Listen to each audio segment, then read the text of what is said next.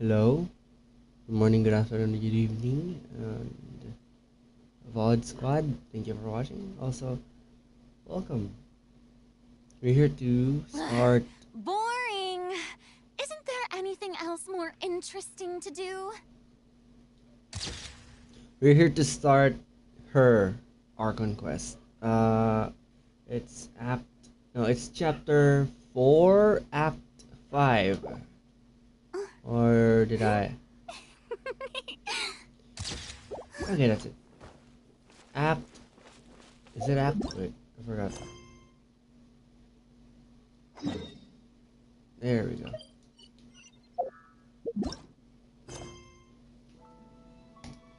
Act 5, chapter 4. Nice. Open this up.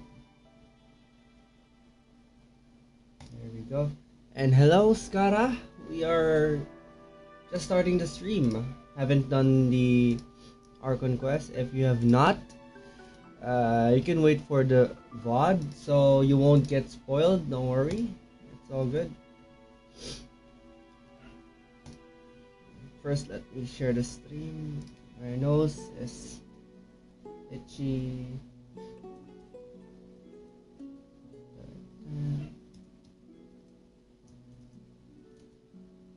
That here.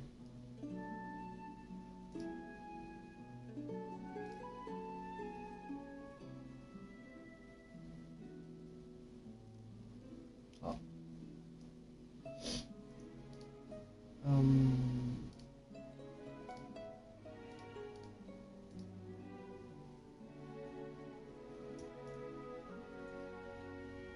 There we go.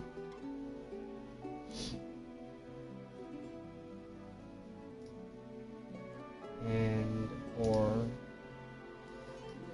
this, let's go with Genshin. Nope.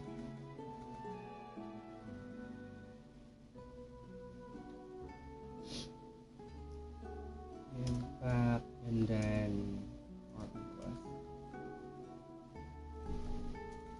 No. Oh, let's Masquerade. Never mind. I'll just put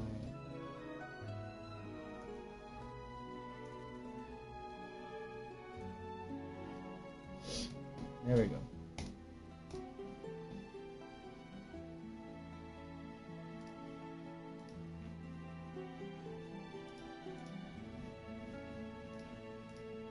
Okay.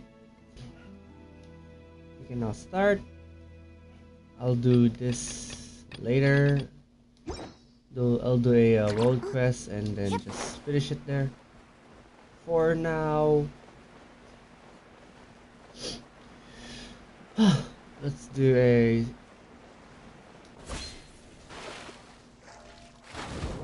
swim. Return to the dormitories. Oh, here? Oh, in the prison. Oh.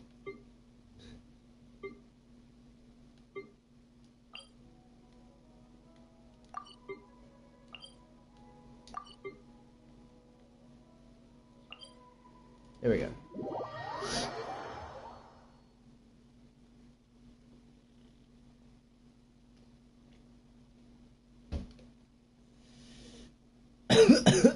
Oh god. I have a slight cough, so my voice is a little bit rusty. But don't mind it. We'll be doing this.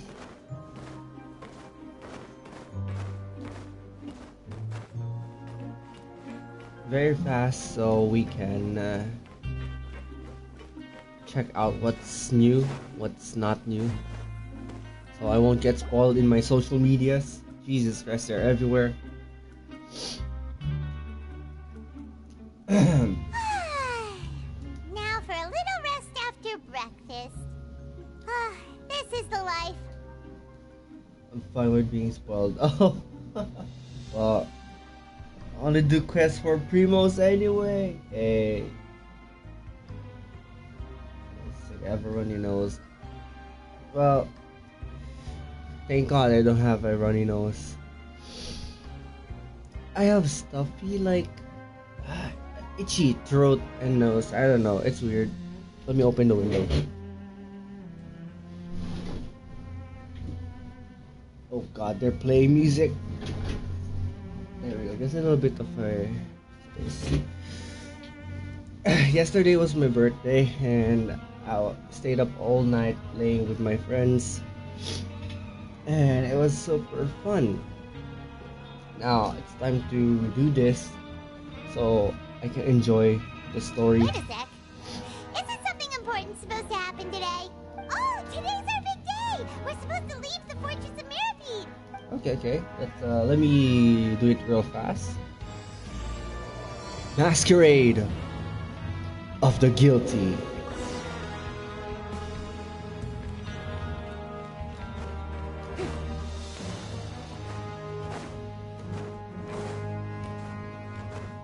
Right, I have to do it fast. One free enough, pick up the pace. Hey.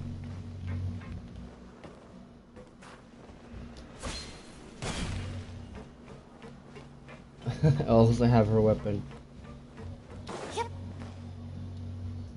I got her in a very lucky way as usual.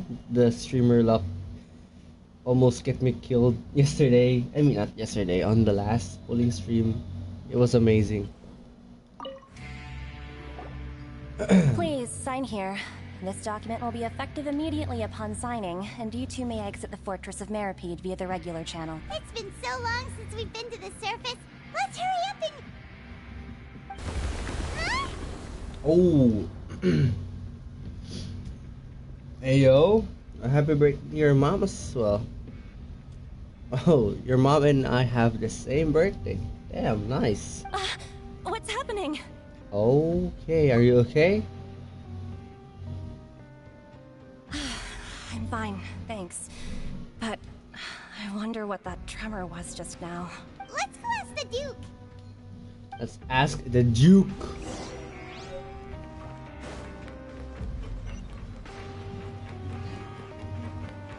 Monsieur Rasley. Oh God, that's so bright.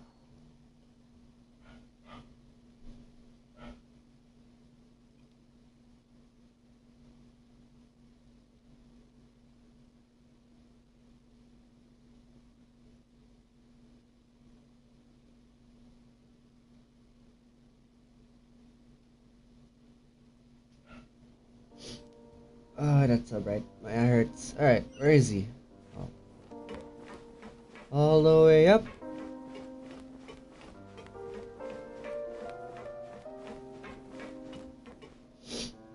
Alright, Duke. Your Grace? Your Grace. Ah, good to see you two. Is there something you wish to see me about? What's up, Risley? Yeah, what was with that earthquake just now? Ah, that. The tremor didn't originate from the seafloor. In fact, it seems it came from the surface. The surface? 10:30 a.m. there. Damn. Here it's already 5:30 p.m. Over the years of serving as the warden here, I have developed a sense for distinguishing between what occurs on the surface and what occurs underwater.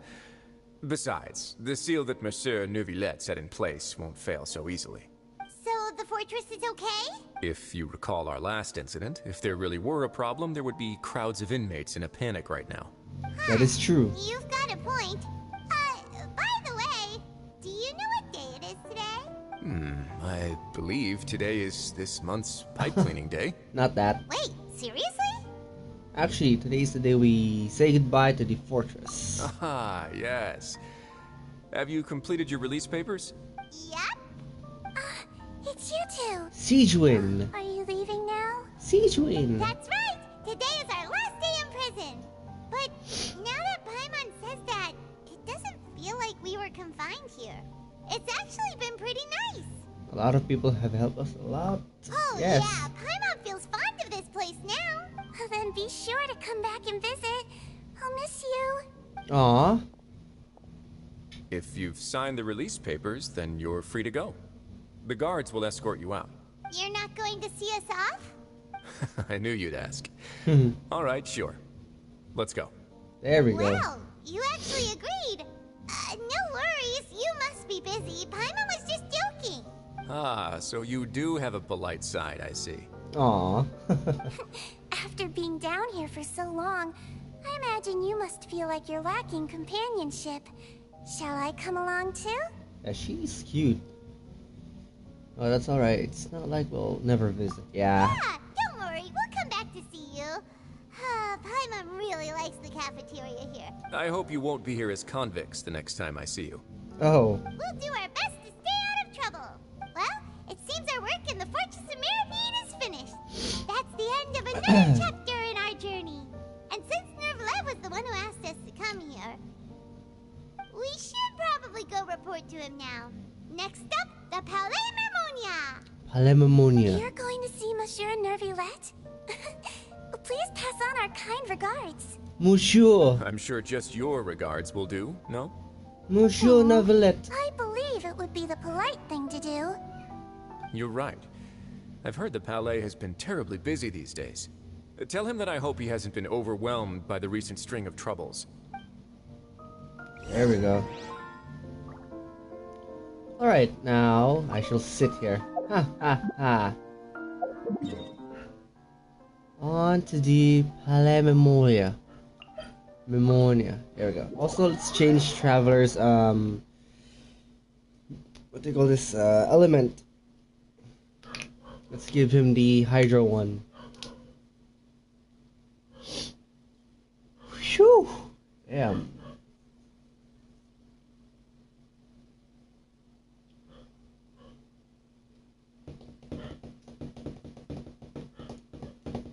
Damn, I still remember all the food I ate yesterday. I feel like exploding. It was so fun.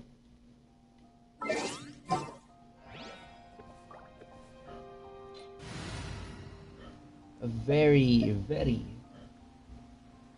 fun day yesterday. Alright, let's go and use Traveler here. Just what will we come across this time? Just what? Why does he sound like there's trouble? Yet another trouble. Resonate with Hydro.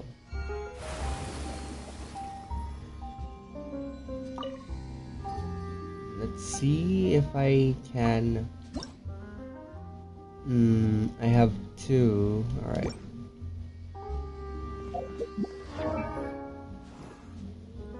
All those mummies. Especially Traveler as well. Come on. C4. Wait, let's change his artifacts.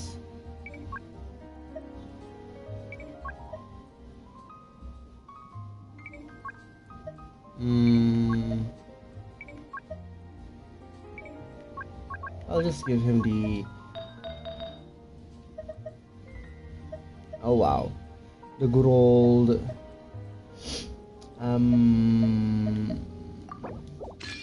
The good old emblem.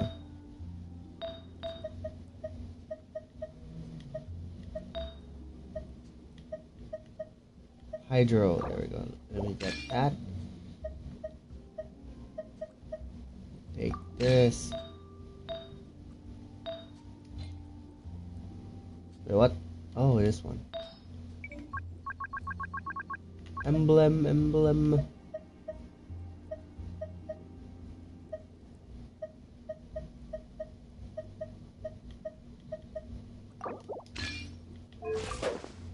This will do. I'm not using him as a damage character. Maybe I'll use him as a battery. Power. Oh, there it is. Sorry, you gotta heard there is inspiration for the Kurukuru meme. Oh yeah, she's the spinning one with the hammer, right? Oh, what was that? Uh-huh. Mm-hmm.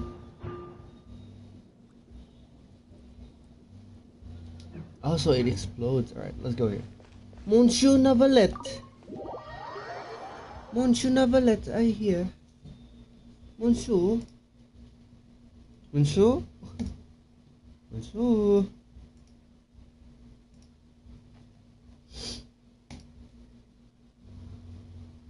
I hope you guys won't hear the people singing in karaoke on the right side, because I don't know, there's a birthday there as well. So many birthdays in November. The Palais Mermonia sure is buzzing with activity today. Halt! Huh? Oh, it's you two. Apologies. Monsieur Neuvillette did say you'd be welcome at any time. Excuse me. Would you mind helping me take a look at this report? I'll be right there. Sorry, I've got my hands full here. You can see yourselves in. Don't worry, Sidine. We've got this. Wait, does Everyone's Sidine has a busy. Seems wing? a lot has been happening. The wing? Alright, Monsieur. We're here. Hello. You've come at the right time, but you'll have to wait for just a moment, as Uh-huh. there are some urgent matters I must tend to first. In the meantime, please, have a seat. If you'd like to have something to drink, let the Melusine outside know. That's alright, we just ate. 70? I think I got her to 80. Very well. Let's take a break over there while we wait for him to finish. I got her to level 80, and then I'm waiting for this thing to finish so I can do the new weekly, I think, to get her materials. All right. That should wrap things up for now. Are you done with your work? Yes, sorry to keep you waiting. It's alright, Monsieur. Today should be the day you were released from the Fortress of Meripede. And it appears that you have Excuse me. managed to complete all the release paperwork. That's right, and we came here to see you right away. Yep. A massive whale. Yep. Do you have any idea what that might be? Judging from your description, that cannot have occurred in any ordinary waters, but rather something like the primordial 36k, sea. nice. I don't know how many mine is. I Whale haven't of that really size and shape cannot farmed usually be found in the waters of a Tivat. good Therefore, artifact. we can only assume that Child is presently immersed in primordial seawater. Oh, Immersed in primordial seawater? What the hell? And is he okay? oh yeah, he's not from Most one people thing. wouldn't be capable of entering in the first place. I'm not completely sure how he could have gotten there myself. There's something we'd like to ask about you. Yes? What is it? What about what was that tremor we felt earlier? Oh, right. Paimon felt it too. Even though you're We floating. asked the Duke, and he said it wasn't from underwater, so we... It turns out that I have just received a report about this particular matter. In fact, that's exactly what I was busy with a moment ago.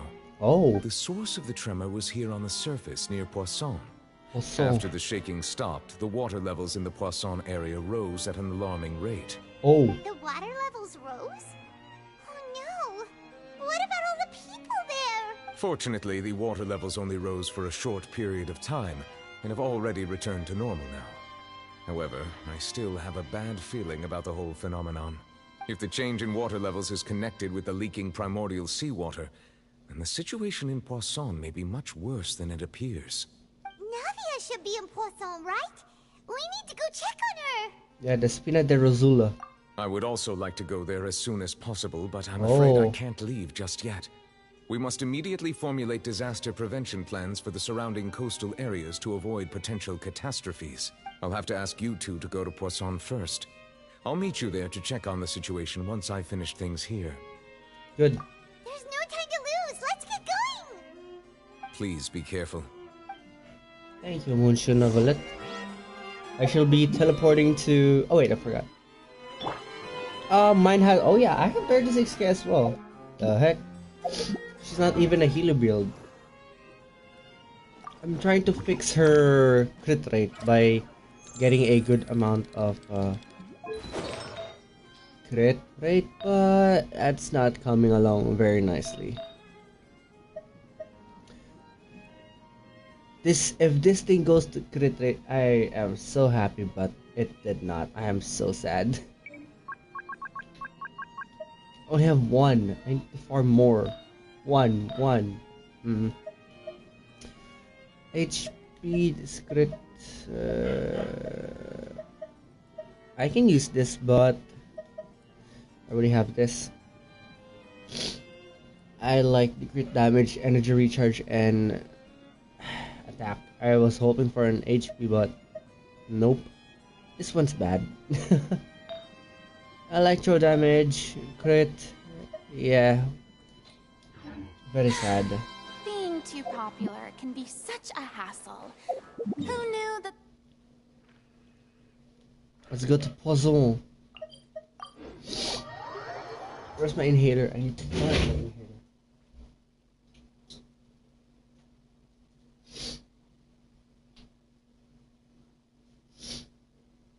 Huh, it's gone.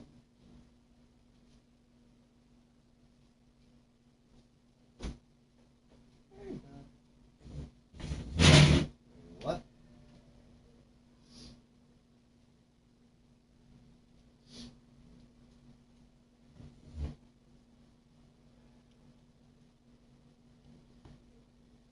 Is it the farm wheel without doing the quest? Nope, I need to do the quest. I can't. Oh no! What happened here? Oh damn. So foggy. Also, let me go outside for a bit.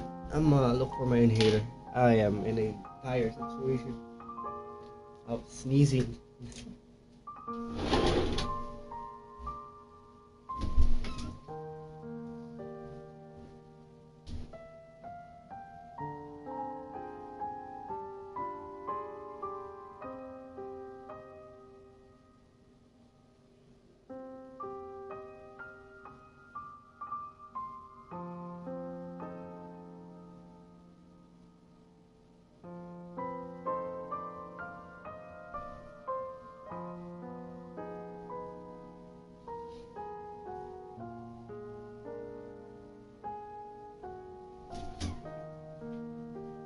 Found it.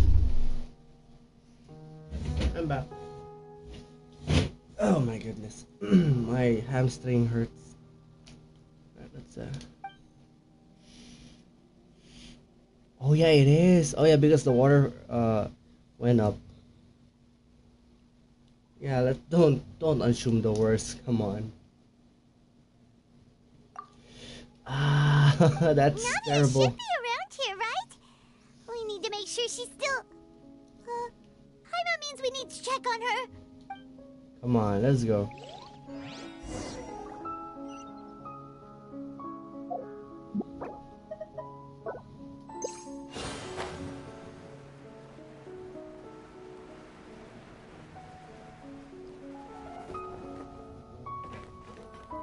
Whoa. Everything's a mess. We haven't seen a single soul all the way here. What will I ever do now? Oh god. There's someone on the roof over there. Just stay put. We're coming up. Watch your balance. All right, just hurry. Okay, thank god there are still people from the Spina de Rosula. I'm not young anymore. How will I survive on my own? Desiree's father? No. My Desiree. Oh, he looks pretty sad. My leg! My leg! How could this have happened? It hurts! Oh god. Just hang in there. Help is on the way. You can hold my hand if it makes you feel better.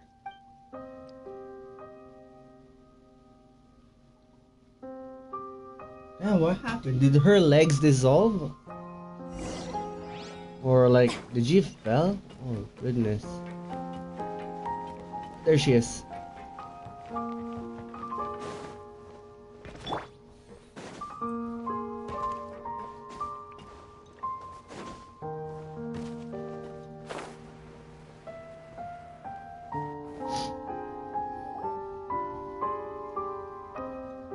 Taylor, I mean, Navia. She's over there. Hey, Navia, are you okay? Oh, she looks sad. No. You're here. We heard there was a situation in Poisson, so we came as quickly as we could. Yes. As you can see, the water level suddenly rose. It caused quite the disturbance, in fact. Wait. Where are the two? Demoiselle! There was a wounded resident next to a building southeast of here. We've already transported him to safety, but we've run out of medical supplies. He's wounded? How badly?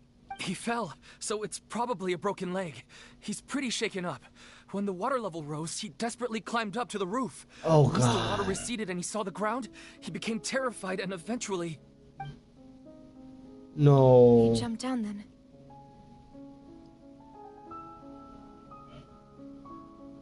What?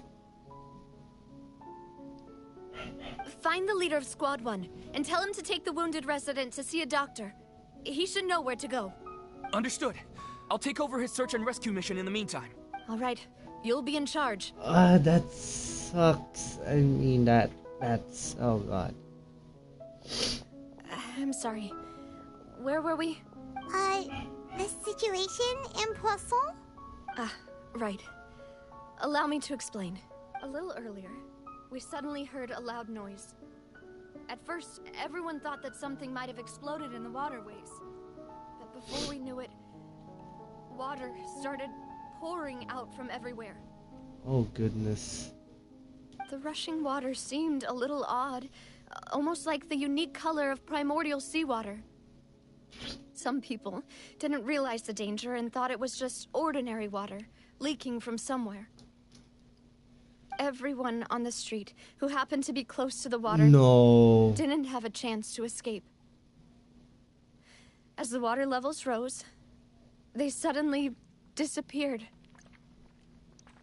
They were all dissolved. Huh? Damn. Those who realized what was happening started to flee in a panic, desperately trying to get to higher ground. Many were injured in the stampede, and some people fell from significant heights.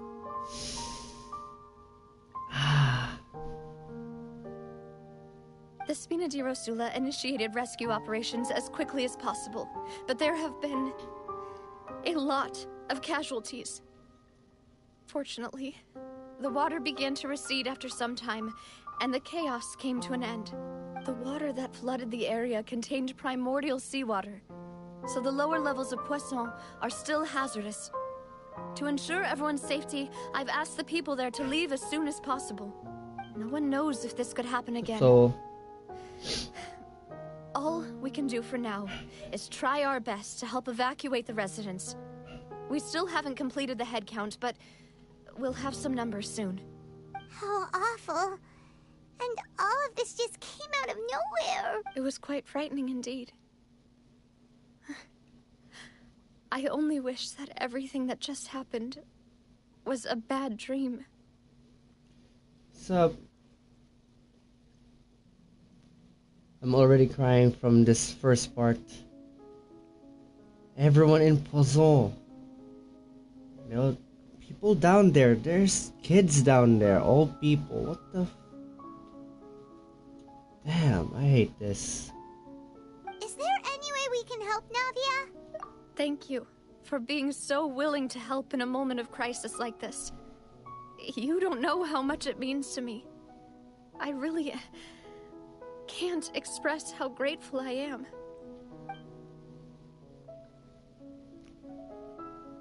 No.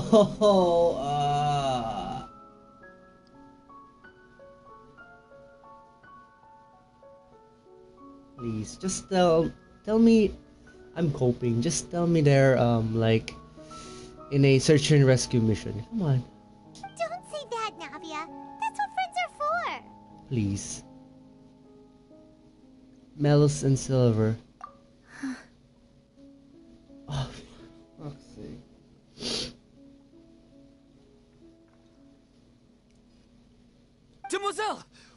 situation here? I'll be right there. Sorry, I need to go for now. And off she goes. Seems it might...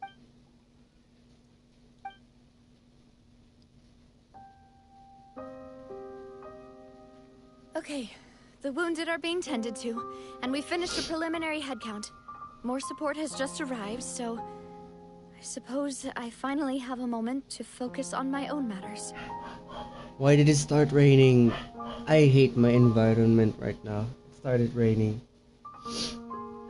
Of course, we should remain ready for anything, and continue doing our best to rescue others. I'll be sure to have everyone at the Spina di Rosula ready to render assistance. I'm scared. Just don't confirm it. Traveler, Paimon, would you two accompany me to my father's grave for a moment? Huh? Right now? Okay. Thank you.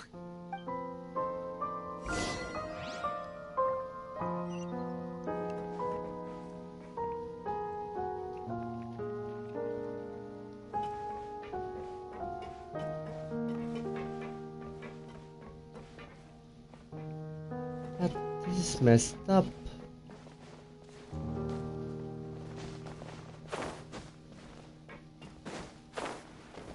I hate this.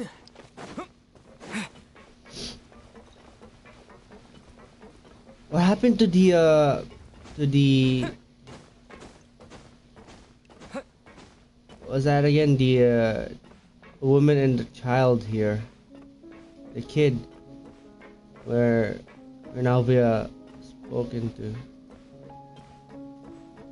Oh god. No.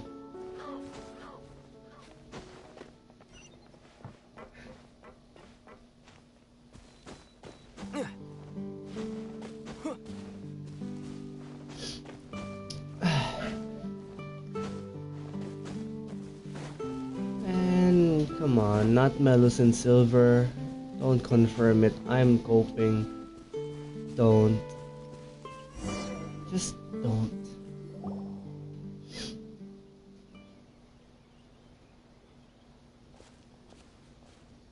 Not a lot of people here, huh?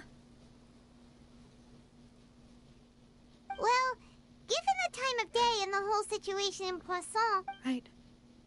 That's how things are now. The living are so exhausted that they've no strength to spare any words for the dead. Navia? There's no need to push yourself so hard.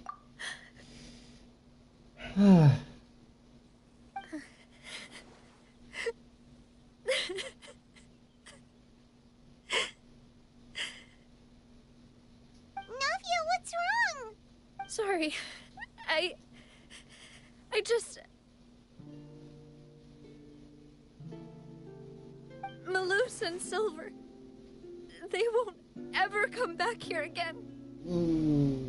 Not those two, not those two.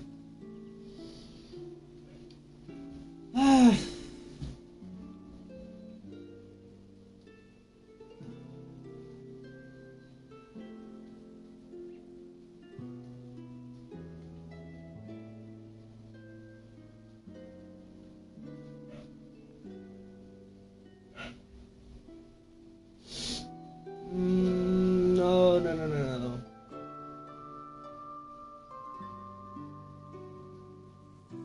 I don't like this. I don't like this.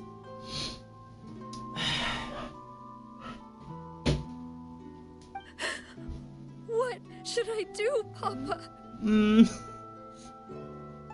Huh? What happened to them?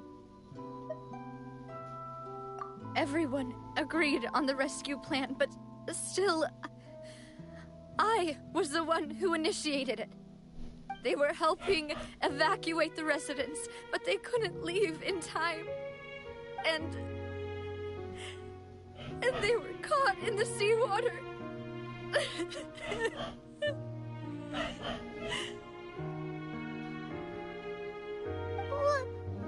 What should we do? Nothing. You can't do shit. Oh god.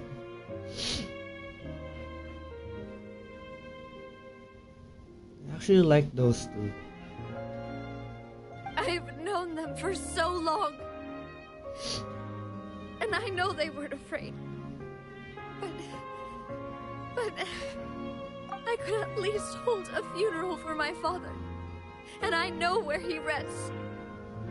But as for Malus and Silver, they're just gone. I just can't.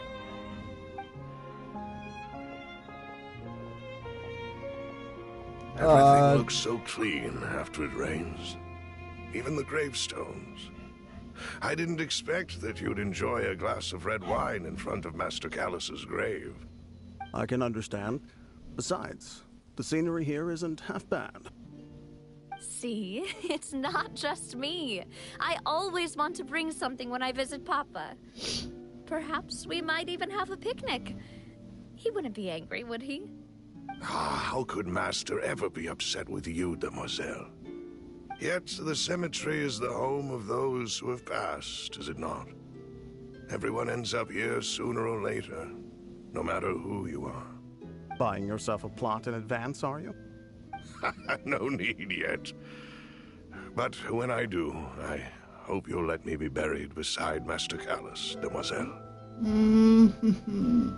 Hey, stop joking around. I'm quite serious. That way, it will save us both the trip to see each other whenever you visit your father's grave.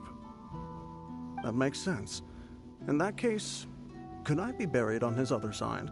After all, besides you, demoiselle, the two of us could certainly be considered Master's closest companions, no? Personally, I believe we fill those shoes just fine. Why are you bringing this up all of a sudden? Seriously. All right. I'll remember your requests. But I'd really prefer not to talk about this stuff. And what do you mean by saving me a trip? I'd make the journey even if I had to visit you two somewhere else. I'd promised to let them rest in peace here. But here I am breaking that promise. I'm sorry for letting you see me in a mess like this. I don't usually cry, really. Paimon doesn't know how to help you feel better. But, well, she understands how you feel. I had always thought I could make my wishes come true. But now that I think about it, that never solely relied on me. Many things can only be accomplished with someone else's help. Malus and Silver have helped me so much. But by contrast, I could do nothing for them. I'm so sorry. You can spend as much time as you need here, Navia. We'll stay with you. Thank you. Right now, you don't know how much that means. By the way, you can have a look at this. It's a list of victims from the incident that took place here. Obena, Khan, Burnett, Giverny, Francine, Damn, there's a lot. Karina, Daisy Ray, Joinville, Julianne, Esson, as well as Malus and Silver. So, everyone else is safe. But still... It's okay. I know what you're thinking. And you're right. We lost Malus and Silver. But we were able to save more than we anticipated. The overall outcome indicates that the cost was worth it. One second, it's really necessary. Right! Don't think that way, Navia. One person might be saved at the expense of another, sure, but that isn't something we should ever consider a trade. Malus and Silver were not the price for saving anyone. They're heroes. You're right. Thank you, Paimon. What you said just now was pretty amazing, actually. I'll remember your words. That's actually nice. Yeah, very nice. That's very nice. Oh, really? Yeah, you may be dumb, but that's a good thing to say. Not gonna lie. Oh god, I hate it. I hate it. Seems you've become more eloquent in the time since we last met. Oh? The knave? What are you doing here? Is everything going well on your side? Yes, my people are carrying out the mission according to your request. All the residents of Poisson have been evacuated, and we're preparing to relocate them to higher ground. That's actually very good. As for these supplies, we have everything taken care of. There is no need to worry. Thank you very much. Wait, do you two know each other? We just met recently. Right, Miss Navia? Usually, I would call this a coincidental encounter. Whoa. That doesn't quite fit this time. Besides, it never even crossed my mind that a Fatui Harbinger would come looking for me. Thanks to the Knave, Spina di Rosula received generous support from the Fatui, which allowed us to complete the rescue and evacuation work so quickly. Okay. Mutual aid is essential to fostering positive developments. We were already in the area, in any case, so it was nothing. That said, I must say that you're a lot sharper than you let on. I'm sure you understand what I mean. I apologize for all the ways in which I tested you previously. We've never worked with a Fatui before, and it's extremely important for us to know who we're working with. My subordinates have reported that Fatui soldiers have been observing water levels and taking head counts in various locations. I hear that they've also prepared a large amount of emergency supplies. I'm quite surprised. This is nothing to brag about, nor do I intend to. It is simply the way of powerful organizations to act forcefully, whether they are doing good or ill. Wow. You've witnessed that firsthand, in any case. As I've told this traveler before, I know of the prophecy, and I intend to prevent the impending disaster. Lending your organization a hand was a natural first step in accomplishing that. As such, do not be troubled by this token of our sincerity. Perhaps one day, you'll also be able to help me in the same way. Without your help, there would have been many more casualties. I won't forget your kindness. Okay. Furthermore, I sincerely regret what happened to Malus and Silver. I only wish that my people could have arrived a little earlier to prevent this from happening. Don't say that. You and your subordinates did everything you could. As Paimon said, Malus and Silver didn't choose to sacrifice themselves for any specific person. And they weren't the price paid for other salvation. They chose to become heroes themselves. Yes, well said. I've never liked hearing people put it that way. It's like trying to relieve pain by saying some noble-sounding words. But right now, there's nothing more suitable. They really did become heroes. You're right. I'm sorry for your loss, Miss Navia. Water is life to Fontaine's people, and it also spells disaster. It's no wonder that people always say that prophecies represent fate. Fortunately, I've never been one for such opinions. So, you're one who will try to change fate, then? Of course. That is why I'm going to Hotel Bouffe de Thé. I still have some things to take care of, and the children need my attention. By the way, Traveler, Paimon, one more thing. Yes? Alright, then we'll just... Huh? This isn't right. Paimon thought you would ask us to walk with you for a moment so you could tell us something in private. That is a clever and useful conversation technique, which I do like to use when necessary. But there's no need today. It would not hurt to have Miss Navia listening in. Traveler, I'm sure you remember that I said we could work together when we had the chance. You and I both know that there may be issues with the Primordial Sea. Previously, it was the Fortress of Meripede's sluice gate, and this time it was the water levels in Poisson. These are both signals. Indeed. Allow me to share the latest intel I've received from the House of the Hearth's intelligence network with you. During some recent investigations, A child claimed to have discovered some ruins near Poisson. The ruins date back to ancient times and seem to be worth investigating in many ways. Okay. Judging by the dating of the ruins, they may be related to the prophecy and the coming crisis.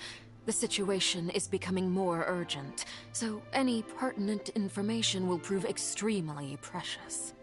My people initially came to prepare for ruin exploration. Unexpectedly, this disaster struck, and at present, we're all busy prioritizing the rescue effort. So that's why the Fatui were already in Poisson. I wanted to take the children along, but unfortunately, Linny, Lynette, and Fremine have all been dispatched to higher ground to assist affected residents. Linny told me that outside of the house, the person they trust most is you. Which is why I want to give you this task. The House of the Hearth's members see each other as family, but Linny, Lynette, and Fremine said that they also see you as such, even though you are not from the house. I'm sure you already understand how earnest they consider their friendship with you to be. Oh, that somehow makes Paimon feel kinda happy. The intel I just shared about the ruins could fetch a high price. But since the children consider you family, it's only natural that I freely share it with you. Got it! So all we gotta do is go to some ruins, right? We can handle that. Excuse me, but may I tag along? You wish to join, Miss Navia? But are you sure you're up to exploring some ruins? You need to rest. Well, I'm sad, yes. But I can't just go back and plop myself into a chair by the roadside and do nothing. There's no point in being depressed while we still have a disaster on our hands. As my father's successor, I must live up to the hopes he had in me. Besides, I'm also doing this for myself. I need something, a distraction, to keep my mind off Malus and Silver.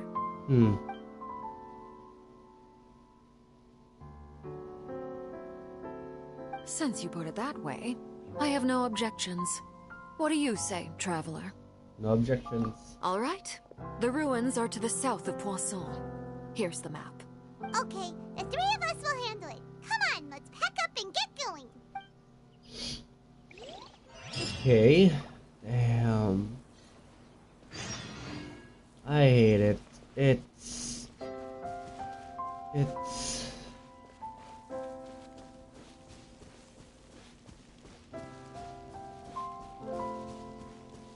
I think those two just disappeared. I don't like it. There is no escape.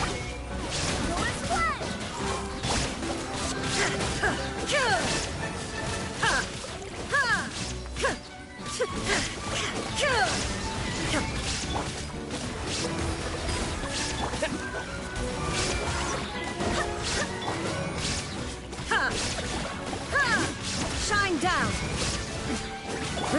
Strike a pose. There we go.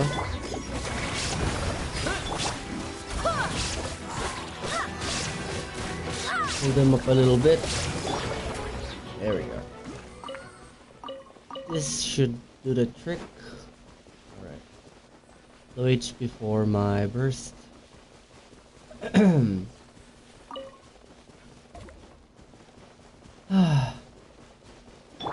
Goodness gracious.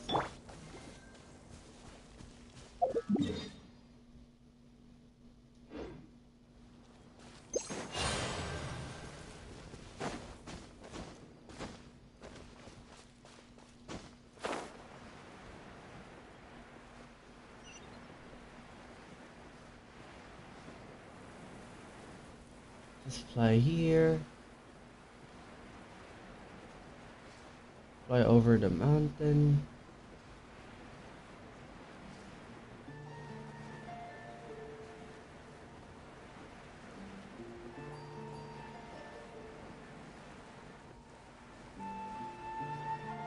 There it is.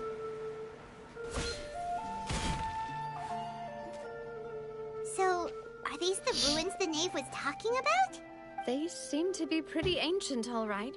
Let's go in and have a Just be careful. Yes, demoiselle.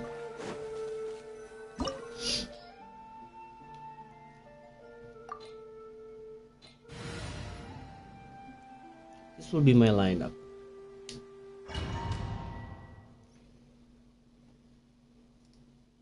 Oh God.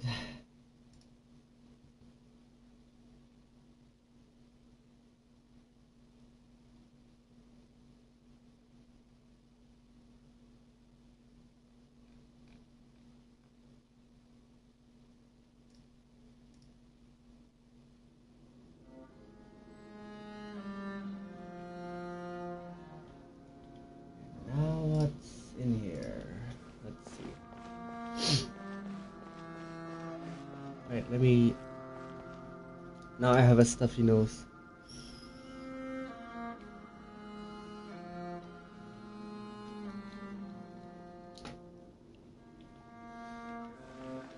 Alright, let's open the window. I hope there's no more dogs barking. Alright. What's with this sad violin music?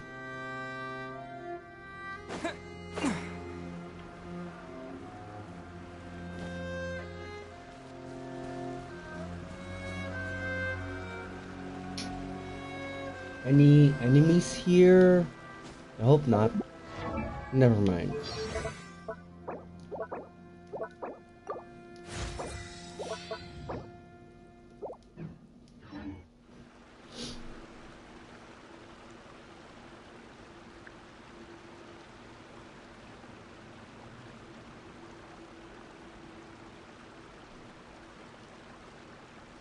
What the flip or what?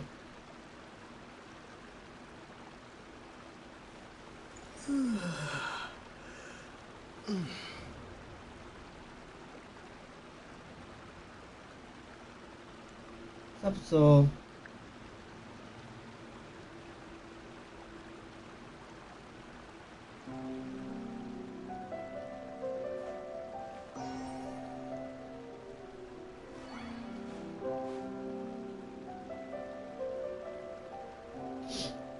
There are... Wait, what?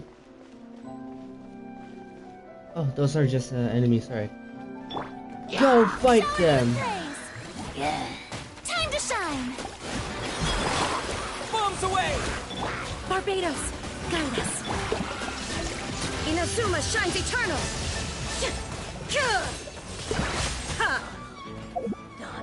How many? Only 13. I can't make it to 30. Damn.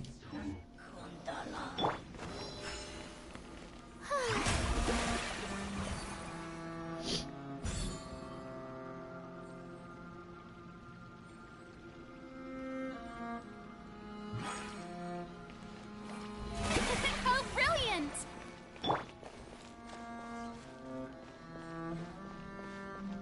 What do we have here? Down here. Oh God. Floor here isn't safe.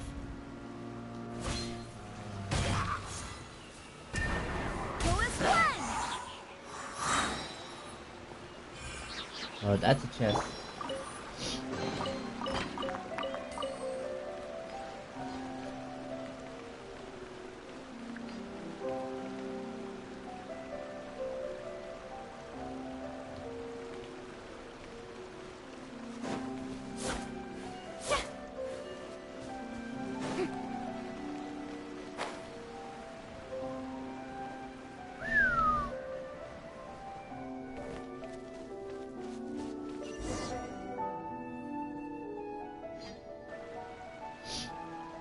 This place has also been contaminated by primordial seawater.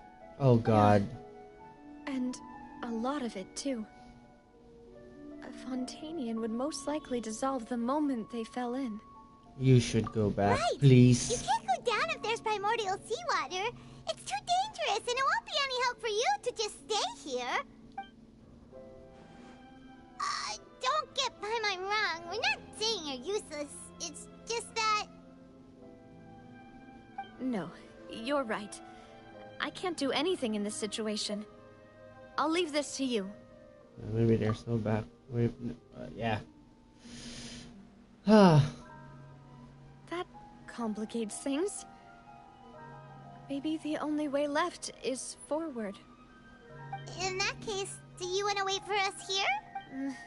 The water levels here are unstable, and there's a chance the water will rise. So staying here wouldn't be safe either. Well, that's a problem. Oh, goodness. I'll go together with you. Perhaps we'll find the exit just up ahead. All right. Come with us for now then, but please be careful.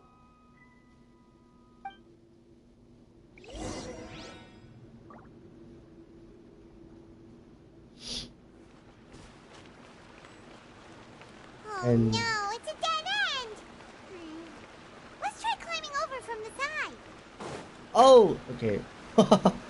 Farina was about to die.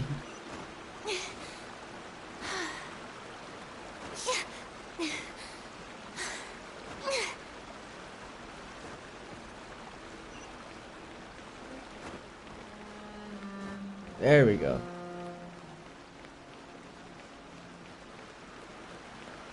Treasure. Radish.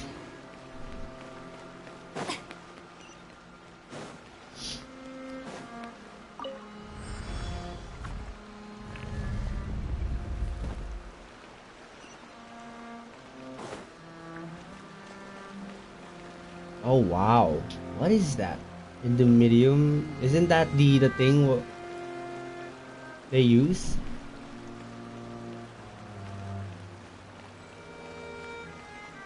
I don't like this. Wait, there's something wrong with this bridge.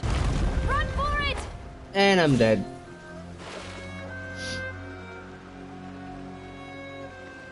Oh yeah, anyways. I slipped and at the very moment and I dissolve into nothingness. The moment the screen goes back, I knew it.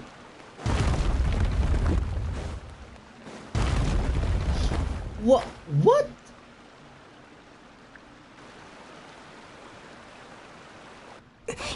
Oh, there we go. Oh god, please. Not this. Come on.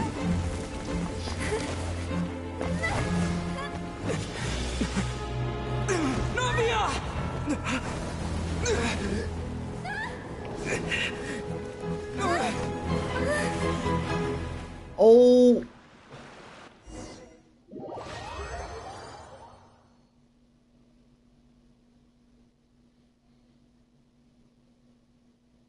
What now? Oh god.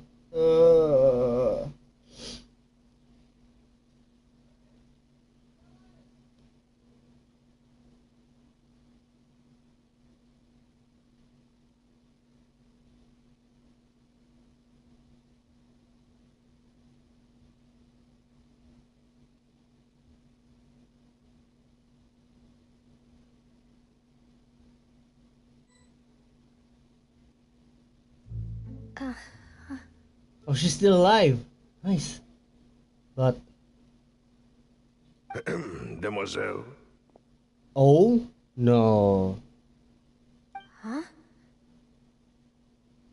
Demoiselle, what are you doing here by yourself? Would you be standing here till dark if I hadn't come to get you? What? Maybe she just wants some time to herself, Malus. Hmm? Oh. Was I sleeping? Yes, it would appear so. What? I must be tired. That's quite possible. However, you were the one that suggested we go out for a walk. Oh, right. I nearly forgot. It must have slipped my mind when I dozed off. I haven't had a nap today yet. Have I? This is a familiar feeling, yet something's a little strange. Everything is strange. Is something the matter, Demoiselle? Oh, no. No, I'm fine. I was just trying to recall why we came out for a walk. Do you remember Mr. Giverny? He'd requested our help before with foreign merchants who had a debt dispute with him, and we'd resolved the matter not long ago. This We is were weird, headed but to see how things were going with him at the moment. Right. Silver Yes. and I remember now. Melus. Oh, Miss Navia. Mr. Malus. And Mr. Silver, too. It's good to see all of you. Giverny. How have you been? I've been great. Thanks to your help, those bothersome... They were knocking at my door day and night. Even my neighbor, Obina, was getting fed up with them. Obina. Sometimes. That's right. Oh, by the way, Burnett, what was it that you wanted to give to Miss Navia again? No, hell nah. Hell nah. Oh, No. yes. No. One moment, I have it right here. Miss Navia, these are some flower seeds that I prepared. Please take them. They're a very good variety, and they'll become very big and beautiful once they bloom. Hell no. Aren't these the ones from the list? I don't know what we would have done with... No. Did you cultivate them yourself? Thank you Navia, so much. I'll wake up. certainly take them. Why, we can have as many pots as you'd like, demoiselle. Perfect. In that case, we'll swap out some of the decorative plants for some of Mrs. Burnett's flowers. Very well. Wait. Something seems to be off here. Wake up, Navia. Excuse me, madam. If I'm not mistaken, your name is Burnett, correct? That's right. Is something wrong? No, it's nothing. This is the first time we've ever met, but your name seemed familiar to me. I must have heard it when I was discussing things with your husband previously. I've heard this name before. Sometime recently, I'm sure of it. Oh, God. And why are there so few people around here? Where... We must mind the time, demoiselle. We still have important things to attend to today. Huh? We do? Like what? Well, now, did you forget? Miss Navia, here you Alyssa. are. I've been looking for you. Please, come to the Opera House. Your trial is about to begin. Her trial? My trial? Wait, why would I need to go to the Opera House? Yes, she's right, demoiselle. It's just about time now, so we should get going. Oh? All right then.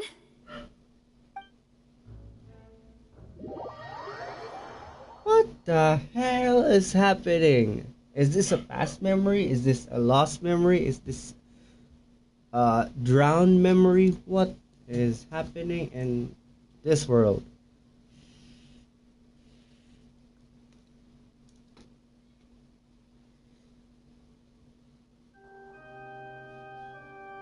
Look, it's Navia!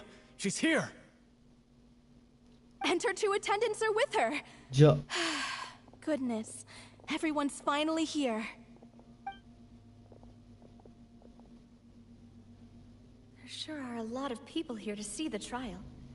And they all seem to be oddly excited about something. I even know some of these people. Karina, Desiree, Joyville, Jolien, Essen. Why are so many people here? And why do I have no recollection of this case? And as for the judge... huh? Where's Monsieur Neuvillette? Please sit in the defendant's seat. Don't worry, Silver and I shall accompany you. All right. But are you sure you can stand behind me? Typically, it wouldn't be allowed, but today is an exception. Oh. What?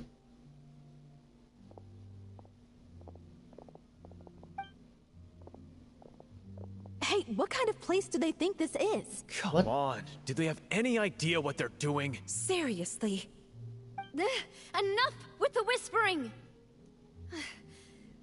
Could someone please tell me where Monsieur Nervalette is, and why I'm standing trial. My dear Miss Navia, have you not yet realized what you've done? In that case, allow me to explain. Oh As no. all here know, you are Master Callus's successor, the head of the Spina di Rosula, someone held in high regard by every soul in Poisson. After you took over the Spina, you treated all of us just like the late Master Callus had.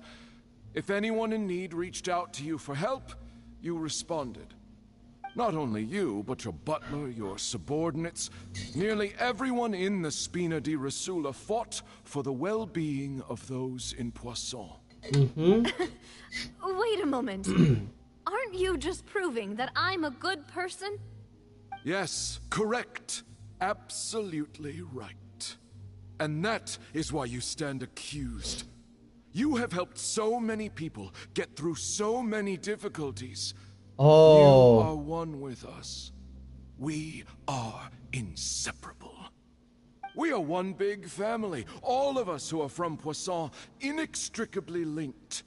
And with you being so important, we couldn't possibly do without you. Therefore, this fair and honorable court shall declare you guilty, and you shall stay here. You will be together with us. Oh. Forever. Hell nah. Huh? What are you saying? Everything you have said is correct. I have indeed done a lot for my hometown, and I would be willing to be with you all, but what is the purpose of having me stand here like this? What is there to discuss? Ah, well, if that's what you think, then I have no further comments. Still. How wonderful, Miss Navia!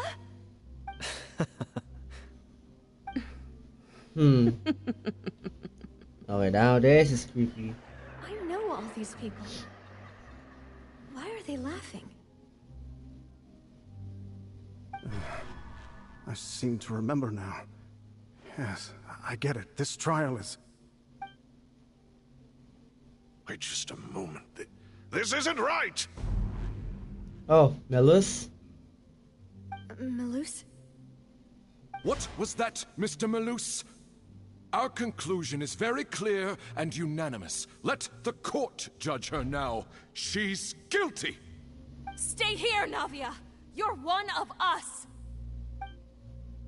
Demoiselle, don't admit guilt. This trial means to keep you here forever. Oh, they're helping her. I wish to exercise my right to defend Our Lady. Mr. Joinville, you only know of Navia's goodness, but nothing of her utterly independent mind. That is right. Born a free and independent spirit. She has never been tied down by anything. Indeed, even the death of Master Callus couldn't stop her. Her actions cannot serve as proof that she identifies herself as part of any group. She merely acted as an individual, extending her hand to help others. Please do not mistake her actions as being otherwise. Really? As an individual, you say? Don't forget, we are all Fontanians here. This is the nation of justice, the nation of Hydro. Even if Miss Navia only voluntarily rendered her assistance, that doesn't change the fact that her beautiful soul must return to everyone. Water accepts all, blends with all. It will surely accept her kindness. Everything is measured here in the nation of Hydro, and in the end, everyone shall meld together. Thus, when a unanimous opinion emerges, that opinion represents justice. Now, I speak for everyone. Our opinion is consistent. Navia should stay. We and Navia are one. And you would call this justice? Preposterous. You are merely jealous that Demoiselle still has a chance to exist as an individual. Core. Have you forgotten how much you all once longed to become individuals? To become Independent. Let's go, Melus. You mean to defy our justice? What? If your justice is flawed, then why should we acknowledge it? As you said, we can also have our own justice. Silver and I shall defend Demoiselle. Let's go, Silver. And that Melus. is how we will enforce justice. My head... It hurts. Demoiselle. That's an eerie Silver, noise. It hurts. My head is spinning. All I can see is stars swirling in front of me. I remember now. Everything that seemed odd from the very beginning. Karina, Desiree, Joyville, Jolien, Essen, and Mr. Giverny and Mrs. Burnett, who we met earlier. Even Malus and Silver. I don't want to admit it, but they're all dead. Come on, Navia, wake up. Don't be afraid. And don't admit guilt. We will protect you to the very end. Absurd! Who are you to say that she cannot be judged? We are the majority. Stars. And in the nation of trials, the majority is absolute justice. Shut up, majority. We are the will of all. Don't let them escape! We shall keep Navia here with us! Mr. Malus and Mr. Silver, must you be so stubborn? How could the two of you possibly hope to stand against the collective? Do not resist. This judgment is fair and just. Oh. Navia belongs to us. After all that happened, she should not be left alone in Poisson. Oh, they've become... What are you saying? No more excuses. He says we're jealous. Jealous? How could she possibly be an independent individual? Oh god, Oceanids. What's with these people? Who's jealous of her? She belongs to us. Miss Navia, she... Silence. Oh. That's... Monsieur Neuvillette? Monsieur Neuvillette. Such commotion is prohibited in the court. The accusations you just presented are nonsense and cannot constitute a proper trial. The court will adjourn for the rest of the day. In this, I shall hear no objections from any unauthorized party. Our thanks, Monsieur Neuvillette. Please leave with me, Miss Navia, while there is still time. But... Go on now, demoiselle. This is your only chance to leave this place. What, can't bear to leave us behind or something? Aww. Malus. My apologies. I couldn't resist making one little joke once I realized this shall be our last goodbye. Damn it! The last goodbye. Malus. Silver. Quickly, you must come now. Goodbye, demoiselle. Farewell.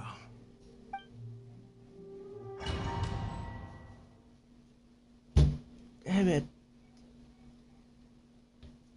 Demoiselle.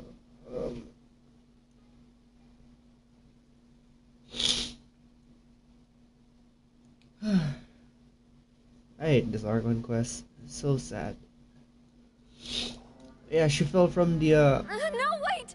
Just a second! Oh. No. Hey! Navia? You're awake. Good. Oh, thank God he came at the right time. I must have been dreaming. Malus and Silver were still alive, and they were defending me at some insane trial. It looks like you're all right. Did all the sad feelings cause you to have a nightmare? Paimon could give you a hug. The ruins you were exploring suffered a cave-in. When I arrived, I found you falling toward the water. Oh, God. You were just about to be dissolved within, but I... What is it? I think I saw two Oceanids protecting you. Wow. It was only for a moment, perhaps even a fraction of a second, but they gave me the chance to retrieve you. Damn. Were it not for their intervention, I would not have been able to rescue you before your consciousness dissipated. Is those two? Wait, did you say Oceanids? You mean like what happened with Vache? Perhaps those two Oceanids were the people you saw in your dream. I always always told them that they didn't have to protect me. To think that they'd keep doing so even after death. Wow.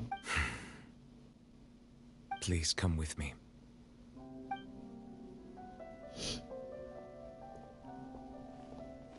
Neverlet, are you okay? Hmm? Oh, I am quite all right. Perhaps there's something we could chat about? Mm-hmm. Why do you look so stiff all of a sudden? Oh, Paimon knows. You're the type who feels awkward when there's nothing to talk about, right? No. I merely thought that we should give Navia some time to herself. Mm-hmm. Huh? Why didn't you just say so then? Don't you think it's even more awkward to call us over like this and then have nothing to talk about? Come on. I suppose so. By the way, Sijuin said... Now you say that? Ah, Sijuin. I hope all is well with her these days. Her work in the Fortress of Meropide has not been too much for her, has it? She can't dissolve, but she can't swim. Poor Paimon. No way, don't worry. She's doing fine down there. She's an amazing head nurse. She is. I see. Well, that is good. I have always worried that Sijuin would need a lot of time to understand the world of humanity, just as I have. Oh, and the Duke also says hi. Even though Sijuin made him do that. He hopes that you haven't been overwhelmed by all that's happened lately. No, I'm already overwhelmed. Thank you. I have indeed been busy lately, and I also hope that everything is going well in the Fortress of Meropide. He still doesn't know what to talk about. Let's chat about something else then. Come on, you do the talk, I do the listening. So, Neverlet, you're probably quite the swimmer, huh?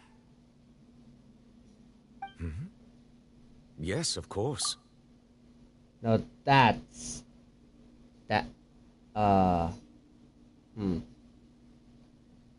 That's a weird one, but okay. This isn't going anywhere. Yes, of course. I know how to Let's swim. try something else. How did you find these ruins? Did the knave tell you? Yes, in fact. I had arranged to meet you in Poisson, but when I arrived, I discovered that the Fatui were helping the residents evacuate. They had even transported a large quantity of supplies to the area. Amid my astonishment, I ran into the knave, and we had a chat. She informed me that she had asked you to investigate the ancient ruins here. Yeah, we originally planned to meet up with you, but we thought you might still be busy with all those official documents. We didn't think exploring the ruins would take very long, and who would have thought you'd wrap things up so quickly? I hope Navia can get back on her feet. Oh, hell yeah, please. Love is destructive. Let's go. I'm Big sorry love to have to kept you all waiting like that. I'm feeling big love much on better those now. two. I am so scared. Guess we should get going again. Will you come with us, Monsieur Neuvillette? Yes, if you wouldn't mind my company. Oh, God. All right! Another one joins the party! Let's get going then! Alright, now what's in here? Open the door. Open the door. That's an enemy. Hey. Da, da, da, da, da, da, da, da, da, da. Let the world come alive!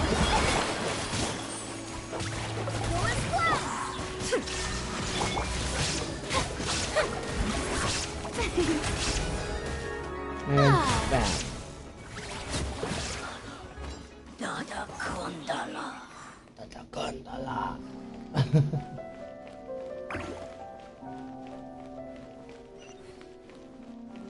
Oh. Oh, not. Alright, I'm saving my stamina. Oh no, another unstable path. Watch your step. Oh god, I knew it.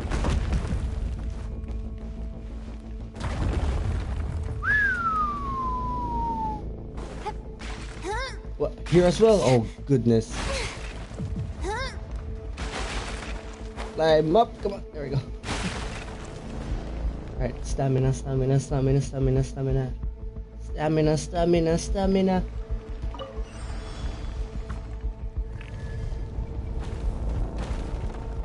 Oh, there's 3 of you.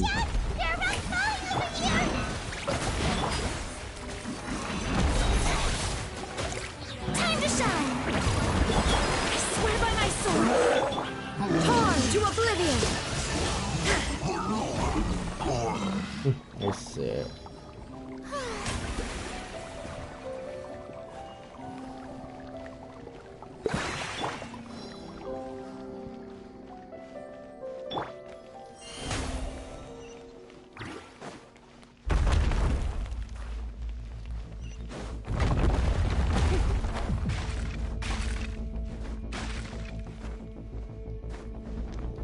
There we go. Means we're almost at the top. Keep it up! Oh, there we go.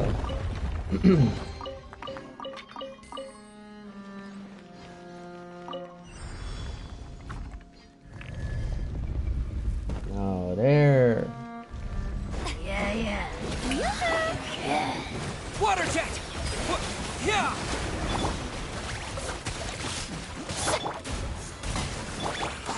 Let my name echo the song! Do this. Ow. Now you shall perish! There we go.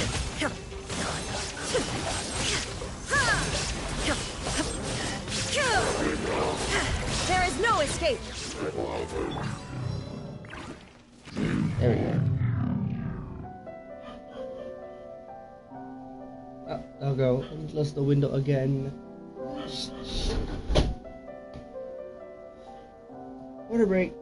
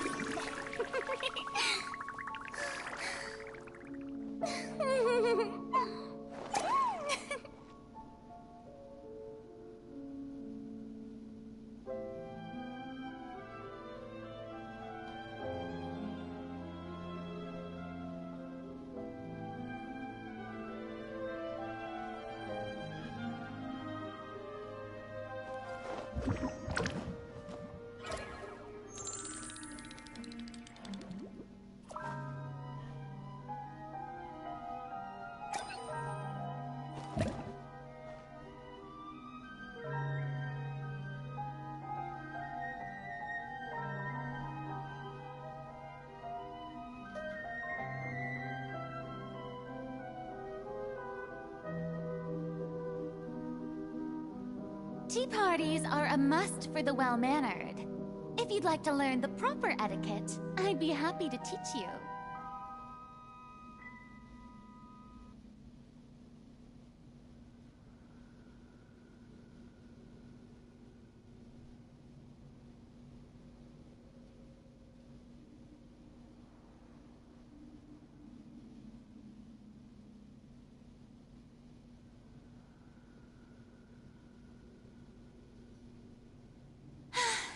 Being too popular can be such a hassle. Who knew the people would adore me so much?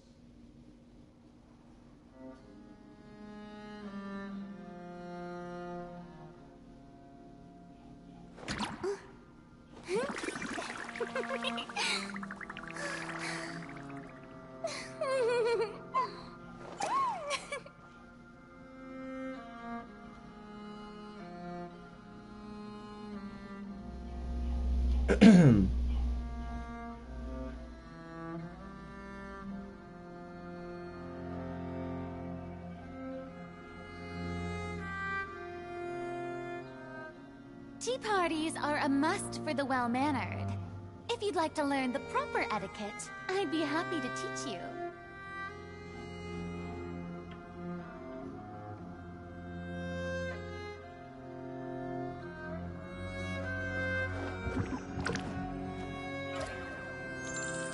And alright, there we go. I need to drink. I need to replenish my tears.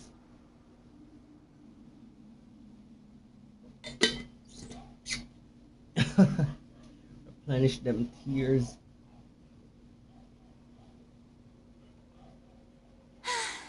Being too popular can be such a hassle.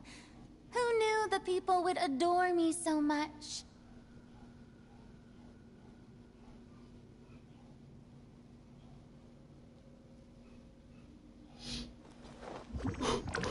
Alright, I'm ready. I'm back. And I'm not afraid. Not afraid. I'm afraid. What's happening?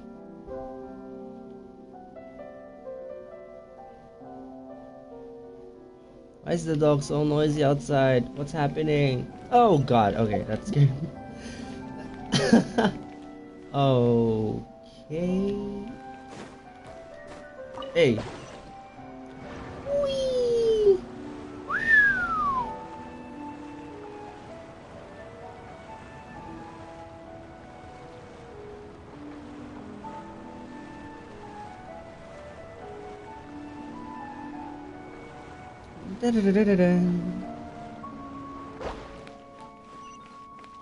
More enemies here, I assume.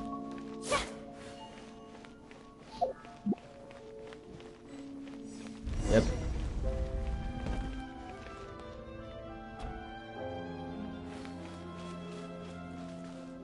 Okay. Looks like we've reached the end. Is this the end? This is the place. There should not be any other hidden spaces in the vicinity. The path sure had some twists and turns, but it turns out that this place isn't actually that big. Something on that wall.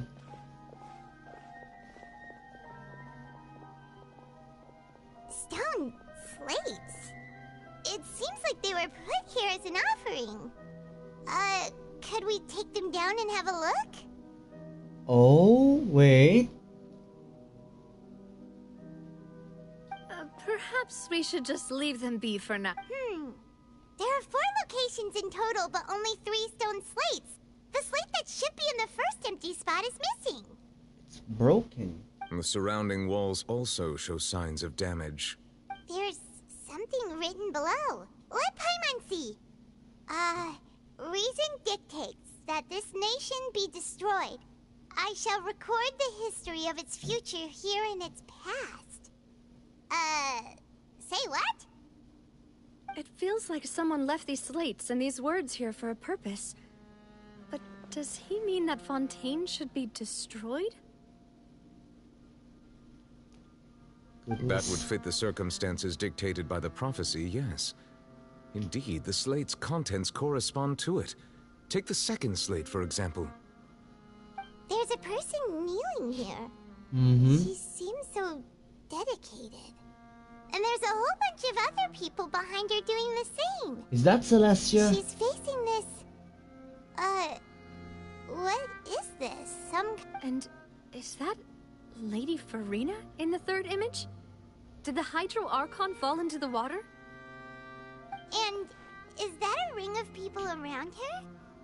Paimon doesn't quite get it. Are they all in the water? The fourth image. I know this one.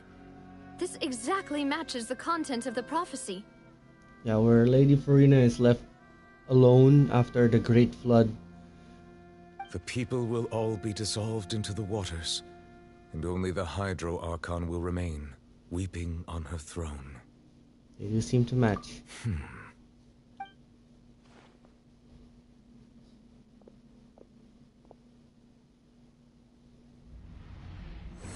Oh?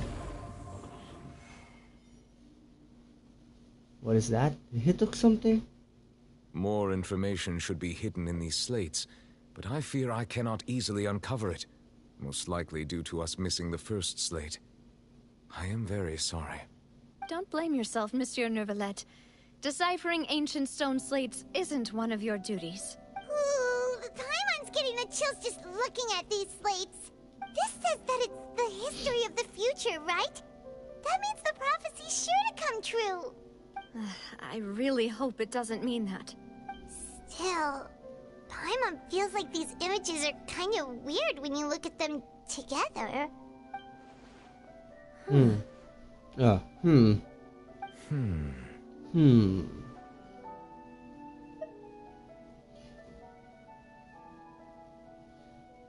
I get what you mean, Paimon. The issue is the order of the third and fourth image, right? That's right! If the images are in chronological order, shouldn't the fourth, the waters drowning Fontaine, come before the third? Where the Hydro Archon herself falls into the water? And yet the order is reversed here. The second image is also quite concerning. What sin are the people in this image confessing to? If we go by timing, Lady Farina only emerges in the third image. That means that the person in the second image might be the previous Hydro Archon. Egeria, then. Egeria? I had never met her, but her appearance here does match the records. Egeria, so that's the previous Archon. Hydro Archon. The previous Archon kneeling before the floating island in the skies, as if confessing a sin. Did she herself commit that sin? And if not, why would she be in such a posture? Original sin. Wait. Also, I'm still wondering why these ancient stone slates are here at all. Judging from their contents, could this place be the origin of the prophecy? Does that mean that someone, or some people, once saw these slates? But who would have created these slates and left these words here?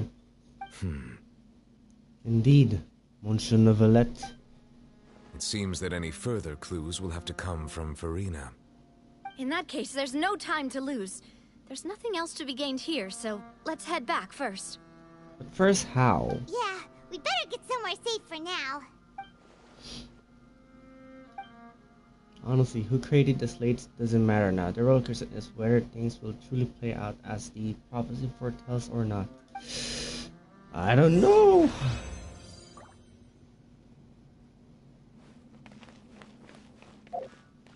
Egeria.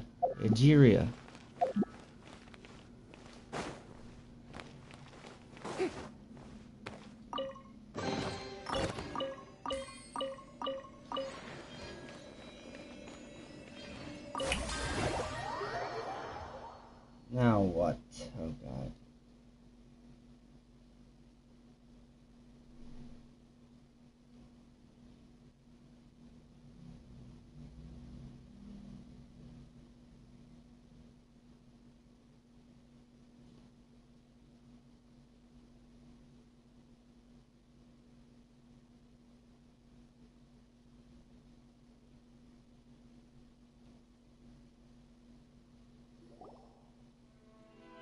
Let's split up here.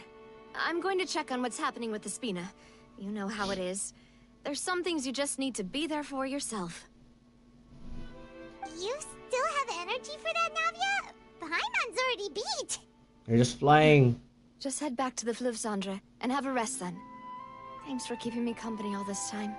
I'll depart as well. Thanks for your hard work today. Rest well, everyone. Traveler, I will go talk to Farina tomorrow morning to ask about the stone slates. I'm sure that you're concerned about this matter as well. If you have time, drop by my office. I will share the results of our discussion with you. Alright, see you tomorrow then. Are you really gonna talk to her about this directly? Will that be a problem?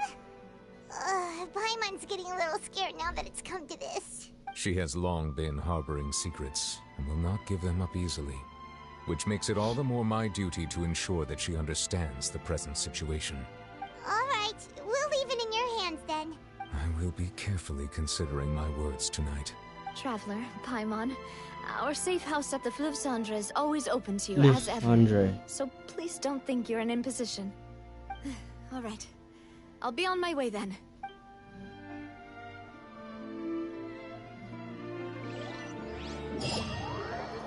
All right.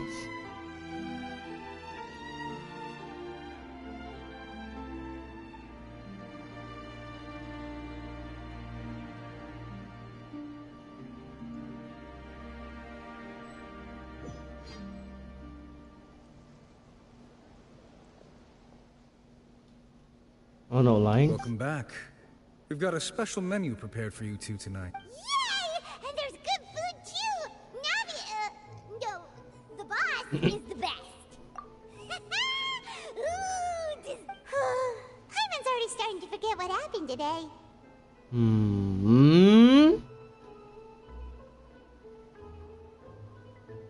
Oh, that's a familiar hat. Oh, that voice. Is that who I think it is? Huh? Oh, glory. It's you two. What are you doing in Fontaine? Sup, Mona?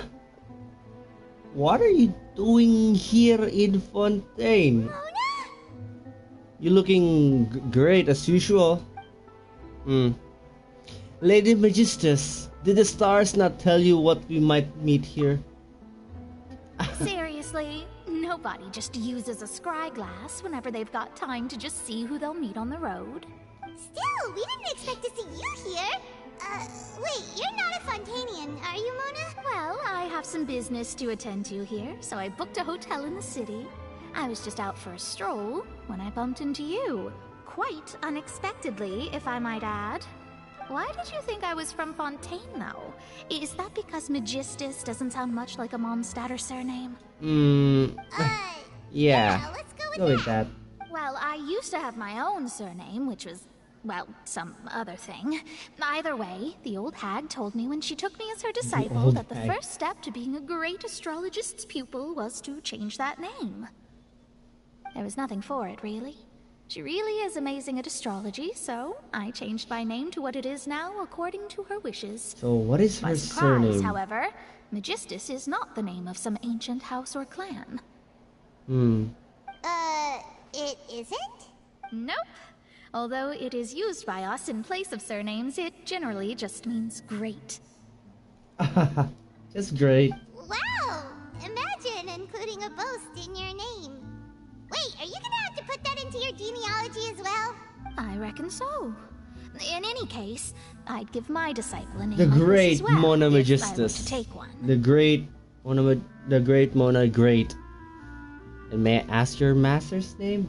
Okay. Astromancer Barbeloth Trismegistus. Now that's a tribe great Okay. Whoa, that's a long one. Does it also mean great or something? My name means Mona the Great Astrologist. As for the old hag, hers is, in plain speech, the thrice as great scholar of the stars. Just take it as a title specific to astrologists. Thrice as great? That's so petty. I know, right? That's just how she is. She used to call herself Magistus, actually, but when she took me in, she changed her name to Trismegistus. Better than you, ×3 in your face. Talk about excessive. Damn. Magistus is thus the calling card of our school, so to speak, which makes it about the same as a surname.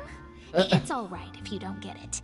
You can look into it further should you need to study astrology more deeply. How about Triple Strength Traveler or Triple Appetite Paimon? That sounds terrible! But anyway, you're not Fontanian, are you, Mona? You're from Mondstadt, right? Well, I was born in Mondstadt, yes. Uh-huh. My parents migrated to Dornman Port, and I traveled with the old hag for a while, after which I settled down in Mondstadt City. Oh, that's a good thing then. At least we know you won't be dissolved by Fontaine's waters. Speaking of that, I'm sure you're aware that a bunch of things have happened here in Fontaine, right?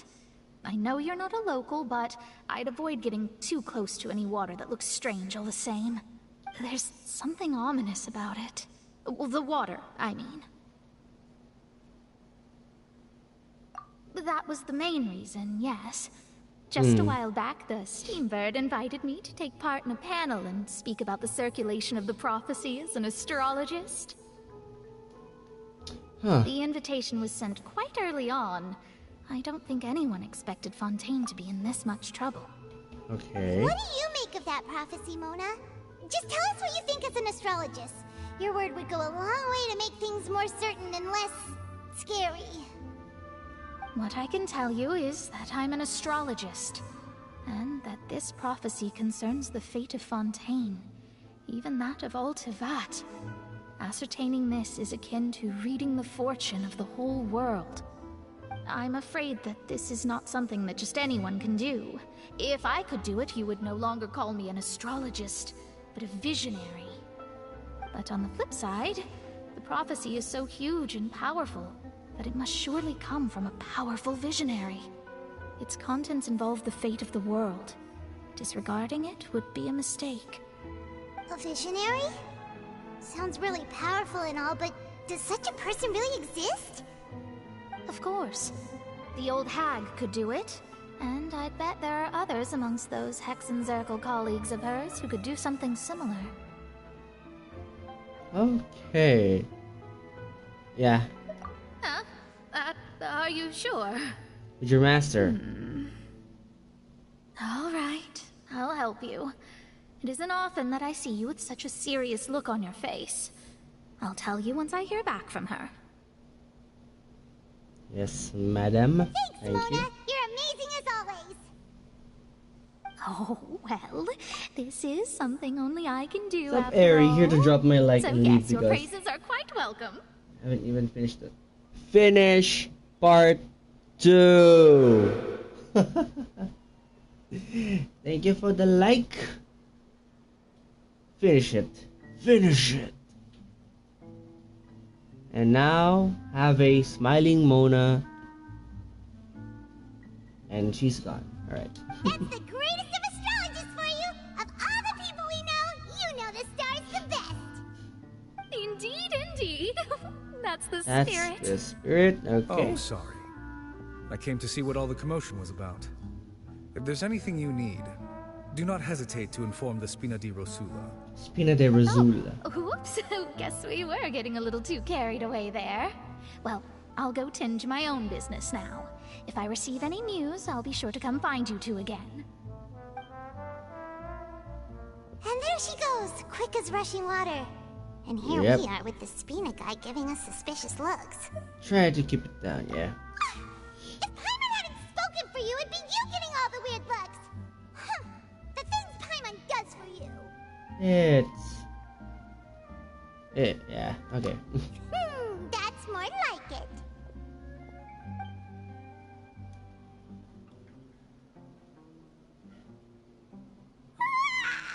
Good morning. To be honest, Paimon's still feeling kind of sleepy. But it's time to get up, traveler. We agreed to go see Neuvillette, so let's pack it up and get going. Let's go and check on Monsoon Villette with him asking Lady Farina. Lady Farina. I like the way how he says Lady Farina. Lady Farina. Ah.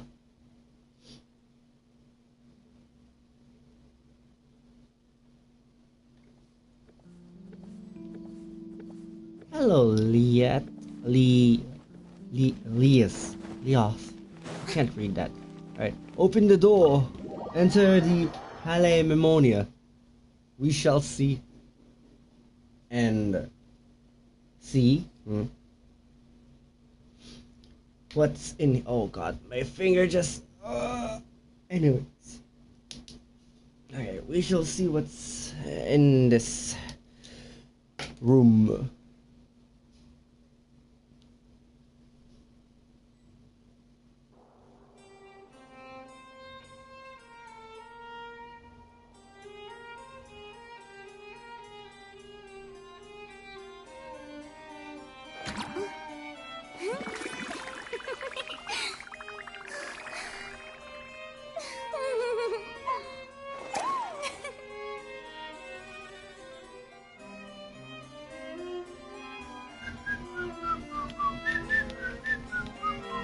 Ten, ten, ten, ten.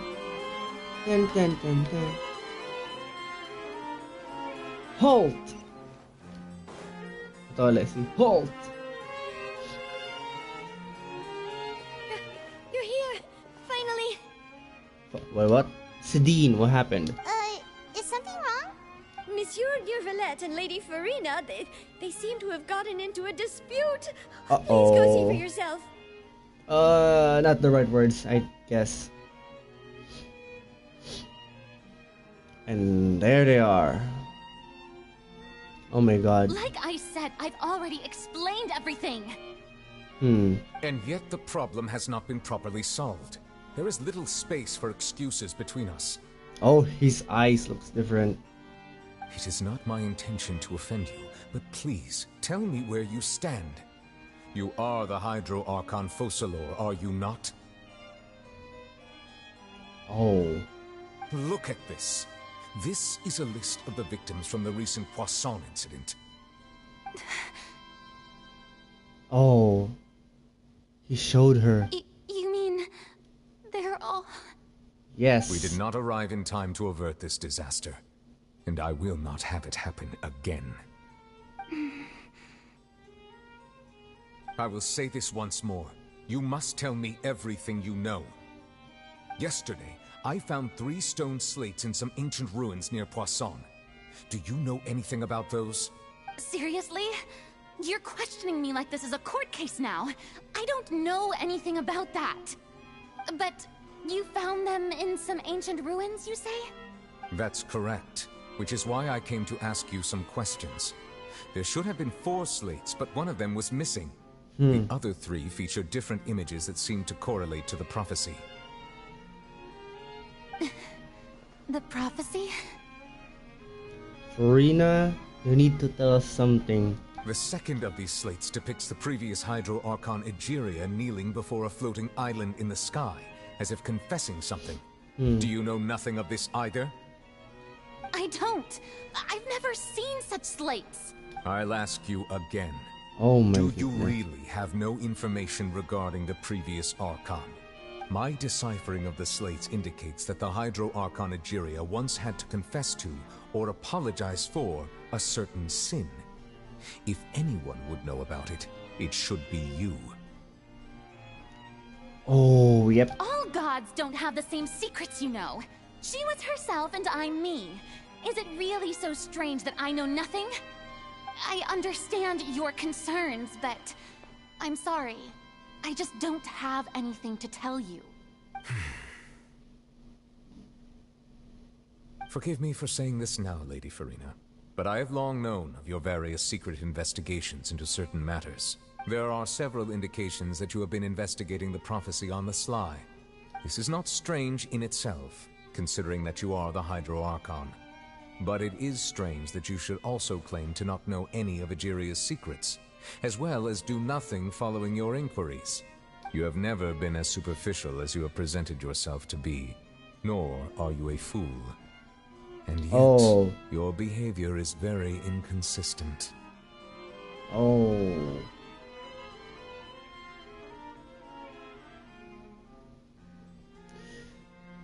That's...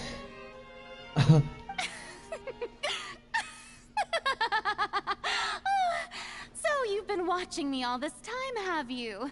I didn't think you were that type. You... Oh. Well, since you know about my secret investigations, then you should know I'm actually working to take care of it. There's no point questioning or suspecting me. You're the Eudix, but you're still my subordinate. You should be following my lead. Just trust in me. You're Archon, and do as I say. Never mind whether you can truly convince yourself to or not. It'll all turn out fine. That... Farina, your words doesn't match your expression. That's all I have to say. We do not discuss this matter again. Oh, the opera's about to start. Toodles!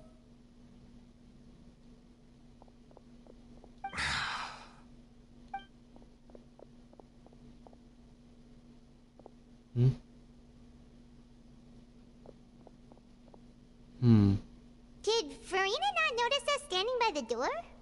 Wonder what's up with her. She was smiling. Huh. She didn't seem in the mood to care if we were listening in or not. She seems deeply troubled.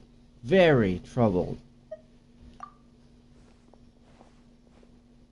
I assume you've been outside for a while now? Yeah, we heard some part. Oh, you noticed. Seems Farina didn't even realize we were here. She was in a great panic, though I cannot discern the reason. Our discussion reached impasses time and again, a state of affairs that we cannot allow to continue. Still, I do not understand. Dialogue is the basis for understanding, so why did she keep refusing to engage? I'm afraid questions alone might not suffice. We need to make her understand how dire the situation actually is. Very dire. Everyone in her inner circle has noticed that she is hiding some secret. The issue is her attitude. I fear that she will not reveal anything unless absolutely forced to. We may have to create a situation in which she will have no choice but to speak. Oh, is this where it is heading to? Oh? Like what? Normally, people will only reveal the truth when standing trial. Perhaps we must have the Hydro Archon experience just such a scenario. But Farina's seen so many trials, and she's really good at dodging questions. How do we make sure that she won't just slip away at the first chance she gets? Damn. Okay. We will need to consider this thoroughly, join forces with various parties, and then do what we can. If at all possible, I would prefer to recuse myself from this affair, but we must prevent the prophecy from coming to pass. This may be cruel to her, but all Fontaine is in crisis. The information a god possesses is too precious, and so we must take a chance on this. In that case, we will help. Yep. But who will lend us their aid to do such a thing? I think I know who to call. Who? The Knave? No. Navia? No. I have no idea. Mona? No. Those are my suspicions. Either Mona, the Knave, or Navia, etc. No idea.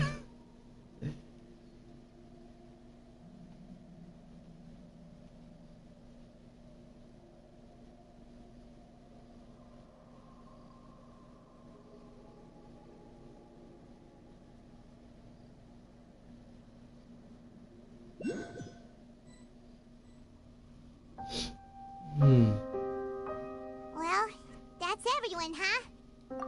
Yep. Let's wait for the chair to load. And action. Speaking of which, it was pretty smart of you to think of hiding here.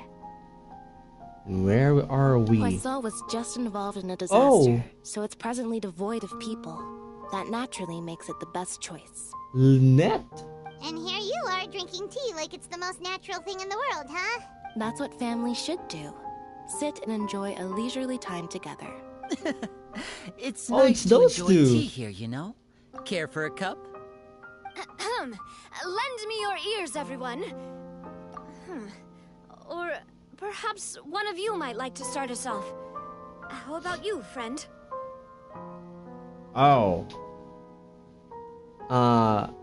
For me? Me? No, I don't think I can. Then, how about you, good sir? Now, I fear that I will cause the mood on this boat to become as somber as it is in court. Well then, I guess we're lucky we've got a local like me to organize things. Oh, God. Wonderful, the spotlight at last. I guess I'll be facilitating things from here. Please do. That And was a little Clorin. long-winded, don't you think? Oh, you might be right. Anyway, to cut to the chase, our friend here, the Traveler, has brought us together to discuss something. As for what that is, well, let's start by saying that we'll be pooling our efforts together to create a series of traps. Okay, oh. How intriguing. Well, it's just an expression, really. One that I just learned from Chlorand. And used on the spot. So, let's invite her to explain in detail. A round of applause, please.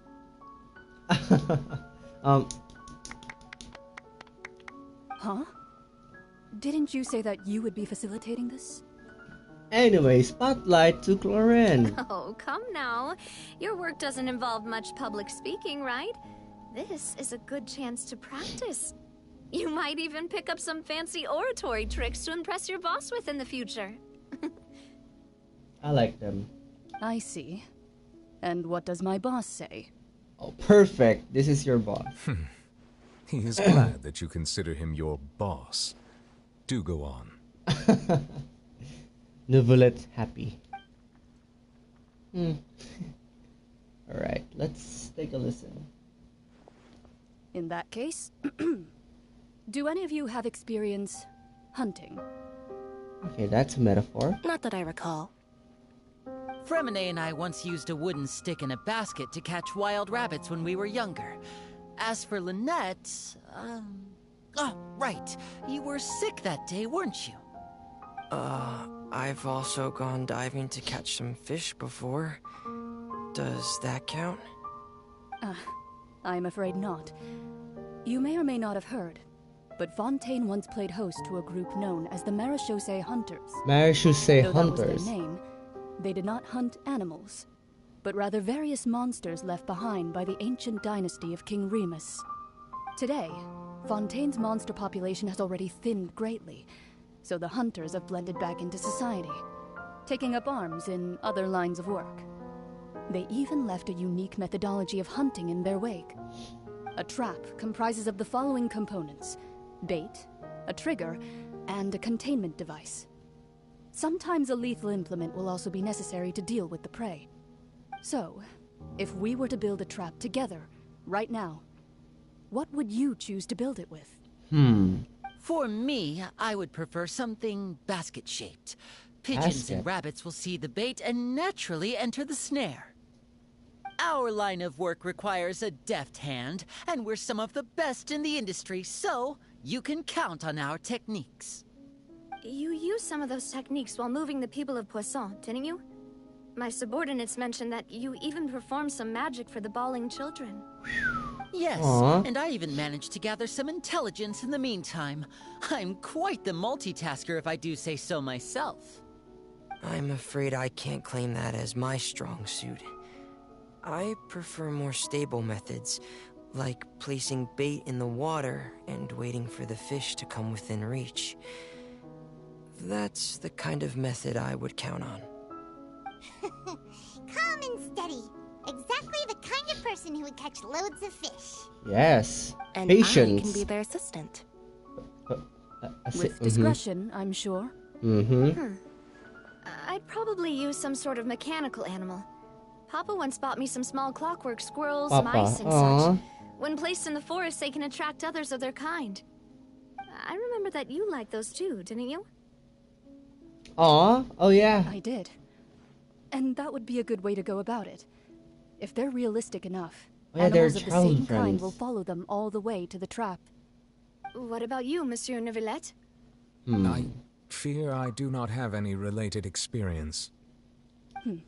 That makes sense. You usually solve problems directly, without the use of any such tricks. But I do have one more question for you, Monsieur. Monsieur. If we were to create a trap now, how would you design it? I would like for it to be effective, but bring no harm to the prey. A gentle more trap. gentle trap would be ideal. It's actually gentle, huh? Kind, as always. However, our intention doesn't necessarily change the containment device and the type of implement we need.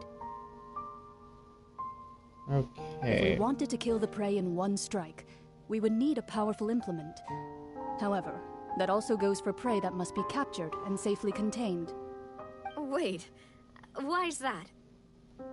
Only a hunter who's a true expert at subduing their prey can snare it without harming it. The line that divides life and death is often exceedingly thin. So are we going hunting together? ourselves as hunters. It kinda works, but maybe it's still not the best metaphor. Yeah, if our means of adventures. capturing and dealing with our prey is to put them on trial, and the hunting metaphor is actually quite accurate. But we shall require much more courage than any hunter to judge a god, a being whose seat is an exalted throne.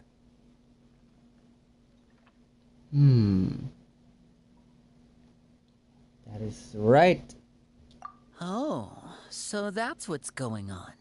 Sounds very interesting.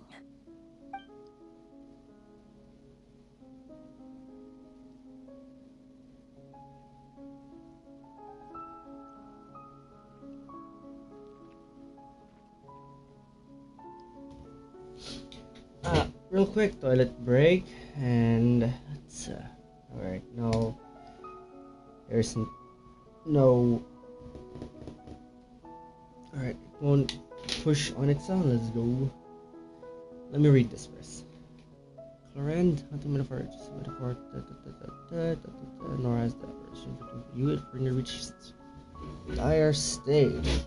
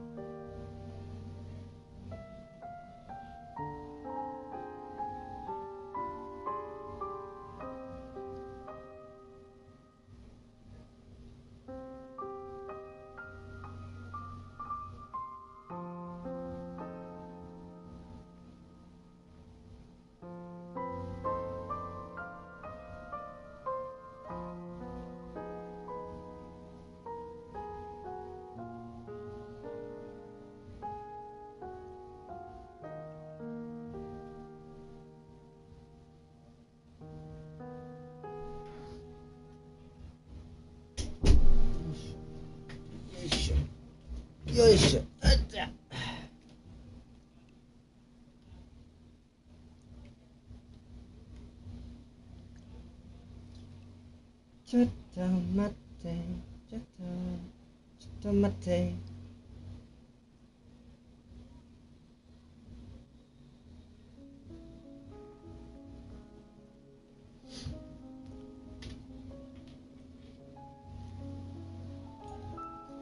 Right. What you need is simply the secrets she's keeping. Attempting to take her secrets is an act of sacrilegious disrespect, but it must be done to prevent Fontaine from sinking into the waters as foretold in the prophecy.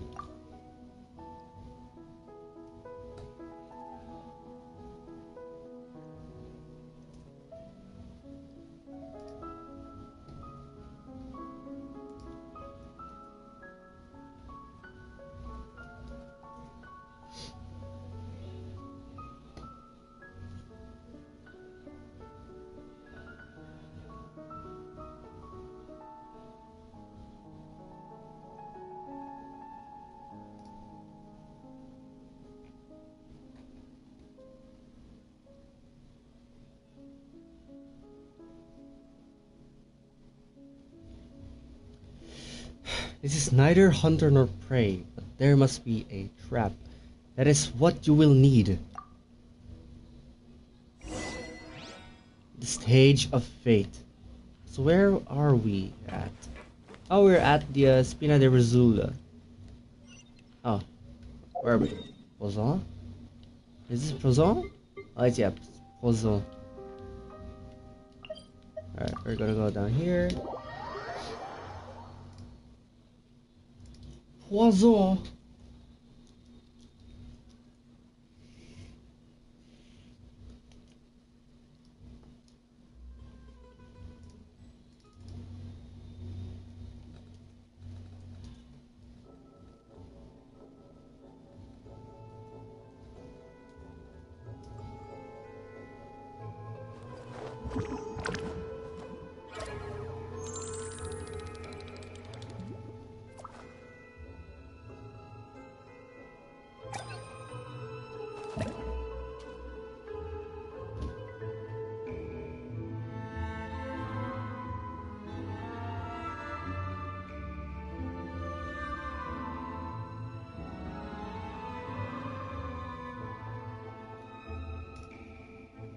There we go.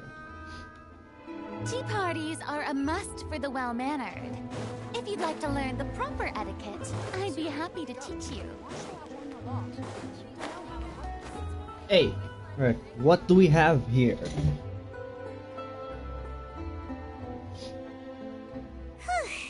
It's been a tough few days, hasn't it? So much has been happening.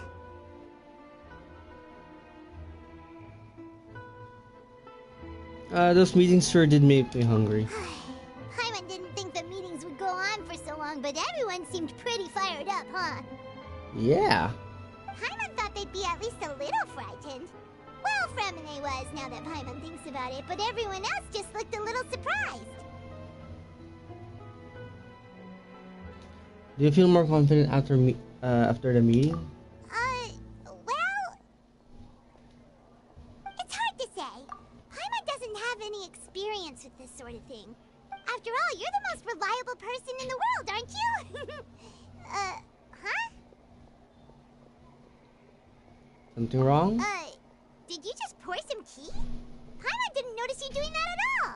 No. Then what's that? Huh? Paimon's never seen that cup before. Don't be frightened. Oh. I'm just joining you two for tea. I merely refrained from saying anything till now. Who's that voice? Oh, wait. There's no one here. Is this the master of Mona? Ah, have you forgotten me already? Wait. Alice? You are familiar. You're the voice we heard from the sky in Sumeru. The voice from the sky, Wait. I fear that description is wrong. You're feeling lost now, just as you were feeling previously. I sensed that confusion and thus came to you. Guiding people is an irresistible hobby of mine, after all. Who are you? And what do you want with us? That Consider me a passerby, just accepting a commission from my friend's disciple on a whim. Oh. Enigmatic end of the Hexenzirkel. Okay, let's ask. The prophecy.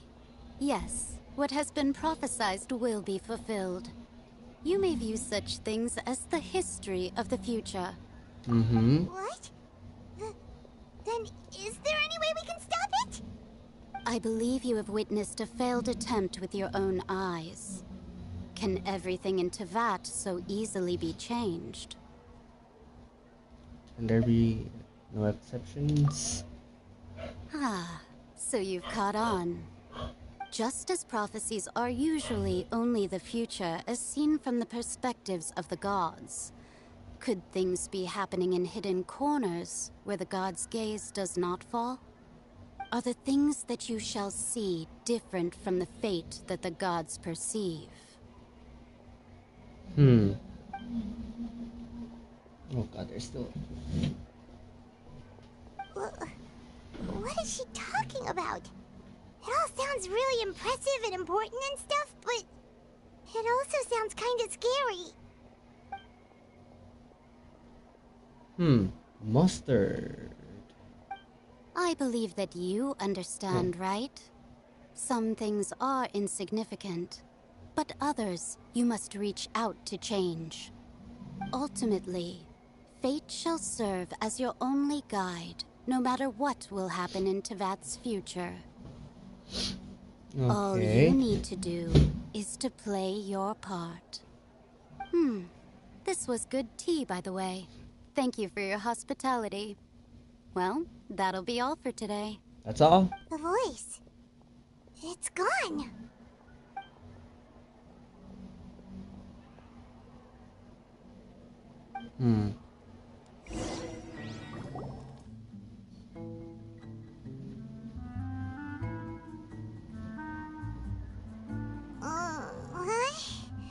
I want to hear someone talking. Alright, coming. Yeah, you're getting more diligent, Paimon. Wake up! Wake up! You who's getting lazy, okay? Excuse? Well, I see I've walked in on some lively banter. Oh, hello, Lady Mona. Mademoiselle Mona. Fine, just fine. I went to take part in that Steambird panel. It turned out to be more interesting than I expected. Not all Fontanians are pessimistic about this. One journalist mentioned that sitting around and waiting for the end to come would be wrong, and that they should make their own rescue preparations. I agreed, so we had a brief chat with her. Did she have pink hair by any chance? And yep. Oh, yes, it was Charlotte. You remember her, right? That Dare- daredevil journalist. I'm in full Daredevil. support of her view. Prophecies are very important, but how can people allow their lives to be commandeered by just a few words? That's right! Paimon's glad to hear something sensible for once. Ah, yes. About what we had discussed before. I did try, but I'm afraid I couldn't reach the old hag. I'll try again tonight, but I wouldn't get your hopes up. Well, actually, someone already came. And it's N. N. Goodness gracious. Are you serious? Yep. She said that even the god's gaze has blind spots. Pretty bold if you ask Paimon. Most people would believe the gods to be all-knowing, right? The Hexen Circle members are certainly anything but ordinary. As for the mage named N, the old hag has mentioned her a few times.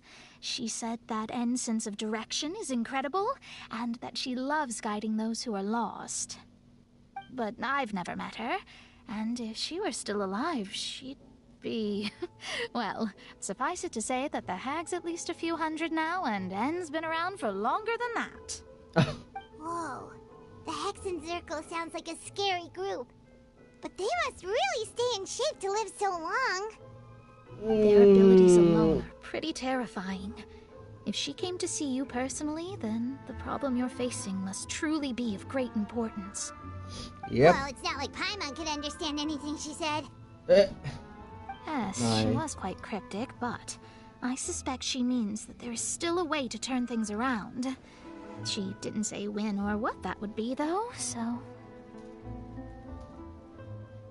So? Perhaps it is something that you cannot know right now.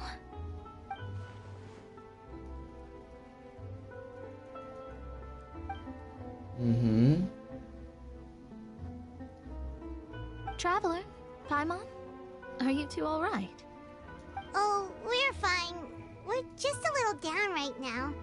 It kind of feels like the end is coming, you know? I see. I feel that same sense of desperation, too. I guess you could consider me someone who has often witnessed fate. So far as I have seen, it cannot be swayed. But even so, I still hope for, and believe in, miracles. Astrology is eternal and rational, but fate may not be. It is cruel, but it can also be beautiful. Perhaps that's what Emma's trying to tell you. That's a quote. Not to lose heart, and to believe that what you are seeing playing out before you is not yet set in stone. I did originally think of steering clear of all this, but I couldn't. Even if this is all futile, I still wish to help everyone. If we don't struggle to the last, then how can we face the end when it comes? Huh. You do have a point. There I go, talking about astrological principles again. Sorry about that. The moment I start talking about work-related stuff. Oh, I need to get going. Okay. It was worth trying to comfort you, even if only a little. I believe that you'll help those who are struggling in the same way I did. Okay. I suppose that might be why we always seem to meet by coincidence. Coincidence or fate itself, I don't know. By what Mona said, but also kinda sad too. Hey, Traveler, Paimon suddenly feels like going outside for a walk. Let's go. Alright, let's walk. I'll Let's walk. walk around the city, shall we? There's a few spots we always like to walk by. Straight above, but above.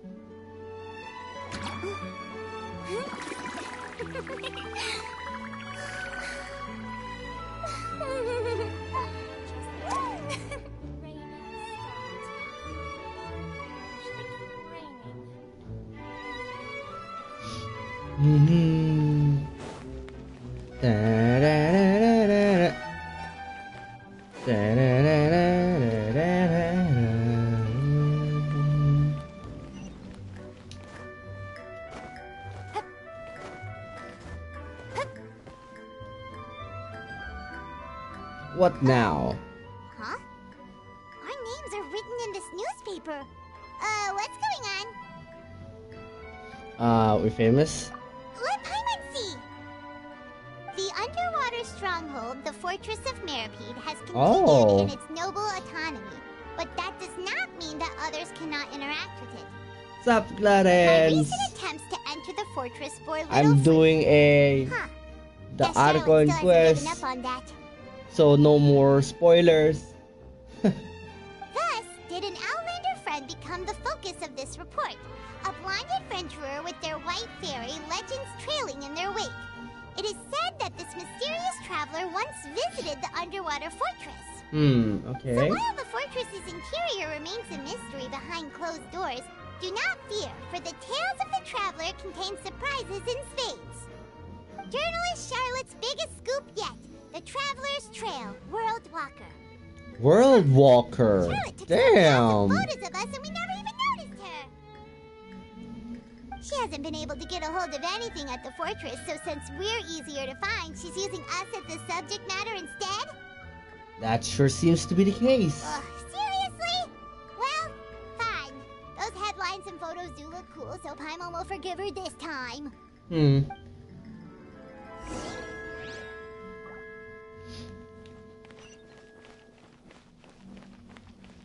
Now we go up.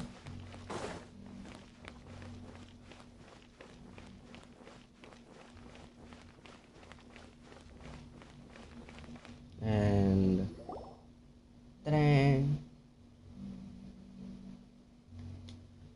We're here! Paimon's hungry. Should we go in and get something to eat?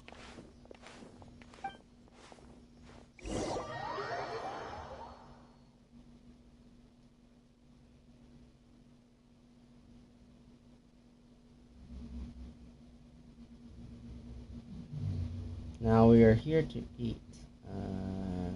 Okay, food time. We're at the news and then we're here to eat food. What now? Okay, not cutscene. Game cutscene. Ow. Ow. Hey, quick! Look! That's... What, me? Hello! That's the limited edition, only 16 slices a day cake! Oh, the one where Alechino or the Knave gave us. It hasn't already sold out for the day. So Damn. delicious the last time we tried it. Despite the tense situation we were in, let's give it another go. Paimon's sure it'll be great. Yep. one slice of cake, please. Whoa! Someone showed up after all. Oh, wait, you're the one from the Palais Mermonia. Oh, it's Sedine. Oh, are you here to buy cake too? It seems Monsieur Nervalet was right. You really can eat. Monsieur Nervalet, what are you saying to your Millicents? Wait, did he really say something like that? That's right. Even he has his own preferences when it comes to food. As for me, I love the cake and coffee here. Ah, cake and coffee. Relate. Do you come here often? Usually every day. Every day. It's part of my daily schedule, apart from work. Ayo. I shall have my cake and coffee. Coffee. Then what if someone told you one day that this place would be closing soon, and you wouldn't get to eat cake here anymore? What would you think? But why would it close? Well, Paimon doesn't know either, but maybe the waters will rise tomorrow. You know, like in the prophecy. Damn. Paimon, we're just gonna buy some food. Why would you bring up such a deep topic? Oh, the prophecy.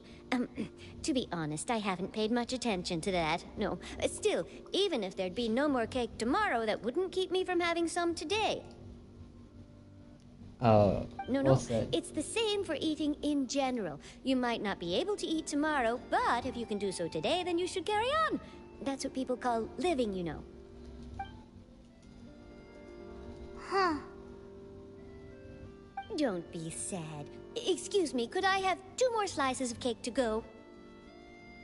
These 2 slices are for you. Sijouin said that this kind of expression you're making is what humans call being sad.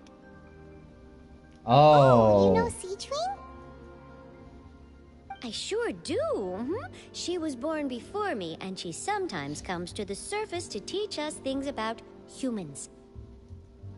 She said that humans are creatures that are saddened easily, yes, and you can only lift their spirits by feeding them delicious food. So please try the cakes here. I've got something else to do, so I'll be going now. You two try to stay in a good mood after eating, all right? Bye. Thank you for the cake. And there she goes. She. All right, let's begin. I'm unsure this cake will be delicious. Hell yeah. Delicious. Sedine's not wrong. Yep. It's more delicious than last time. And the flavor gets even better with the sip of tea. It sure would be nice if we could come again tomorrow. Sure would be nice if we could always eat delicious food here. Hi. Stop with the freaking red flag. I hate flags. I hate flags. Don't do that. Bam.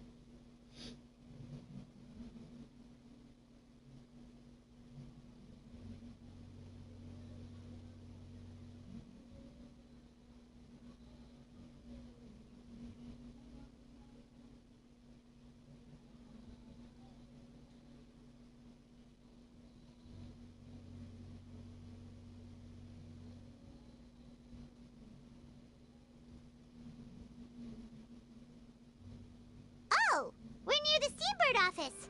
Let's go look for Charlotte and have a chat. And Charlotte. Where's the mission?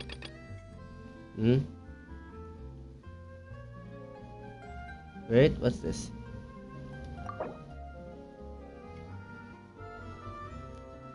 What? What do I need to? The Phantom, you little rascal. Oh, because he's interviewing Linny. No, I mean Linny is like there. Alright, let's do this real quick. I am not in the mood to do Linny. Wow, Mr. Magician! How did you know which card I picked? Oh, it's simple. Come closer and I'll let you in on my secret. Magicians have a special skill called telepathy, which means we can read other people's minds. Really? Then, what am I thinking now? Well, first you need to relax, because I can see that you're clenching your fist in your mind, as if to say, no, I mustn't let him guess it. Aww. And now you're getting a little flustered. You're trying to find a way to empty your mind, to think of nothing at all. But the more you try to hide a secret, the easier it'll come out. You snuck out from home today, didn't you? You told your family a little lie so you could come out and play. Now, that's not a good habit. You can tell? Oh boy, you really can read my mind. Of course. Oh, and that's the end of my performance. You should really be heading home. Remember to apologize to your family, all right? They must be worried about you. All right, got it. Bye, Mr. Magician.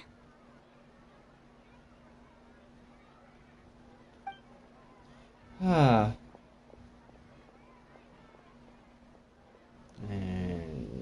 can I? Oh, perfect. She's here. Hey, Lenny? Why, hello. We meet again. Are you looking for me? What's the situation? Well, why don't you guess, Mr. Telepathic? Oh, please. You didn't believe that spiel, did you? The power of telepathy is quite beyond me. Gaslighting the kid. Seemed like you were right on the money. That was nothing more than a little trickery. I made an educated guess based on his micro-expressions.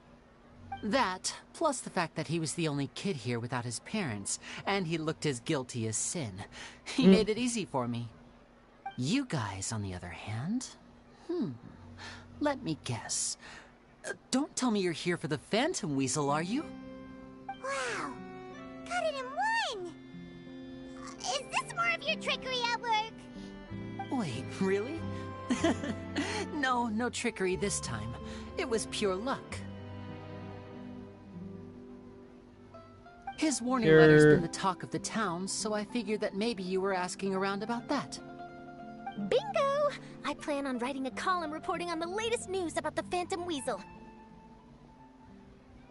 So, Lenny, what are your thoughts on this infamous thief's reappearance? To be honest, it makes me angry. Angry? Why? You read his letter, right? The Phantom Weasel claims he's planning something in 3 nights' time at the Opera House. That's the night I'll be performing there.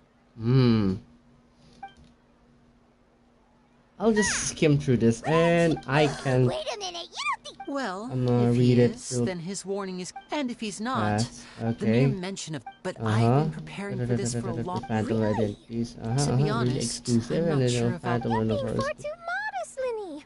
I think your magic... Thanks for the compliment, though a lot of people like magicians to... Allow me to demonstrate with a quick magic trick. Here, I have a flower. Just an ordinary flower that was picked not long ago. Watch it carefully now. 3, 2, 1. Oh! It's gone! Where did it go? Wow, That's lure! the question. Therein lies the difference between us. Thieves make precious things disappear, but only magicians make them reappear. Damn. If I could now invite you all to check your clothes, there might be a surprise in there somewhere. I'm skipping this because I need to finish the Archon quest, and with this, I need to do it real quick so I can go on with the Archon quest. But I can focus on his story when his time is up. A surprise? Let me see! Oh? Huh? Oh wait, the meme. Huh? It's right there! But how? You haven't moved this whole time! What an outstanding trick! Sorry, Lenny, it seems that my previous praise was woefully inadequate. Clearly, magic is the superior art form to theft. Don't worry, I didn't take offense. I just wanted to take the opportunity to perhaps change some of the preconceived notions you might have about magicians. Since Caesar's death, a lot of people associate magicians with criminality. It can be quite frustrating.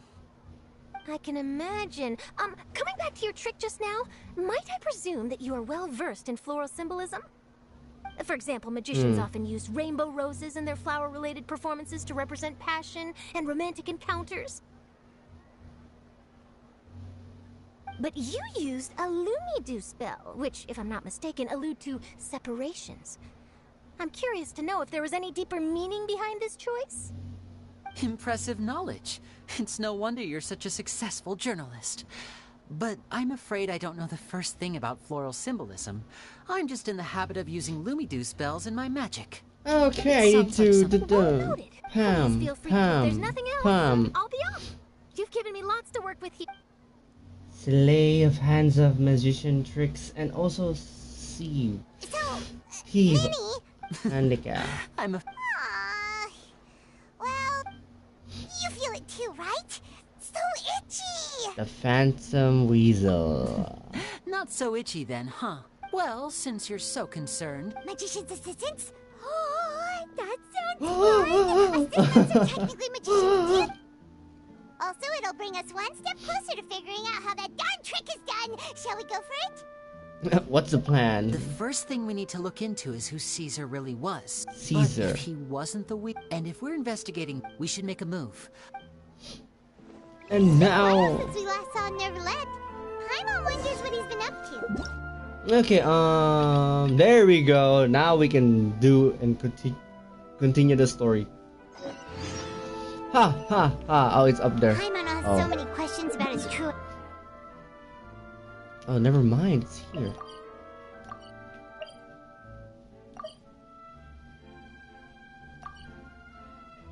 This is a familiar... Oh, no. Let's continue with the Archon quest.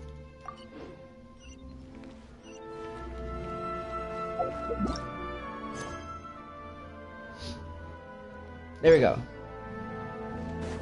Oh, hey!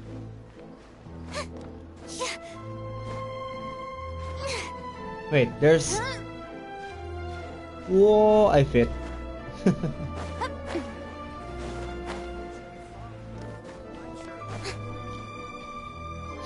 There we go. Wow! If it isn't the Traveler and Paimon! Oh, have you seen the article I wrote about you? Oh, yep. You got some nerve! You just used us to make some quick Mora! Oh, you needn't worry about that. I heard that you were in Poisson some time back, so I sent you a letter to discuss just that. It appears you didn't receive it, though. It's alright, though. I've set aside the amount intended for you. I've even set the table with some food. Oh, food! Oh, you're the best!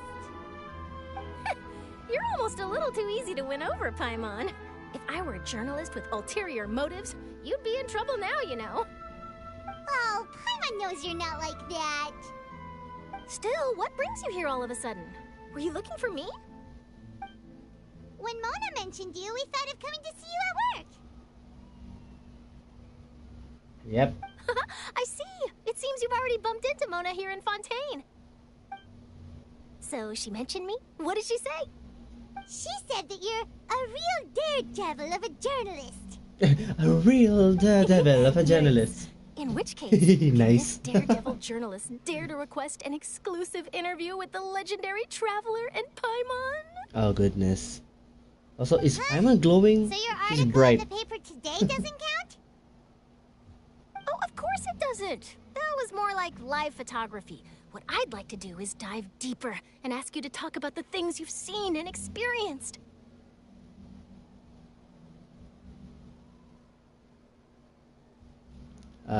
You seriously want to interview me? Yeah, are we even qualified enough?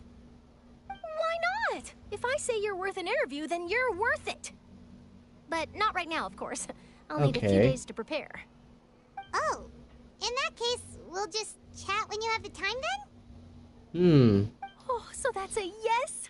Ooh, splendid! I'll tell the editor-in-chief immediately. I'll have to apply for lighting, a venue, some props, and... Jesus Christ. Chill up. Whew, so much to get done now. Talk to you later. Wait, Charlotte. Paimon's still got a question for you. Hmm? And what's that? If, just for example, Fontaine were to be flooded tomorrow, what would you do today? Huh. That's the prophecy you're talking about, isn't it? I mean, I do hear about it often, but I've never once thought that the day could be tomorrow. If you're seriously asking, then I might try and think of a way to leave Fontaine. Oh, but I'm still a journalist first and foremost. That means I have a duty to be reporting from the scene. And secondly, I wouldn't forsake my homeland that easily. From what I've seen, most people don't know what they'd do should the worst come to pass. That is... In truth, it might be better just to behave like normal rather than worry over such an end. So in all likelihood, I'd probably still be prepping at the office for that interview of ours. I know what you're thinking. That sounds a bit sad, but I've always believed that it's best to do what you enjoy. Just think about it. If this nation really were to be suddenly destroyed tomorrow, but I still successfully finish an exclusive interview with a truly unique person, then the story I would wind up writing would truly be timeless. That is true. And do you know what I'd do? Well, I'd write that story, send it for printing, and use messenger pigeons to get copies out to the various nations as soon as possible. I'm not a dreamer, nor am I a workaholic, but I do love my job, and I'd be proud of leaving such an article behind. I guess you could say that I was born to be a journalist. But born to journal. That's my answer. And on that note, I'll get back to my preparations. That's so nice. All of a sudden, Paimon actually kinda envies her. Anyway, let's go and take a look at the sea, shall we? Okay.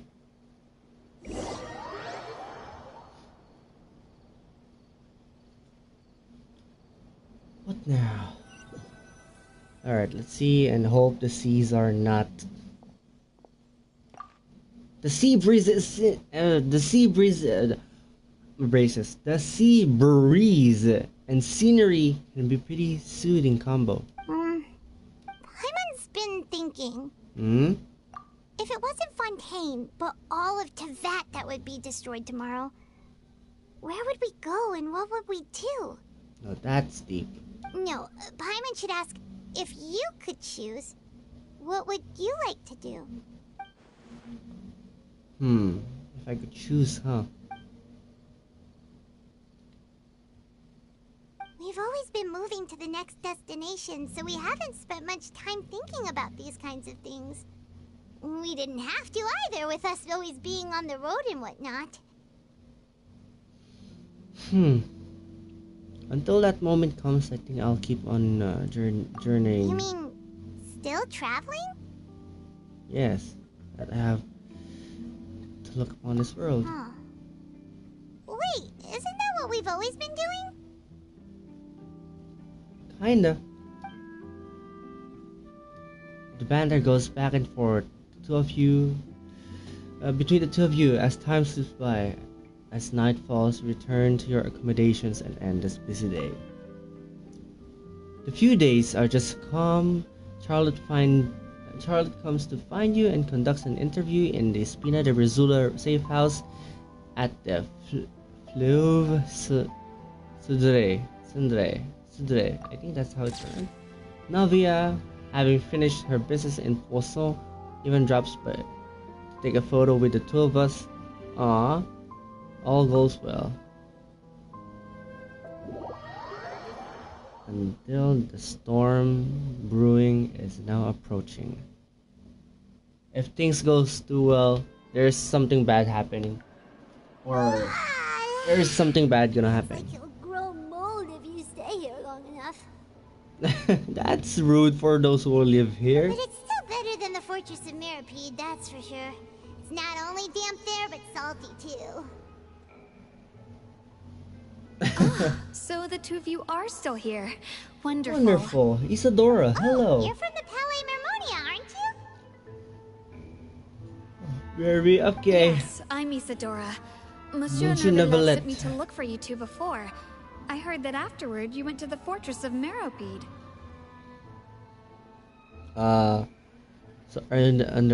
So are you under the impression that we might be criminals? Not at all. I'm well aware that you're friends of his. Actually, I'm here to pass along a message from him. Did something happen? Yes, inside the Opera House. The Maréchaussée Phantom has declared the incident a small-scale riot. A riot? Well, that said, I don't personally think it was that serious. Lady Farina was watching a performance at the Opera House, and while she was resting during an intermission, some other audience members suddenly started harassing her. Oh. Loudly accusing her of doing nothing about the prophecy crisis. And before she could respond, others started to join in. The crowd continued to grow, and protests against the Hydro Archon started to break out. So people have started to put the blame on Farina. Guess they finally found an outlet for the pressure they've been under due to the prophecy. I agree. People will naturally rely on gods, as is customary. But the moment people feel threatened, gods are also the first to be blamed. Yep. So what happened after that? Is Farina okay? Oh gosh, she's gonna be shocked. Seeing that the situation was spiraling out of control and that further argument was pointless, she claimed that she'd gotten tired of this and left in a hurry. The Maréchaussée Phantom had their hands full maintaining order and did not catch where Lady Farina had gone. Only when things had stabilized did we realize that she had gone missing. So, you mean she's still missing? That's right. The Maréchaussée has dispatched many people to search for her, but we don't have any leads yet. That said, I don't think there's much to worry about. She is a god after all. Even if she were to fall into the hands of rioters, what could ordinary people do to her? I understand the situation here now. Good. Monsieur Neuvillette sent me to tell you about the situation, but he didn't say anything else. Don't worry, this is more than enough to go on. Thanks for keeping us informed. Is that so? Well, alright then. In that case, you two take care. I'll be heading back to the Palais now.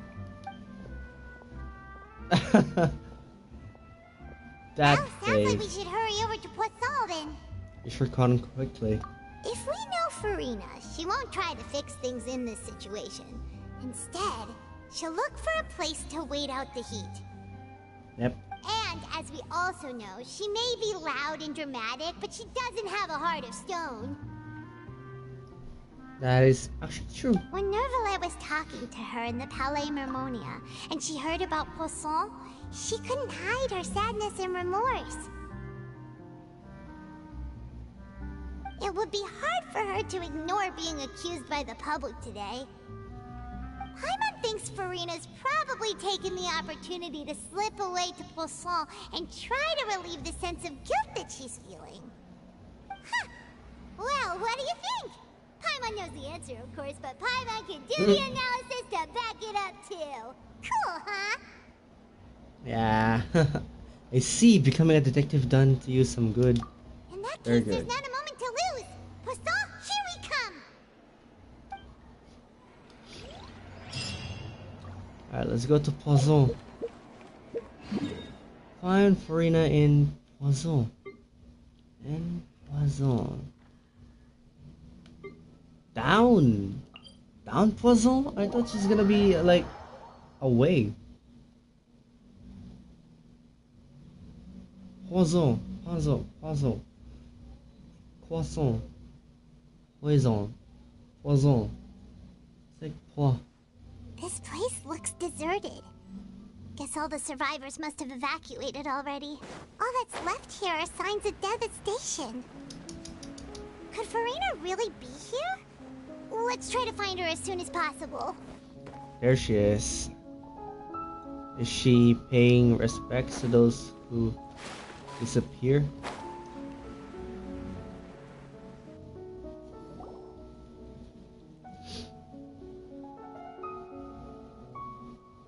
Aww.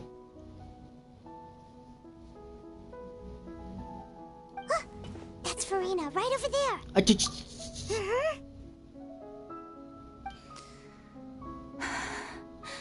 Should I just give up? This is all meaningless. What was meant to happen did happen after all. Everyone's dead. I'm sorry. I'm so sorry. Give up, Farina.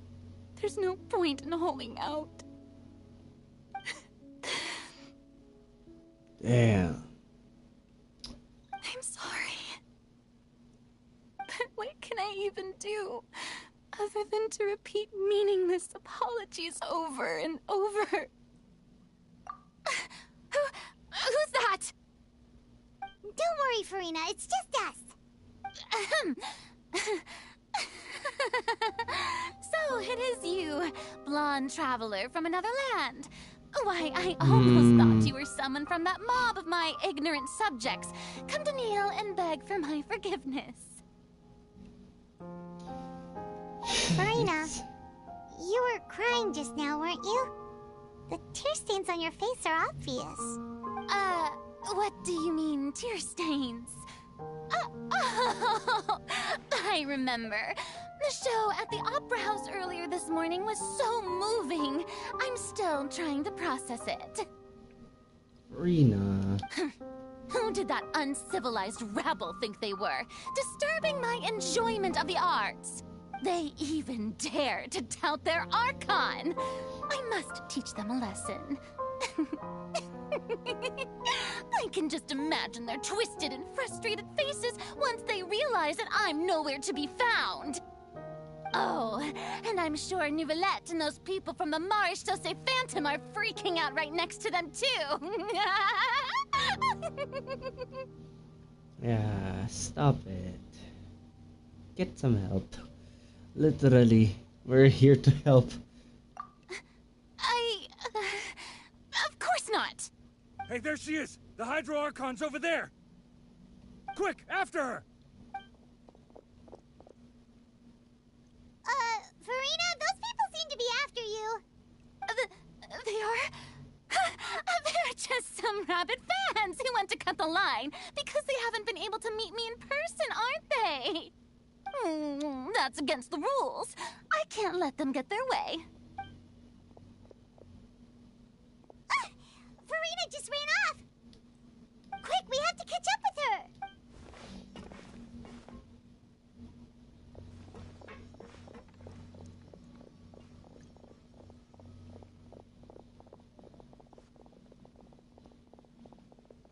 This is some intense running. I hope their stamina won't... Oh? Wait, what?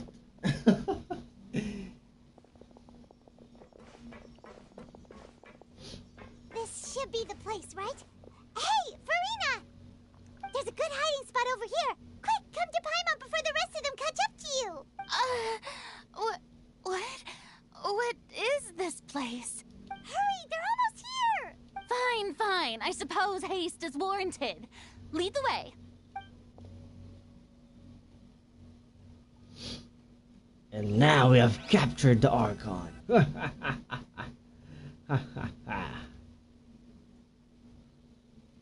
Yeah, let's switch to the light mode.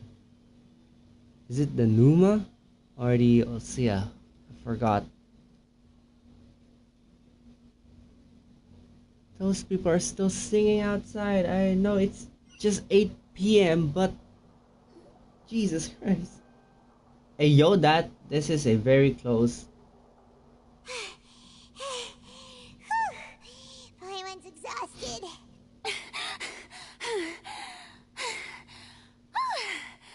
I'm so tired. I totally thought they had caught me. No, I mean, I merely gave in to the sheer enthusiasm they displayed. This is what I called soundproof, so might lower you. You're right. Yep, that's a good girl. That's a good... Yeah, good girl. Well, what? What's happening? The ground's shaking. Is it an earthquake? Another disaster just struck, I suspect. Yeah, A quake of this kind preceded the flooding in Poisson, didn't it? It can't be. It's happening again. Oh no. Well, there's no need to worry too much about that. Neuvillette made some emergency plans, so the evacuation should go a lot smoother this time. Yeah, I hope you're right. But the people of Poisson, they've already...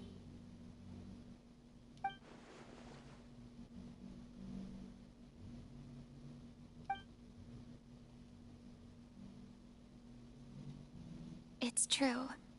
I've been investigating the prophecy for hundreds of years. There we go. I once had informants all over Teyvat, searching for clues and feeding information back to me. I've tried all kinds of ways, too, to hold back the sea. Anything to keep the coastline from advancing. But all my efforts proved to be futile in the end. Really, the truth has been clear to me for a very long time. We cannot make an enemy of the divine. No matter what we do, the will of the heavenly principles will have its way, and the prophecy shall be fulfilled. The heavenly principles again. Give up. I do love the sound of that phrase. It would mean finally coming to terms with fate, but also for me to finally be free. But that would also mean that all hope would disappear. Indeed. I've thought about giving up so many times, especially after we almost lost Poisson. Fate is really unreasonable, isn't it? It has no heart and obeys no rules. The prophecy has only just started to come true, and so many people have already lost their lives. But just now, it all became clear to me. I still don't have the right to come to terms with fate on behalf of everyone else. As long as the final moment hasn't come, it's still not too late. Don't worry. I will keep hope alive for everyone until the very end.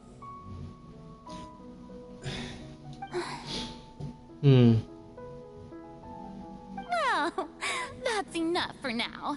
I got the impulse to play the stricken maiden, but honestly, considering my rank and station, that wasn't a good fit at all. This girl. Don't take any of what I just said seriously. How could I possibly let Fontaine fall to the whims of trivial prophecy? Come on! Paimon could have sworn you were actually being honest just now.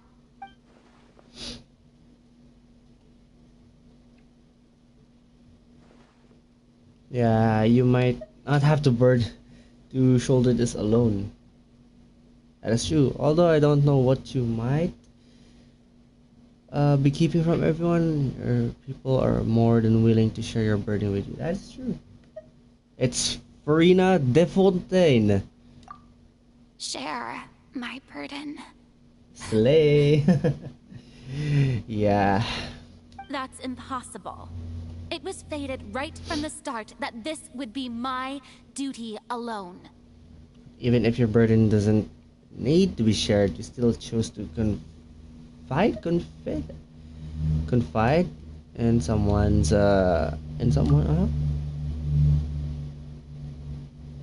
Witness. A witness. Yes, I've heard that you came to Teyvat from beyond the stars. Yes. In other words, you never belonged here. Yep. Soul here being so mad at Traveler and Paimon. And if Teyvat is, in its entirety, a show on a stage, then you're just a spectator, aren't you? If that's the case...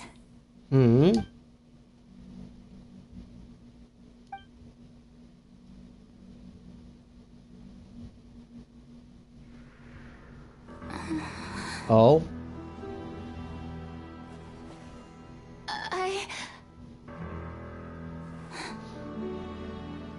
Come on, tell us now.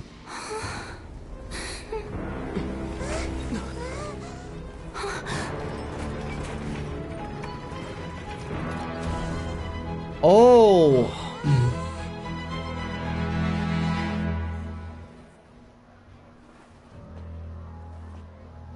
Oh no.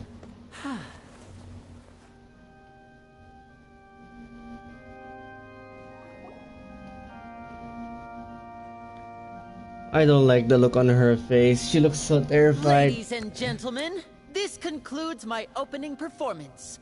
Now, without further ado, we may proceed to the trial of our god. So this is what it is. Yes, you deserve praise for the effort you took to raise the dramatic stakes. Do not forget, however, that I am Fosalor, the god of justice, the embodiment of justice itself. Does it not strike you as even the least bit absurd to bring the very concept of justice to trial? He should have just let everyone die. May I interpret these words as your refusal to stand trial? In that case, you will have the opportunity to defend your honor through a duel. Oh.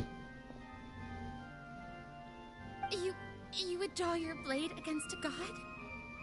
Oh wow. That's the same word she said to Traveler. Cloren said that to Traveler. Oh. I see. It seems like you have made up your mind.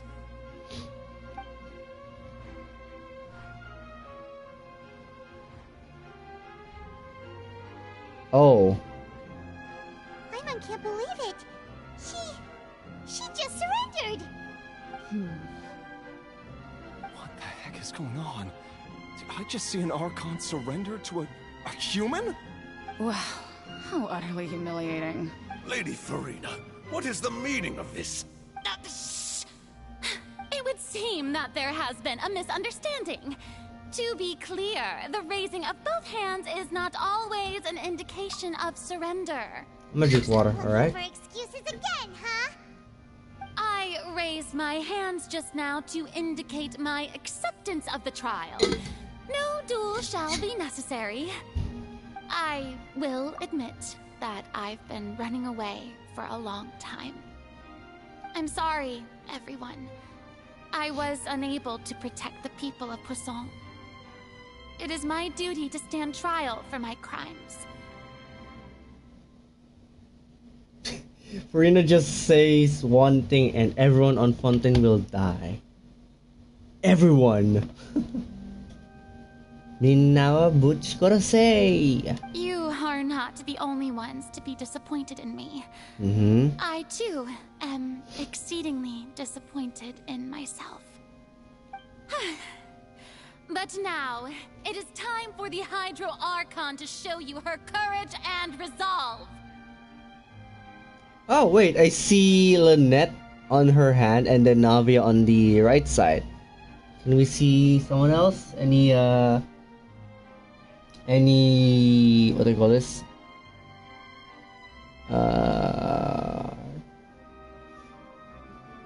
There's no Easter eggs, alright. I, Farina, will use this trial to show the world the true meaning of justice. This time, I will protect you. Oh, she's really determined. Come on. Applaud and rejoice. One of the most outrageous and fantastical arcs known to the opera epiclese is now unfolding before your eyes. Mark my words, this shall be one of the most exhilarating and brilliant shows ever to grace the stage of Fontaine. The trial of the Hydro Archon, Fosalor, will now begin! Mark my words, vengeance will be mine.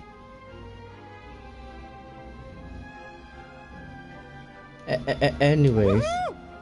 Woohoo! Woohoo! Self-insert soul, that should be us. Woo! Now we're making history. Heck yeah! Why does it feel like Farina just took over the whole thing?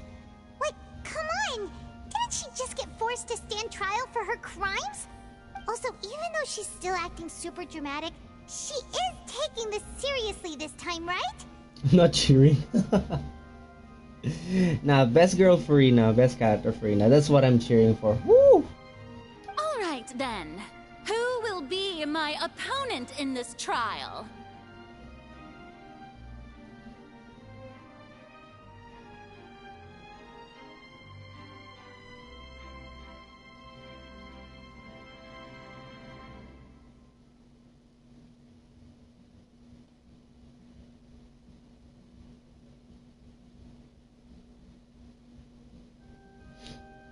You've suffered enough. Oh.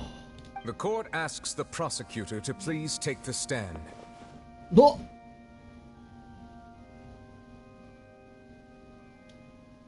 Oh. So that's why you hate Traveler so much. Thank you, Your Honor. Is that so? Very well. Then please speak, witness of Tivat, my accuser and fated opponent. Witness of the vat. Okay. We're so close to getting her to tell us the truth, and it's still turned out like this. And then, it's okay though. As long as we can defend in court, we still have a chance to figure everything out.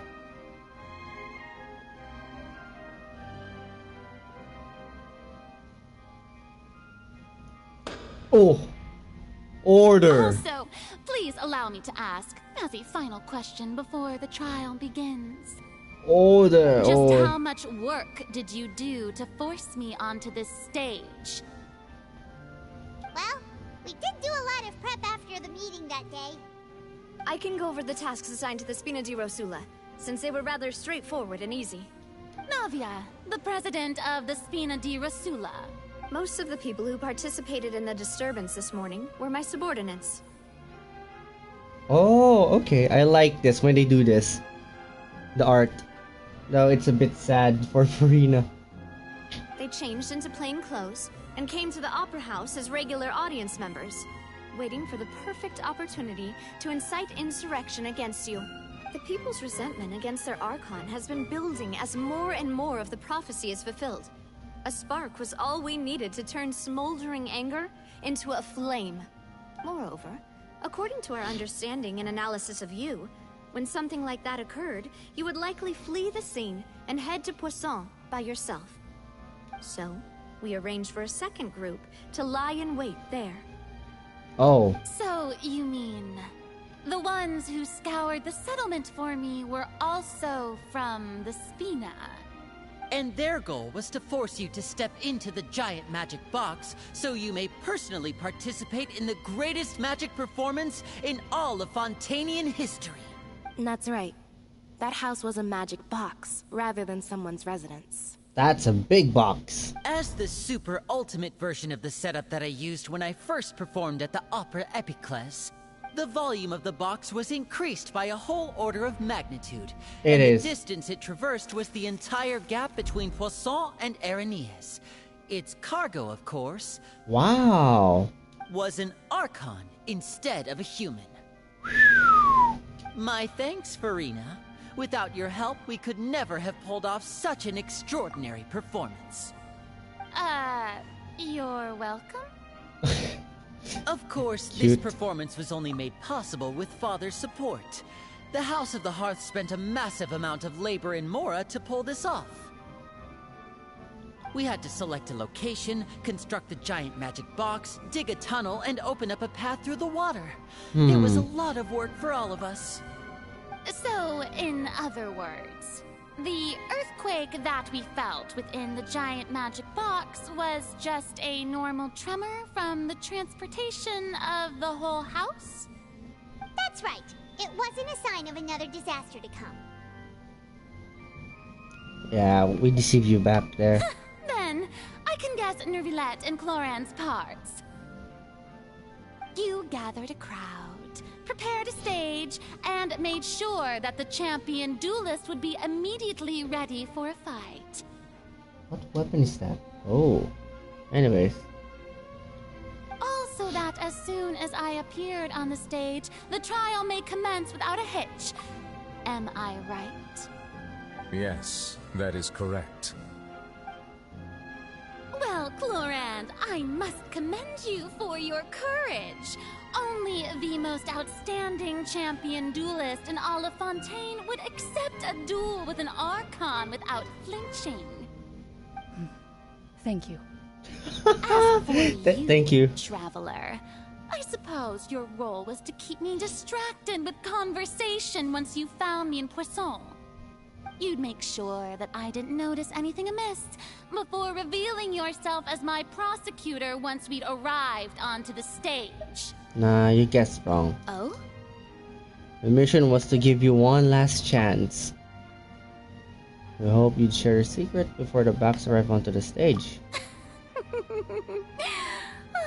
Is that so?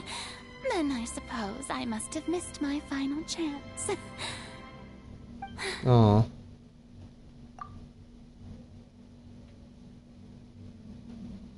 It's fine. It matters not. What's done is done.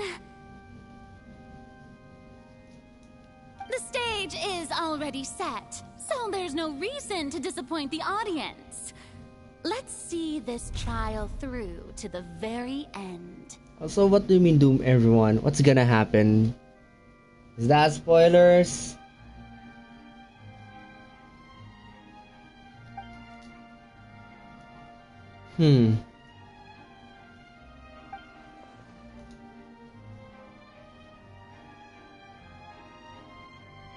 Sir Prosecutor, please allow me to pass this along.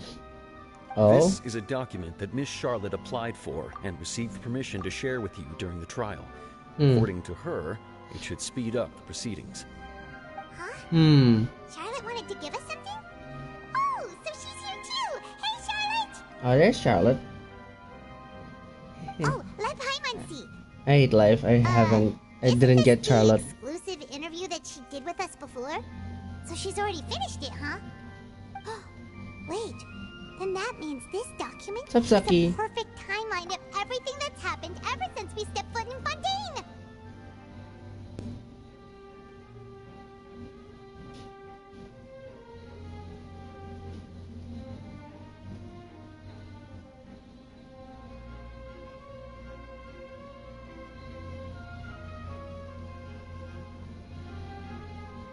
She's my boo. I didn't get Charlotte. I hate life.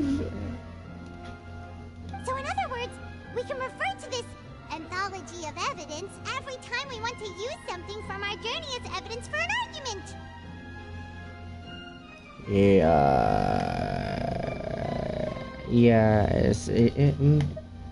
Let's quickly confirm the information in it. Oh god, here we go again. Refresher, I don't like this. I don't know where this is going. No, no. The Hydro Archon in the very first duel you took part in at the Opera House. That's one for the history books, all right. I didn't think that you'd wind up... What? I didn't think that you'd wind up getting to the bottom of the case I'd been following all this time. I guess you could also see this as a happy coincidence. This is the first time Monsieur Nervillette had a difference of opinion with the oratories. Even the Hydro Archon can't figure it out. Oh. A Fatui Harbinger. She's an extraordinary person. Her instinct must mean something. The fortress of Meripede was almost destroyed in a single day. That I didn't witness that scene personally will always be a source of professional regret, I think. Okay. According to Monsieur Nervillette, both Child and that whale should have been in the primordial sea at that time. A whale in a I dream. nearly lost my awesome friend Navia. To be honest, that still gives me shivers. The what? I nearly lost my awesome friend Navia. Aww. To be honest, the words of someone as extraordinary as a witch can probably only be truly understood when something surreal happens to you. Oh god, I don't like this. Uh-oh. The prosecution and the defense are both in position. The trial shall now begin. Oh, come on, Nervillette. There's no need to repeat all the unimportant legalese. fast forward to the part where the prosecution lays out my offenses. As the defendant and the lead actress of this performance, I still haven't even been informed of my supposed guilt in all of this. Of course, it is only natural for humans to struggle to understand the actions of a god. However, you will need more than that to convict me of a crime. That's true. But my charge here is unrelated to your conduct as an Archon. He spoke? Instead, I would like to charge you as a fraud who's never been the Archon in the first place. What? Wait, what? Alright, I'm gonna listen real quick. I'm gonna look away from chat for a bit.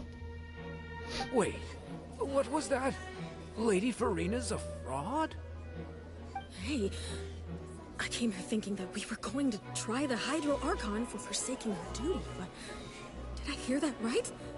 She's not our Archon at all? Charge accepted.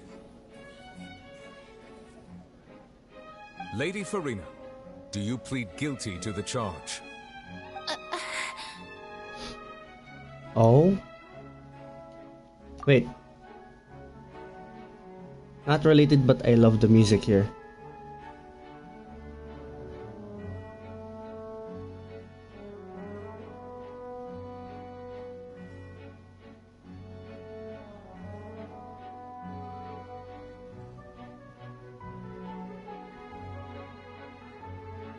Oh, the music. I love the music.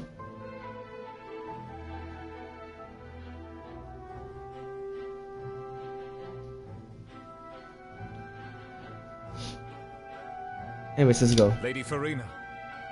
I plead not guilty. How can I be guilty? There is no way that I, Focalor, otherwise known as Farina de Fontaine, a member of the Seven and the Regina of all waters, kindreds, Whoa, that was and cool. laws of Fontaine, could be anything other than your true Archon. That transition was cool. Yeah.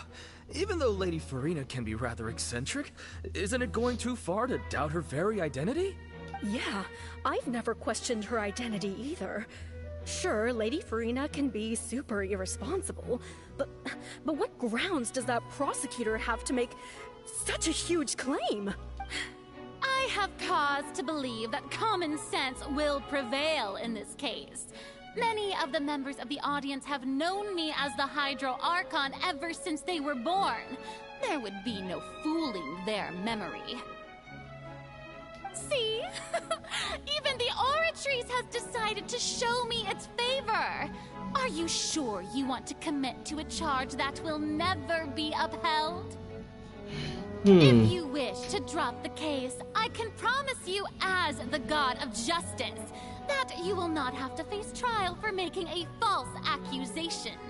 We will treat everything that's happened as a dramatic spectacle and move on with our lives. What do you say to that? An argument with near impossible odds, huh? You have to not only refute Farina's claims, but also overturn the long-held beliefs of the people. The people only see you as their Archon, because that's their long-held belief. Well, I tried to give you the chance to surrender. If you must persist, then let me ask. If you believe I'm not the Archon, then what manner of being do you think I am? And if I was not the Archon, then how did I manage to live for over 500 years? 500 years. She's young. I guess?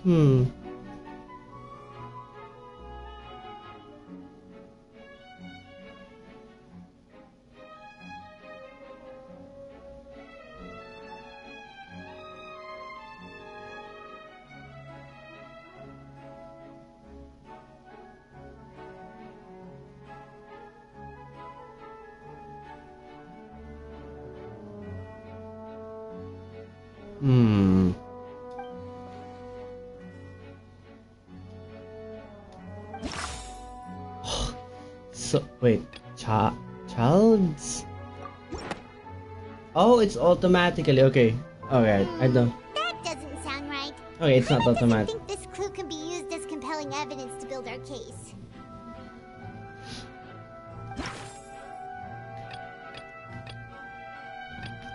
Irrelevant. Wait. Oh, about... Ha! How about this? First of all, you may be a member of another long-lived race, which would allow you to naturally possess an extended lifespan. And second of all, even if that wasn't the case, there could be other ways to extend your life. Such a curse! Hmm. Who gave you that idea? Was it the knave? You'd sink so low as to use a harbinger's words against me. It doesn't matter who gave us the information. A curse? I once thought it possible that the aura of an Archon might naturally resemble a type of curse. But in light of this claim, perhaps what I sensed was not your divinity. Damn, she's cute. A curse, after all. You sensed it too, huh, Nervalet? A curse? What? Lady Farina is actually a human?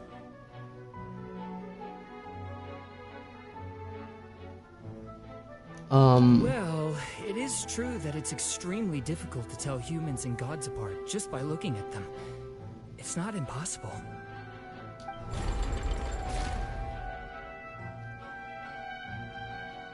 Well, don't start celebrating too early now. Even if I have been carrying a curse like you said, how does that prove that I am merely a human being? Besides, everyone knows that the main difference between a human and a god is the possession of authority. Gods can do what humans cannot. That's why they're worshipped as gods. For centuries, manifestations of my authority have served the nation of Fontaine. One need only to turn their eyes towards the Oratrice Mécanique d'Analyse Cardinal in this very opera house. Jesus Christ. Or consider the endemnitium that is used in every aspect of life. According to the Oratrice Mécanique d'Analyse Cardinal. There we go. I like to say that word. OMDC.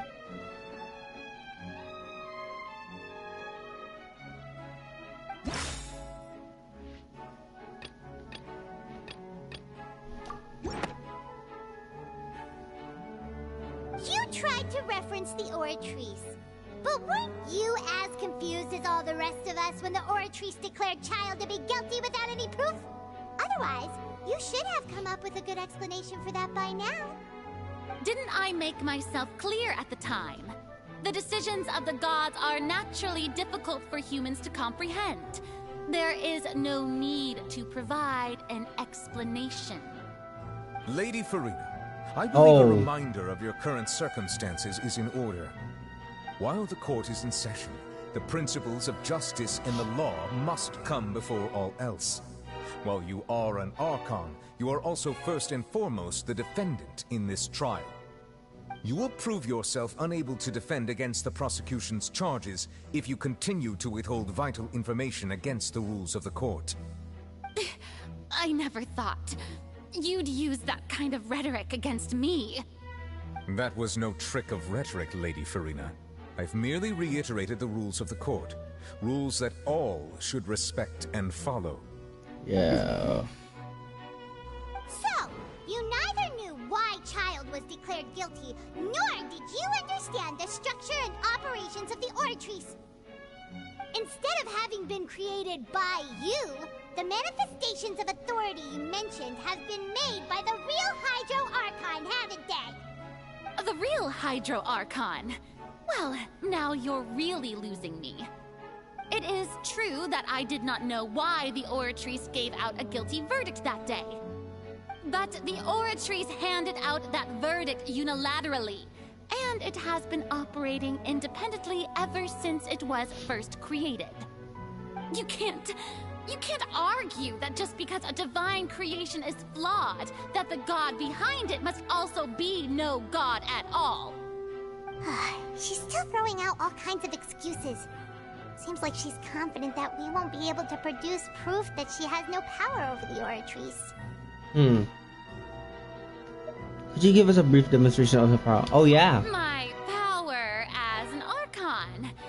There are many ordinary citizens in the audience. How can I just carelessly demonstrate the formidable power of an Archon? If that poses a concern, I'm prepared to extend my protection to the audience. You don't need to go that far.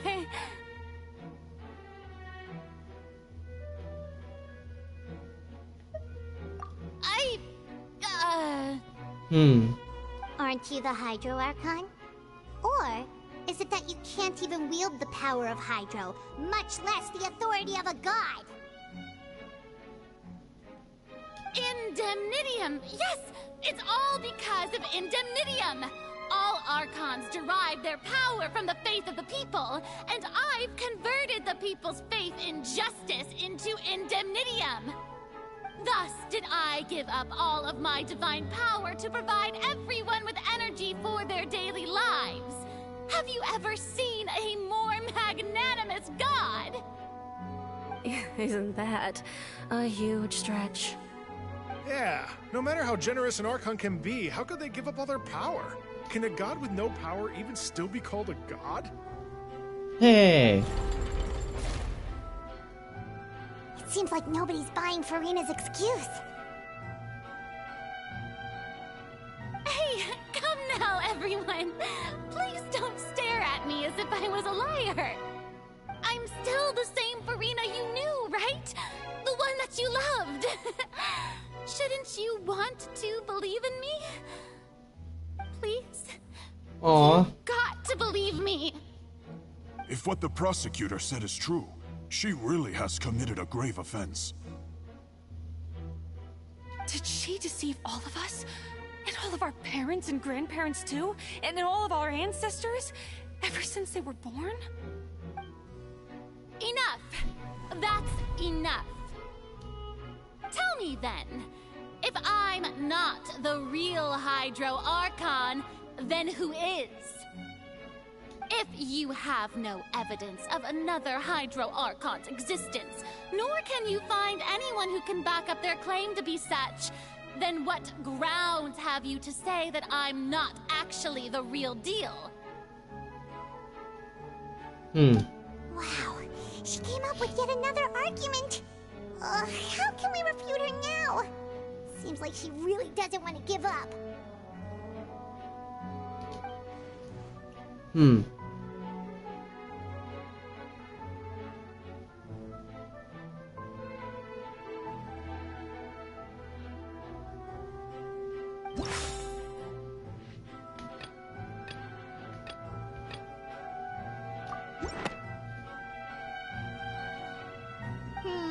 That doesn't sound right. Paimon doesn't think this clue can be used as compelling evidence to...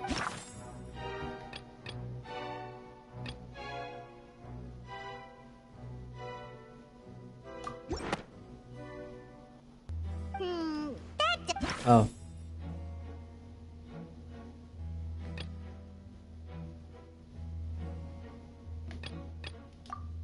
How about Vache? It has been established that all Fontanians can dissolve in water from the primordial sea. And that means... Since you insist on claiming to be a god and not a human, then there's a method that you can use right here and now to eliminate all suspicions of you being the latter. Miss Navia, please apply to serve as a temporary attorney for the prosecution before addressing the court. Though you act in partnership with the prosecutor, you must still adhere to proper procedure. Super sorry, Monsieur Chief Justice. I swear this really will be the last time that I'll speak out of turn. Now, I've brought some seawater from Poisson. As everyone knows, a massive flood struck the area not long ago, taking many lives, including those of some of my closest friends. So, Miss Furina, would you dare to touch some of the seawater? What? Huh? If we are to believe that you are indeed the real Hydro Archon, touching the seawater would have no effect on you. All it should do is strengthen your case. But if you don't dare to touch it, then we would have basically proved the reverse. Oh, and I must remind you that after the disaster at Poisson, nobody wants to see any more people dissolve. I do hope you'll act prudently and choose the simpler path of admitting guilt. Navia from the Spina di Rasula. The Spina has governed Poisson for many years. I guess her suggestion is valid. If Lady Farina is indeed just a human, she's probably Fontanian like all the rest of us. Would she really dare to try? Oh?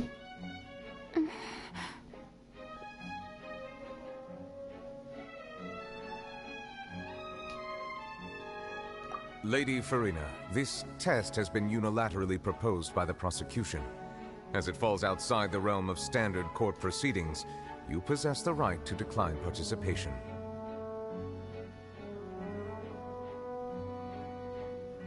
I'm scared. Farina?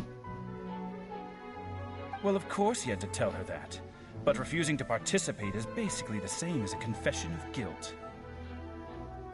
She's just staring at the water without saying a single word. It really does seem like she's quite terrified of it. That could only mean... What's going on? Is she really planning to... That's not what we thought she would... Oh my god. What Due are to you... the inherent risk of the test, Lady Farina, you may... Oh? Hey! She actually...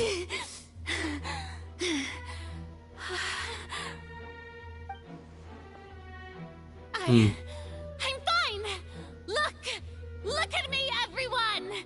My hand is still here! I haven't been dissolved! Will you believe me now? I really am your Archon! I'm nothing like a normal human who would fall apart as soon as they touch this water! Really? Was this not the most obvious thing in the world? Miss Siegewin? If you are present, Miss Siegewin, please come forward and attend to the defendant. Siegewin, oh. Siegewin? Don't be nervous.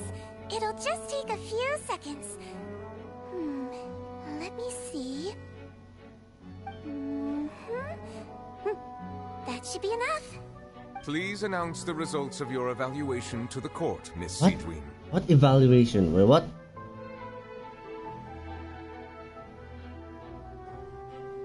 As everyone doubtlessly saw, Miss Farina was displaying symptoms of hyperventilation and flushed skin. These indicate that Hyperventilation. Hyperventilation and then flush, okay? she was experiencing the adverse effects of exposure to primordial seawater. The extent to which she was affected is the same as other humans when exposed to primordial seawater of a similar concentration. Oh. Thank you, Miss Siegewin. Lady Farina, you may return to the defendant's stand. Oh, wait. What did she just say? I didn't get dissolved! Shouldn't that be enough to prove my innocence? Well, considering your tendency to run from your problems, we did originally prepare a direct sample of the seawater around Poisson. However, after extensive discussion, we exchanged it for a sample that is not concentrated enough to dissolve an actual human. After all, on the off chance that something entirely unexpected might occur, we don't want anyone else to lose their life to the sea. Yeah, so out of regard for Farina's life, you secured a low-concentration sample and asked the head nurse to serve as an expert witness. Oh. It's a great thing that the direct sample wasn't actually used. Farina could have... I can't believe... You...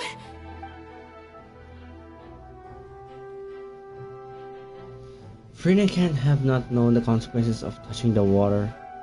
Kasi.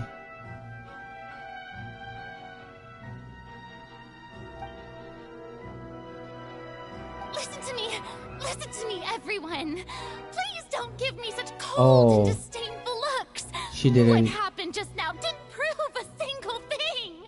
Think about it. How can you conclusively prove that an Archon can't also be affected by the primordial seawater? Also, if I was really just a human, why would I dare to just put my hand in that kind of water? Farina, no. I don't like seeing her like this. Yeah. Please, everyone, anyone, just listen to me. I swear, I really am your Archon.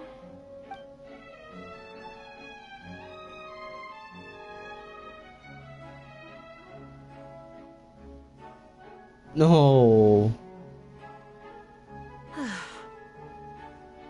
I don't think anything she says at this point will sway anyone. The odds are just too stacked against her now. Poor Farina. With all the things that have been said, Paimon doesn't think there's any way left for Farina to win. I believe the time for arguments and presentation of evidence has come to an end. If there are no objections, we will move on to the final judgment. I don't like to see or hear this. It's... don't want to see Farina cry. I don't think anything she says at this point will sway her. She's too stacked against her now. Damn.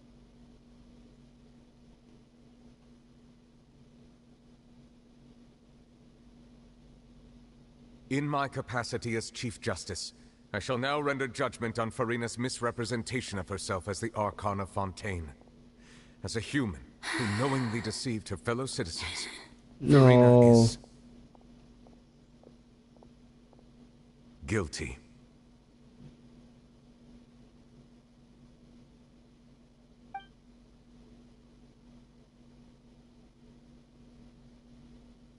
Oh no.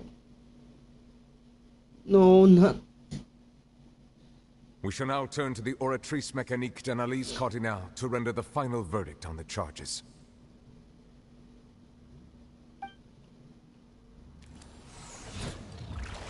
Yo, the way she sits and then cries, it's like from that one panel.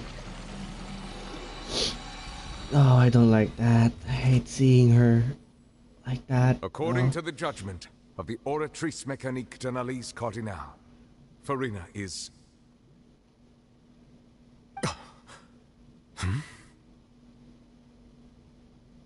Well, what's wrong?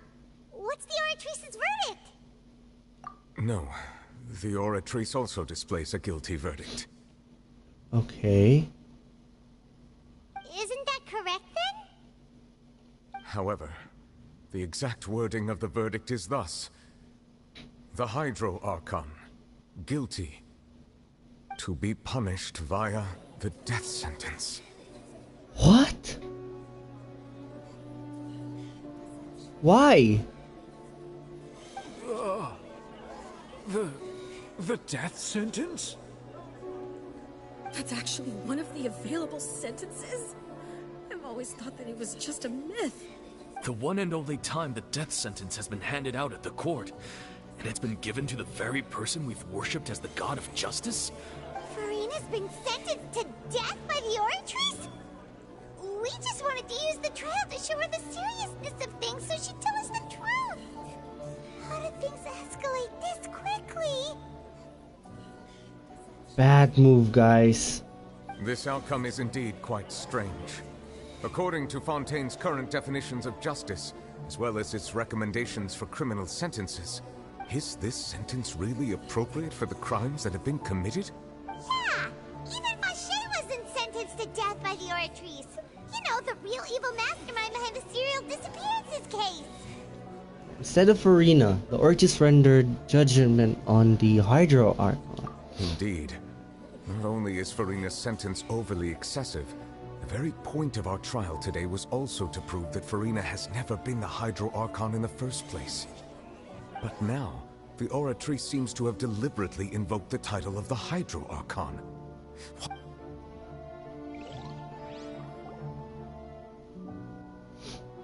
What the hell is happening? Excuse me, if I may interrupt. Fremine! Is the trial still going? Fremine! Oh, you finally made it. I assume this means you've completed your mission? Mm-hmm. Any mission Father assigns to me will always be top priority. Oh.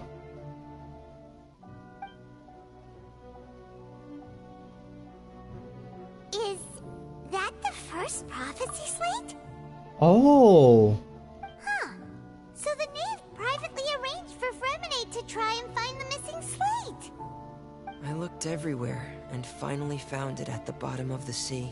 Wow. It took me a long time to get around some dangerous stretches of water.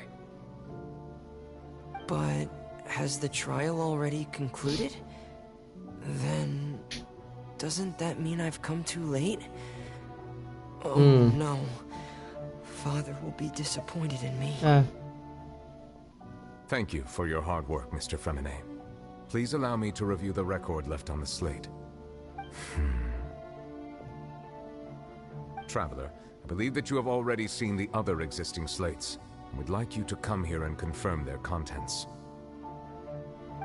Okay. Huh? So what do you see? What is it?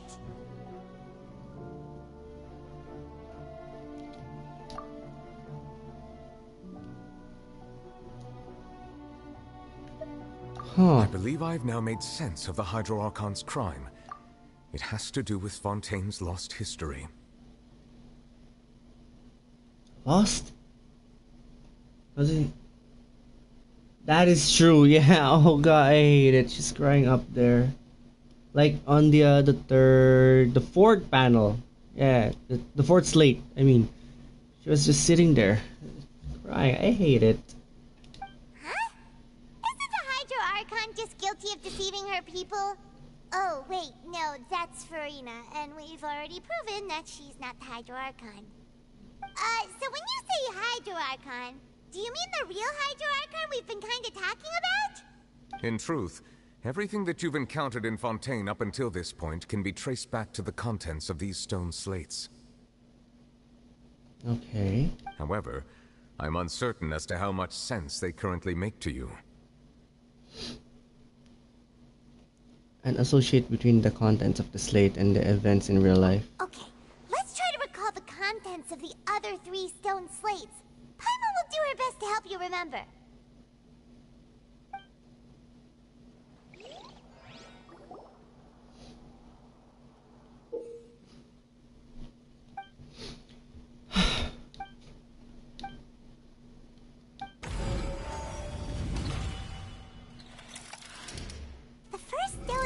Describes what you just said.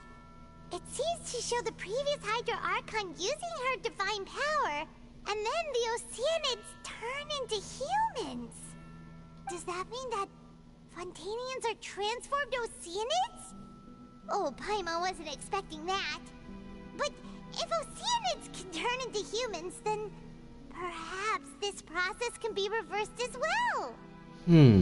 The second stone slate shows Celestia floating in the sky, and the Hydro Archon and her people worshipping it together. But the heavens still brought judgment down upon them. This must be the point when the Hydro Archon and the Fontanians were branded with their original sin. Does this mean that the original sin and the Hydro Archon sin are the same thing? The third slate shows the Hydro Archon sinking into the sea surrounded by many people. That reminds Paimon, didn't we also watch that happen to someone else? Well, the fourth slate is the prophecy the Fontanians have been talking about.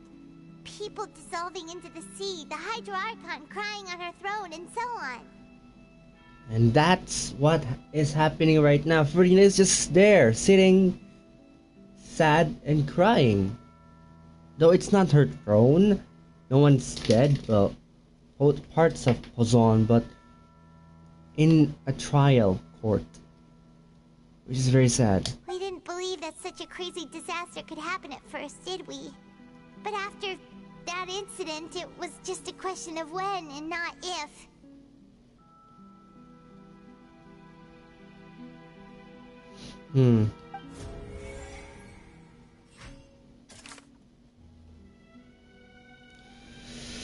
Okay, first one. Can be dissolved. No. That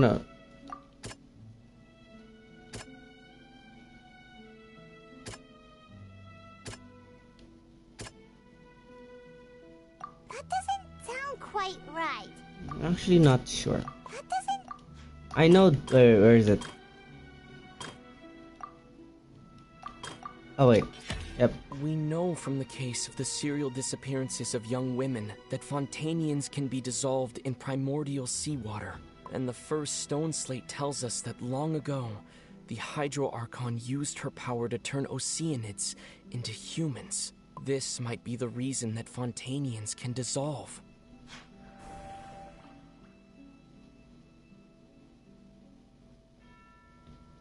Oh yeah, this one. This is Act 2. Act 2. No, where's the 2? Oh, there. Okay. It shows Celestia floating in the sky and the Hydro Archon and the purple. Is this?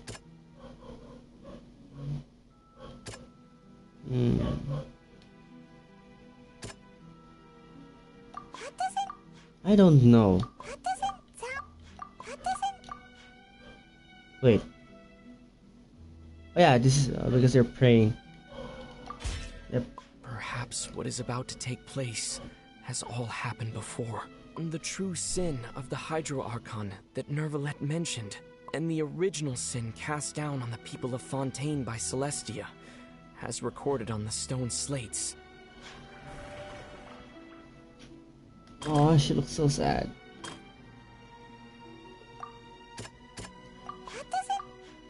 No? There we go. It's not as simple as falling into the sea.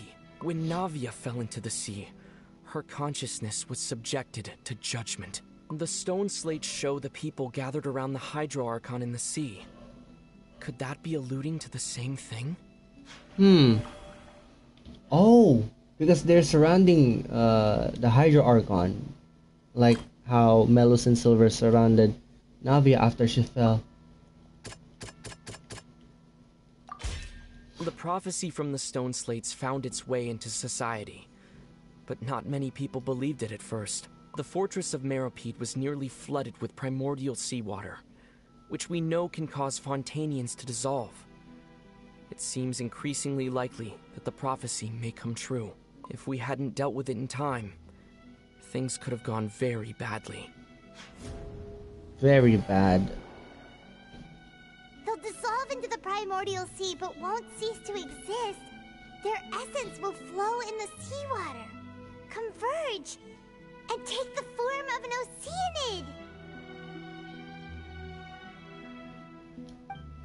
The Hydro Archon was sentenced to death in court, shocking everyone present. Perhaps this means that her sin was actually Fontaine's original sin.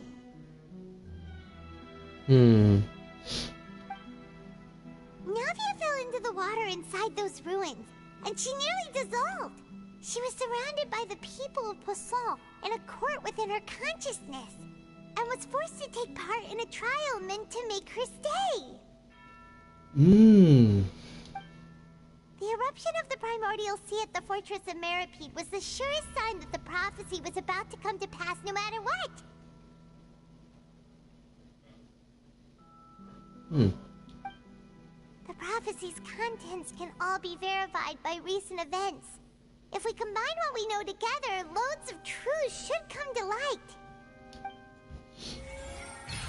I need to drink some water.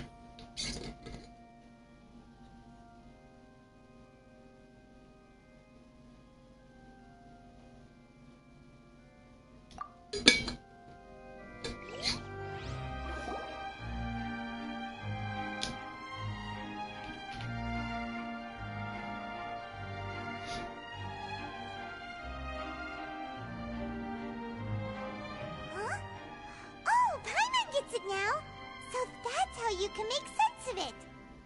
But then it feels like we're going to have to share some truly shocking revelations.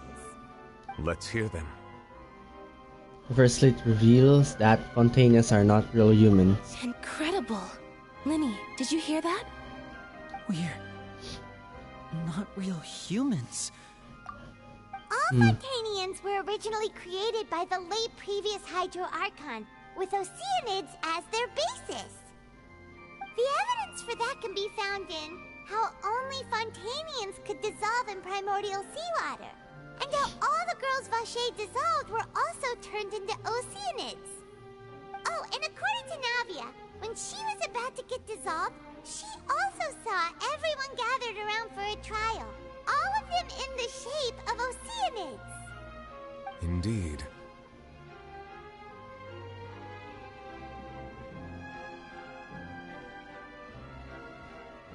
The second slate reveals that the crime of the Hydro Archon was her creation of Fontaines from Oceanids. Yeah, and it follows from the content of the first slate that she probably angered Celestia by creating humans without prior permission. That could also explain why the Oratrice judged the Hydro Archon to be guilty. It's to account for that ancient sin. The Hydro Archon's true sin was creating us? And yet, after many hundreds of years, the Hydro Archon's creations have turned around to try to judge the Archon within the Opera Epiclese. The twists of history are often the most unexpected of all. Third slate, I'm still convinced that it should come after the fourth. Yeah, isn't the image here just like when Navia fell into the sea? So wouldn't it be trying to show the image of the Hydro Archon also falling into the sea once the prophecy has been fulfilled in the fourth slate? In the end, the people will all be dissolved into the waters, and only the Hydro Archon will remain weeping on her throne. Only then will the sins of the people of Fontaine be washed away. Did Paimon get all that right? You've made some keen deductions. I must say, given how much you still don't know, it is impressive that you've already managed to connect so many pieces of the truth. However, while you were able to decode all the information on the slates, they've also been etched with an additional layer of hidden information using a different power source. When we were at the ruins, I tried to decipher the hidden information recorded in the slates. But since we only had 3 slates at the time, I was unable to come to a full conclusion. Now that the slate collection is complete, I shall make another attempt to decipher the narrative recorded within. If everything goes well, we should finally be informed of the unadulterated truth. What is the truth? Okay. Well? Did you get it? I believe I should share this truth not only with you, but with all the people of Fontaine as well. Oh. I will try to briefly summarize it for you. Okay.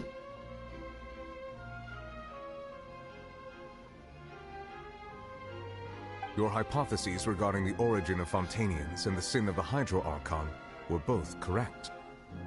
In the Fontaine of old, the previous Hydro Archon sensed the yearning of her Oceanid familiars for life on land. Oh. The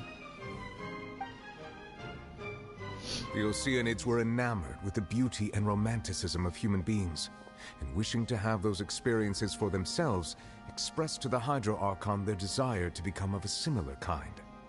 However, even though water as an element is intricately linked with the power of life, the Hydro Archon, as one of the 7, did not possess the authority to create a new form of human life. Not one to give in, she eventually found a way to create permanent humanoid bodies for her familiars by appropriating the power of this planet's primordial sea.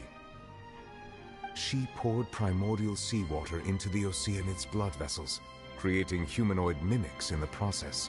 Oh, wow. But if Fontainians were to ever come into direct contact with water from the primordial sea, the power within their bodies would escape these artificial restraints and return to the sea. As a result, their forms would collapse, and they would be reverted to their original forms as Oceanids. Of course, oh, wow. the Hydro Archon never received permission from the heavenly principles to create a new human race. And thus, the Hydro Archon and all of her creations came to shoulder the original sin of appropriating the power of the primordial sea. That is the true history of how the people of Fontaine first came into being. So we were all Oceanids before we turned into human beings? That's way too much information for me. I think I'm just going to pretend that I never heard a single thing. Out of control, audience. Wait, but if that's the truth, we can't let the Hydro Archon be sentenced to death. After all, her only sin was creating us. Yes. There really might be too much information for your regular Fontainian, but it does answer a lot of our questions. Alas, your hypothesis regarding the third and fourth stone slates was inaccurate. The slates' respective positions are, in fact, correct. Yeah. A key point of the visual on the third slate is how all the individuals depicted in the water are humans rather than Oceanids. They have not been dissolved, which implies that the water depicted in this slate is not water from the primordial sea. The nation of Fontaine is the nation of Hydro, as well as the nation of Trials and Justice. Instead of being the literal element, the water in the scene symbolizes judgment and justice. You may also recall Navia's experience. When she fell into the sea, her consciousness was surrounded by that of many others who intended to hold a trial to determine her fate. Therefore, the meaning of the third slate is that the people of Fontaine shall try the Hydro Archon at the court of justice. Shall try. Oh. Yes, it refers to our present situation. I think I'm following now. So, what you're saying is, even though we decided to put on this trial to avoid fulfilling the prophecy, we actually... everything we've done has happened exactly as the prophecy foretold. So now, it seems, we're the ones making sure it comes true. What should we do? Feels like there's no way out of this. Huh. No matter what, the prophecy will be fulfilled. Is this what it feels like to be a prisoner of fate? If that's the case, does that mean the scene in the fourth slate will also be fulfilled soon? Traveler, I would like to point out another small fallacy in your deductions. Oh? About the fourth slate. You probably thought that the eruption of primordial seawater beneath the fortress of Meripede served as the surest sign that the prophecy was about to come to pass, yes? Yes. However, I believe that rather than being a sure sign, that eruption could in fact only be a small warning of something far worse to come. As for the root cause of the catastrophe, I believe you've already encountered it once before. The whale. It's the whale. We fighting a whale. This eruption was just a small warning of the things to come. We must find the root cause of the disaster. Damn, I don't want to see Furina sad. That's just sad. Literally sad. Wait. Oh yeah, the whale. It was both dream and reality. Yep. We literally got hit by the whale. We're talking about a true culprit that could only be that thing inside the primordial sea, right? The truth, the original sin, the trial, and the root cause of the disaster.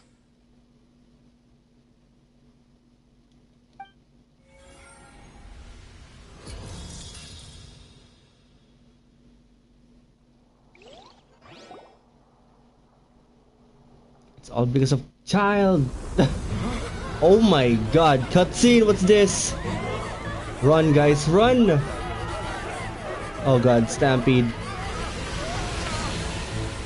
What is that? Oh my...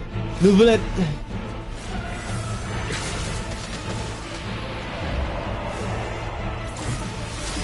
Oh my goodness. Wait, where's Nubilet?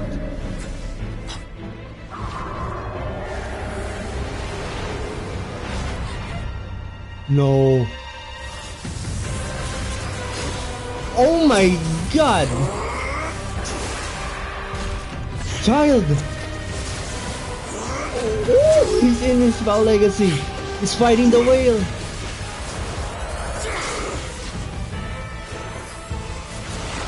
The laser.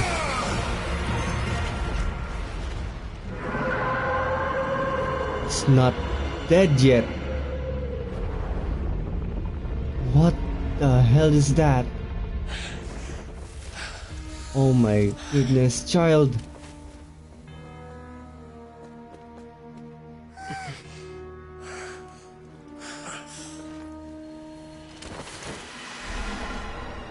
Down.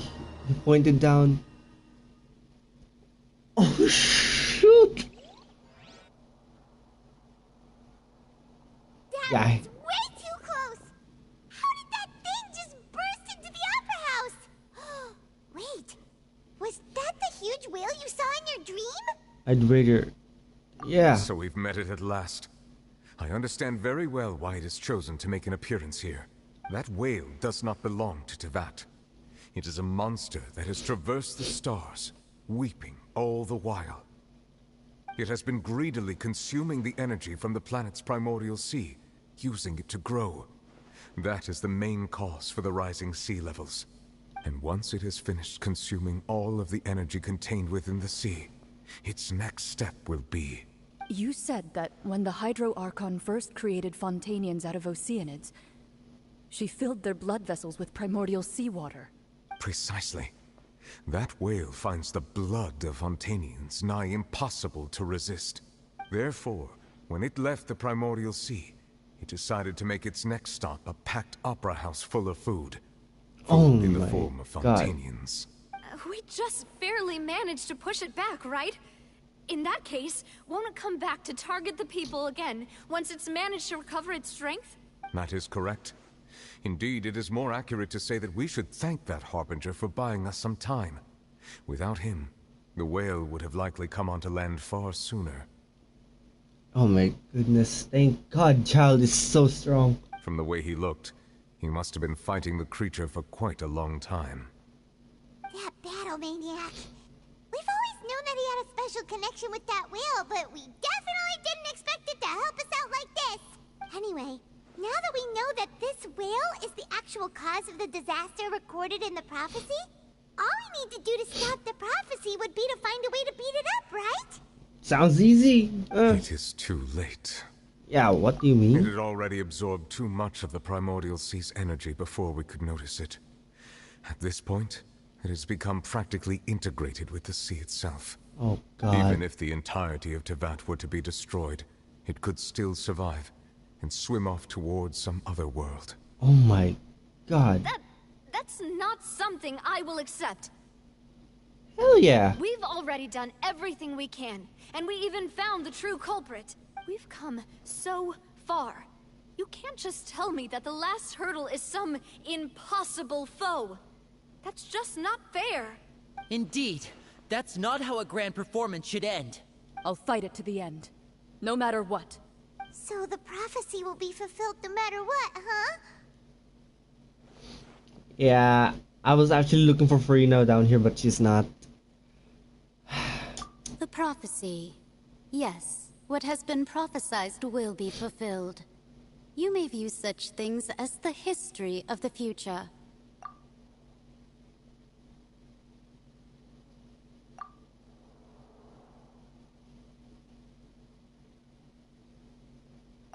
Just as prophecies are usually only the future as seen from the perspectives of the gods, could things be happening in hidden corners where the gods' gaze does not fall? Ultimately, fate shall serve as your only guide, no matter what will happen in Teyvat's future. Fate. All you need to do is to play your part.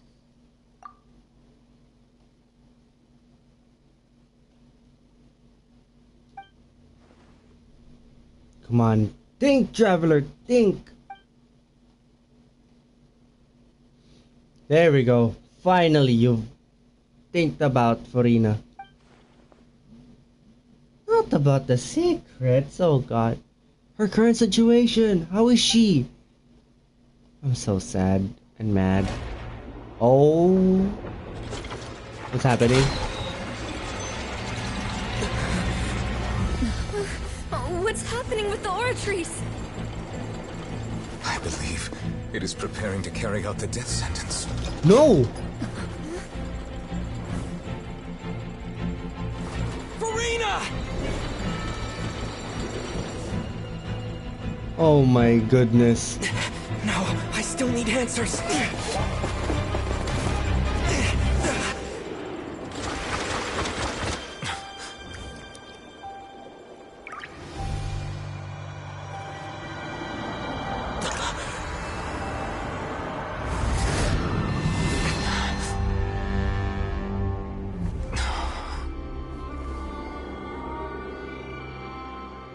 Whoa!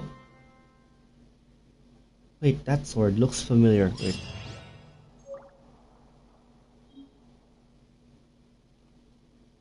Is that the actual Hydro Archon? Is that what's her name again? Egeria? Is it Egeria? I forgot. I hate myself.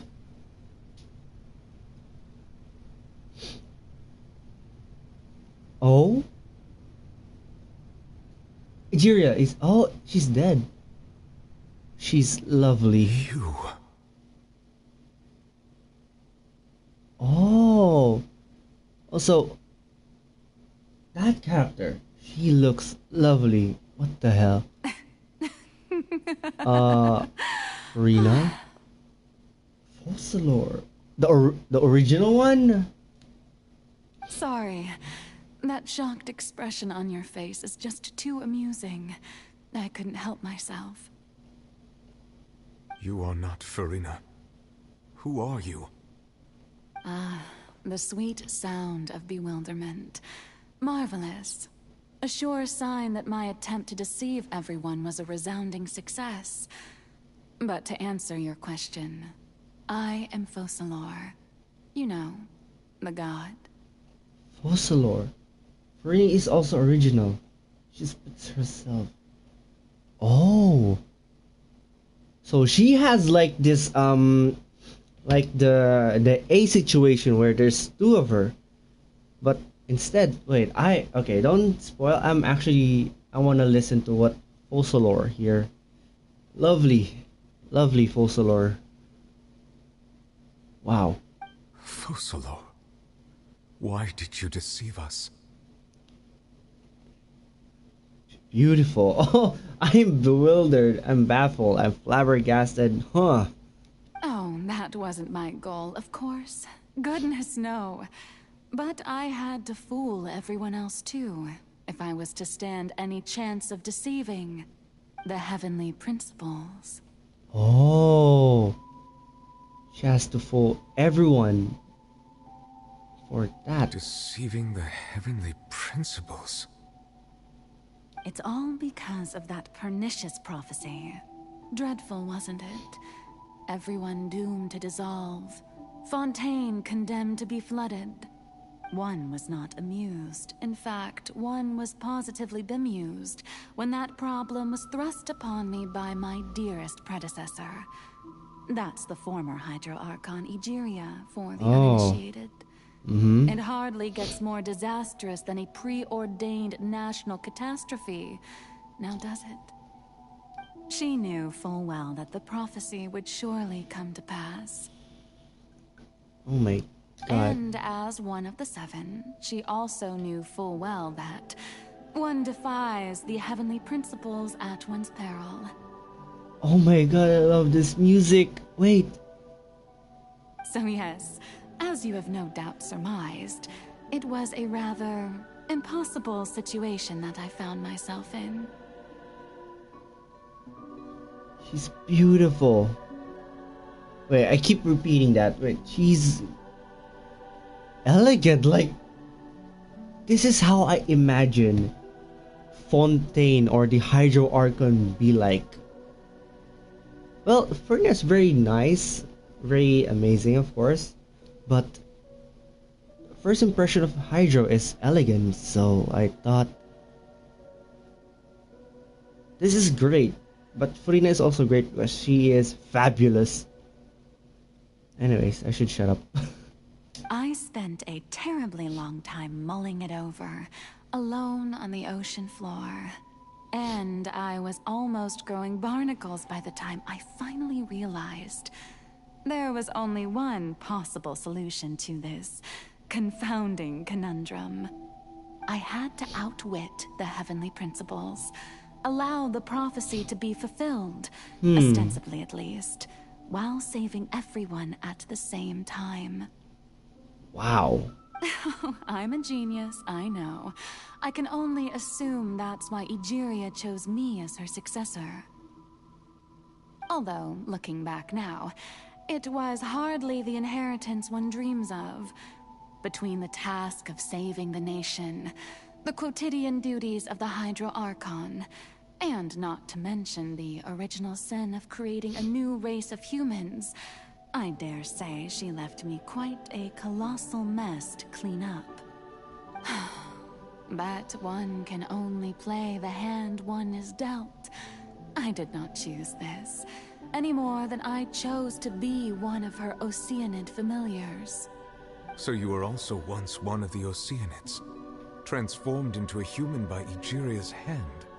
Yes, I was. I always dreamed of becoming human. And I still do, even now. In my eyes, to be human is to be part of the greatest opera ever known. After becoming a god, I separated my divinity from my body and spirit, leaving behind only a self that was as naive and bewildered as my past self on her first day as a human being. Oh. The me you see before you now is that divinity.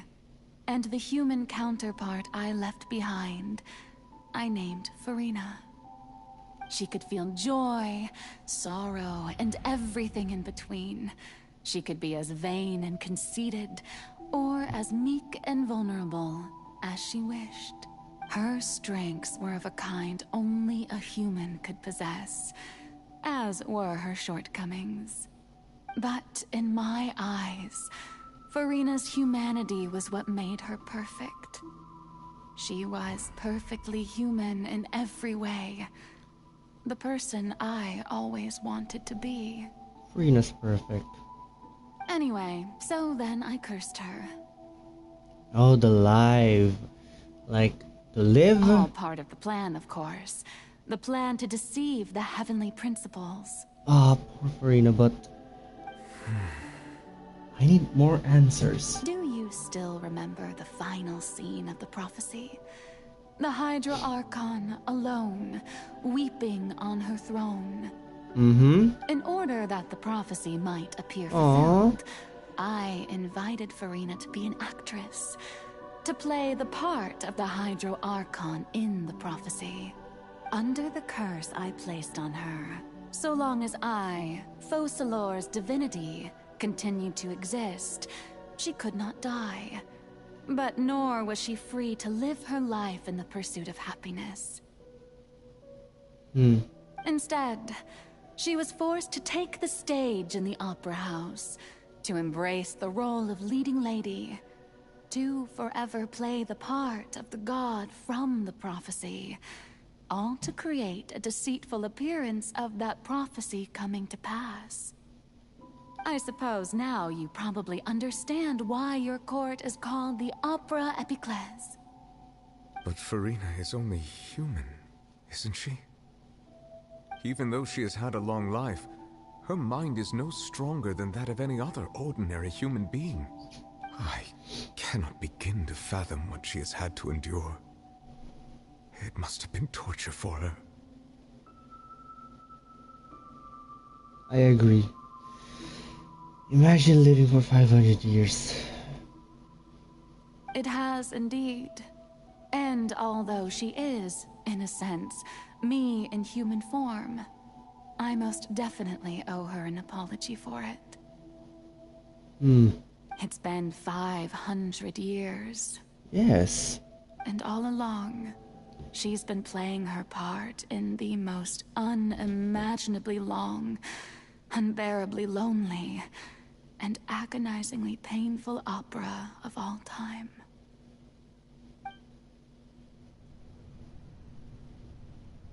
Oh God, Furina.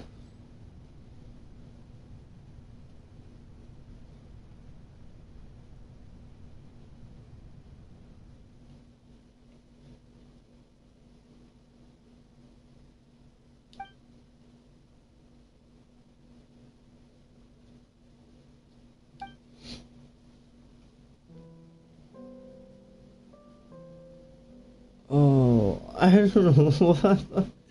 I don't know, but seeing this part, seeing Furina just sitting there, it makes me sad. I'm actually tearing up again. What the frick? Oh God.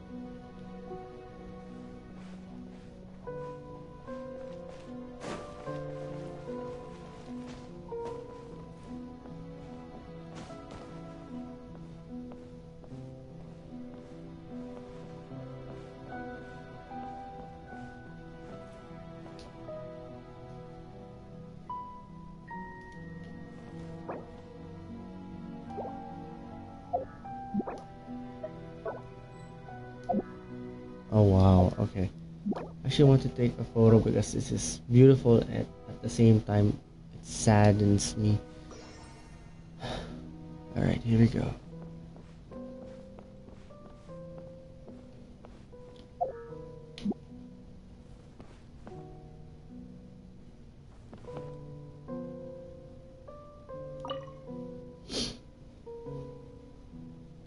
Oh? Who permitted you to come onto the stage? Now, I understand your admiration for my august self, but I must ask you to keep to the rules. Furina? All right. It is not my intent to Don't look at me, don't look reprimand at me. There is no need to state your name. Just be off with you. Do not distract me from my performance.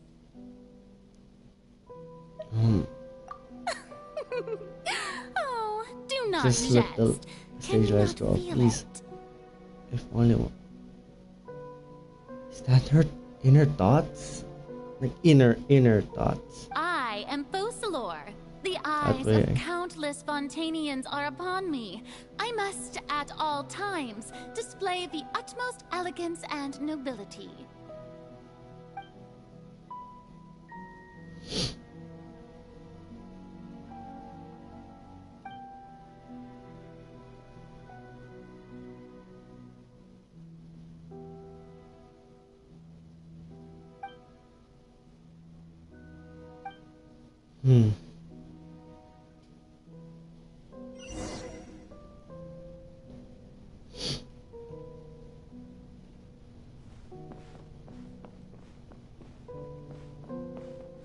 Dear audience, the performance is experiencing a technical difficulty, but worry not.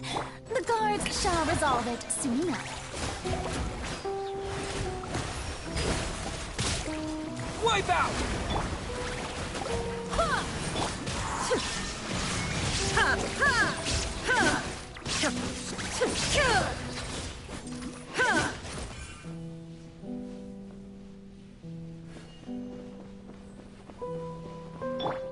Technical difficulties. Hey, what gives? The audience is still watching me, you know. Guards? Wait, where are the guards? Guards!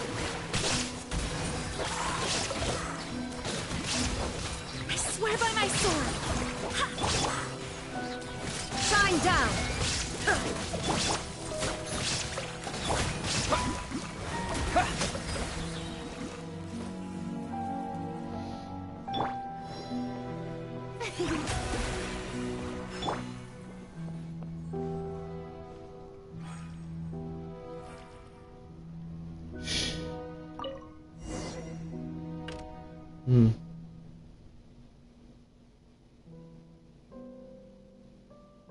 Eyes of the people on her.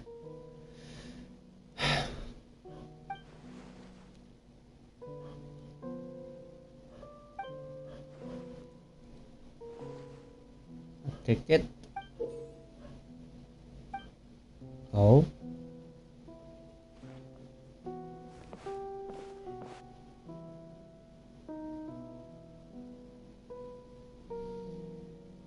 Show me how it really feel. Please. Scene 1. Before a mirror. Furina.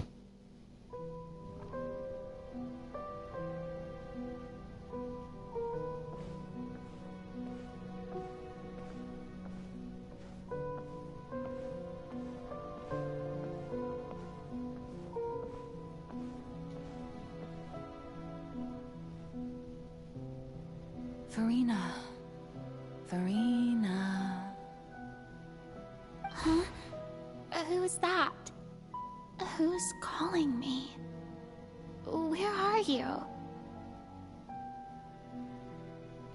Be not nervous. Be not afraid. I am before you. Wait a moment. You're... mirror me? How can this be? Mirror you, huh? You know what? That's not bad. Let's go with that. Mirror me? What do you wish to say? The prophecy. Have you heard of it? What prophecy? Wait. I know. I think... I don't know why, but it's in my head somehow. The people will all be dissolved into the waters, and only the Hydro Archon will remain, weeping on her throne. Only then will the sins of the people of Fontaine be washed away. Oh, very good. You know it well. What's going on? I can't seem to remember anything clearly. The only thing I know for sure is this prophecy. Will it really come to pass? Yes. This is so sad. And that is why I've come to you. Disaster will come to Fontaine sooner or later. Things will develop just as the prophecy declared. There is no escaping it. But doesn't that mean everyone will die? I'm a Fontainian just like them. Will I dissolve too? Oh, don't worry. Magical meetings exist in this world precisely to give people a chance to turn things around.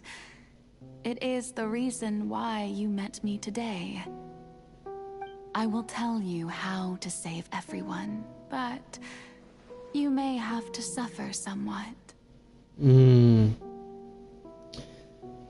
She's gonna suffer again. Oh, so there's still hope after all. Goodness, you frightened me. You spoke so much and with so much certainty. As for the suffering, well, I will admit that the first thing that came to mind was, why do I have to be the one to suffer? But if the prophecy will come true, I'll also die anyway, right? So if I've already met you as my magical meeting in this world. If there were scales, with all the people of Fontaine on one side, and my pain on the other, is it? Oh, accidentally. You truly are the perfect human. My ideal. I suppose this would also be the justice that belongs to you. Huh? Don't worry, it's nothing. Listen well. Fontaine has just lost its Hydro Archon. I need you to play a role. That of the new Archon. Oh, this was... As a god? That's right. You must begin a never-ending masquerade. You must never let anyone suspect your identity. If you can keep it up, then I shall have my way of defying this prophecy. But should your identity be revealed, then all hope will be lost. Oh, so that's why. How will I do this? A human assuming the role of a god without being exposed. Don't worry. What you must do is not to turn yourself into a real god. You simply need to play the role of a god as humans imagine them to be. Being a human yourself, I'm sure you already know what such an entity would be like. Remember, your true challenge will not be pursuing divinity, but contending against humanity. I'm still not sure I understand, but... This is... Before. I'll try to do this. So she already knew. Way back before. So, how long am I going to have to play this role?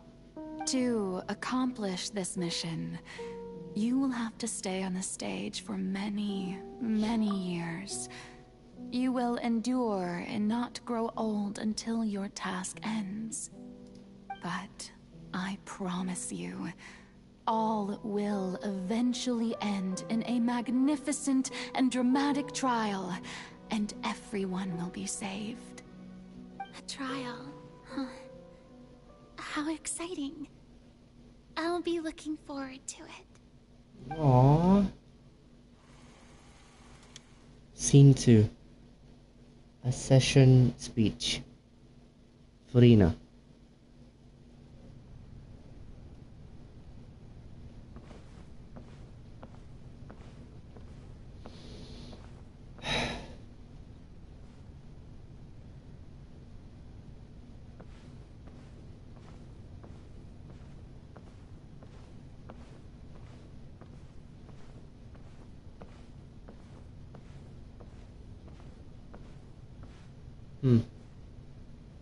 It's like it's telling us the story of her life. Literally. The Maison Cardinalise has announced my accession, but this is my first time facing the people. Oh god. What should I say to most appear like a god? To be honest, I still don't know. Perhaps I should first try to act natural. Summon courage. Ladies and gentlemen, good evening, and welcome to the Opera Epiclese. I'm sure you've all heard about how I have taken on the role of Hydro Archon. Indeed, I am Furina de Fontaine, your new Archon. Appear earnest. In truth, I know little about becoming a nation's new god, but it will be my honor to guide you all. As the god Focalor, the god of justice, I shall do all within my power to lead you into an age of fairness and justice. Close politely. Once again, thank you all for coming. If you should have any questions or suggestions, please send them to the Maison Cardinalise. The future of Fontaine will require us to work together, after all. This should do it. I thought I might stammer, but thankfully, I was able to convey my thoughts just fine. Okay, and next. That's the new Hydro Archon. Oh. Is this some kind of joke by the Maison? I would have thought that a being that surpasses humanity would be a bit more assertive. Oh. Hey, did you hear that? She even told us to send her suggestions there at the end. Shouldn't gods be all-powerful? She's being so modest. What's the difference between her and an ordinary person, then? If you ask me, perhaps the succession didn't actually happen. She might just be a Maison-back puppet. Wait, what's going on? Why is everyone suspecting me of being a fake? Oh, this is bad. If I get exposed here, there'll be no saving the people from the prophecy. Right. Mirmi said that I just need to play the role of a god as humans imagine them to be. Calm down, Farina. Think. What do the people want? How would they imagine a god to speak and act? Assertive, with a strong sense of presence. One who can dispel all doubt. That is the character I'm fated to play. I am so speechless right now, to the point where I needed to go to the toilet real quick. Ow, my legs. Oh my goodness.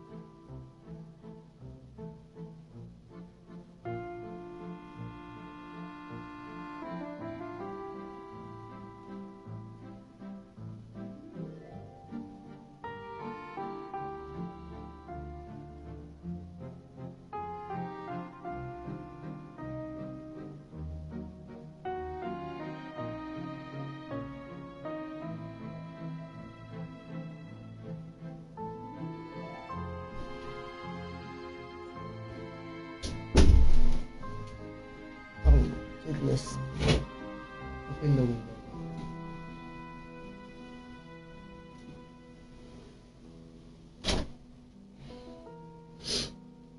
Oh god. Okay, we're seeing her first steps as a Archon. Oh, very good, my people. Only ones such as you are deserving of my rule. Now, I was wondering if some weak puppet were to one day come onto the stage and claim ownership of this opera house, would the children of Fontaine follow them? Well, it seems that you would all see right through them. Having passed my test, you are qualified to witness wondrous trials alongside my august self, here in this opera house. Wow. You may consider my previous act a door gift of sorts. I thought it was a debut that suited the atmosphere. Now then, let us be reintroduced. Ah, so that was just a performance. How could I have forgotten that we were inside an opera house? Her personality. It's quite shocking, to be honest, but I suppose it's a better look than before. Such a fascinating and bold deity. How wonderful! Her future may yet be bright after all. Music is so sad. Seems I've turned them around. Best follow this flow and restart my accession speech. Resolutely with conviction. My dear people, whether you acknowledge me or not, whether you trust me or nay, I say to you, keep faith in your ardor for justice. We have heard it said that this nation's sins can no longer be washed away. Well, I say that justice is most fragrant when it blooms amid sin. Yeah, this is definitely turn up the drama. The scales of justice should not weigh heavy in the hands of its god. On one side, it must carry fairness and justice. And on the other, praise and applause. May law be the prayer on our lips. May judgment be our worship. Let us light the fires and drink to the future of Fontaine. End the speech emphatically. There is no trouble in this world that justice cannot solve. All that is needed is for you, my people, to believe in it, heart and soul. So long as I, the Archon Focalor, stand within the Opera Epiclese, so long as I stand before the Oratrice, I shall even judge the gods of this world!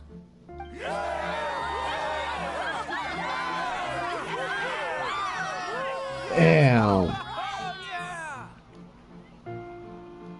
Wow. Scene 3. Opera House.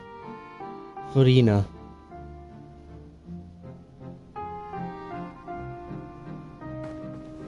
Are you good, Furina? Oh, now she's running.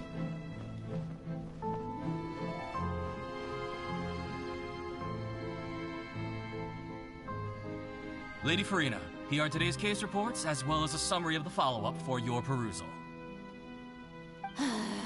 Come now, was I not just at the Opera House in person? Leave these kinds of things to Neuvillette. Besides, none of these trials were the one that I'm looking forward to the most. If I may be so impertinent, what kind of trial are you truly looking forward to?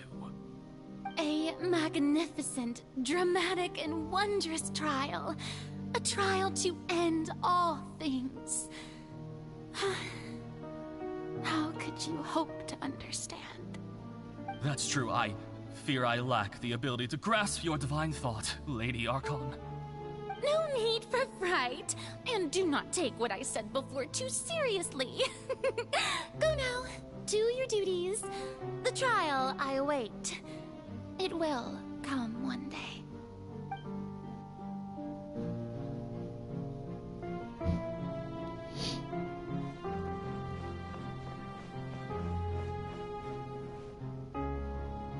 Wow, it's showing. I don't know what to say. Thank you for agreeing to see me. No need to thank me. Or rather, thank your own sense of perseverance instead. Long have you stood in line to meet me, have you not? Oh, I'm afraid that's just an inevitable consequence of my divine charm. All right, Deoteria, is it? How is your son's illness? You remembered me, and you knew of my family, too. He is doing much better now. In fact, he is far more of an ardent believer than I. He was the one who forced me to seek an audience with you, and to bring your words back to him. Oh, good. Very good. If this should happen again in the future, please do not hesitate to come and tell me. Going down to citizens' homes every so often, while not usual practice, should serve as a fine change of pace. You're such a gentle and wise god. Thank you once again, on behalf of my son.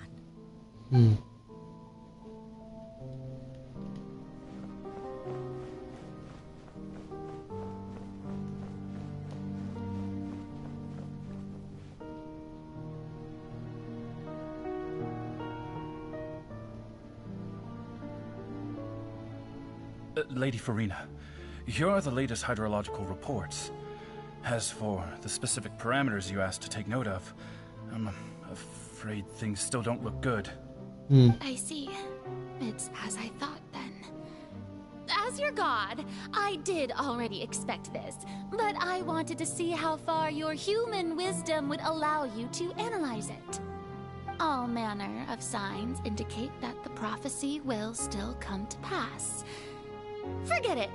That's not something you need to worry about right now. Well, as I understand it, the Fontaine Research Institute is also trying to find a way to counter the rising water levels. Really? Have they found anything? I'm afraid that they haven't found any effective solution thus far. Oh, is that so? Well, no wonder. This issue has reached the realm of the gods, after all. Still, their spirit is praiseworthy.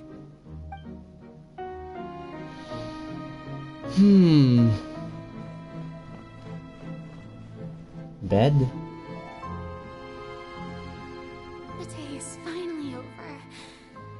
I haven't had a moment to breathe this whole time.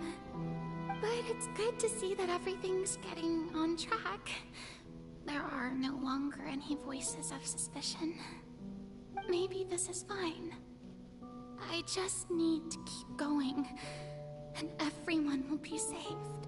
And that became her mindset. Alright, Furina, don't think too hard about this. You need rest. Tomorrow's a new day.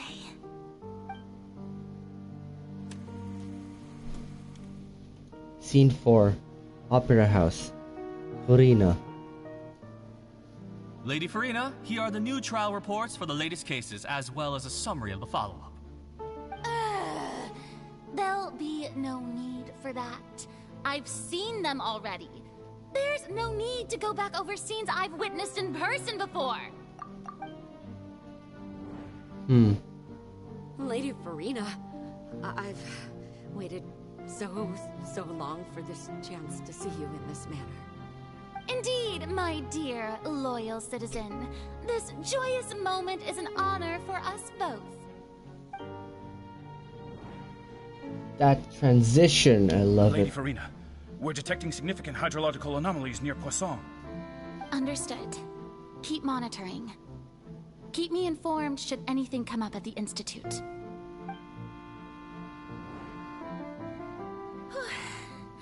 I don't think I let anything slip today.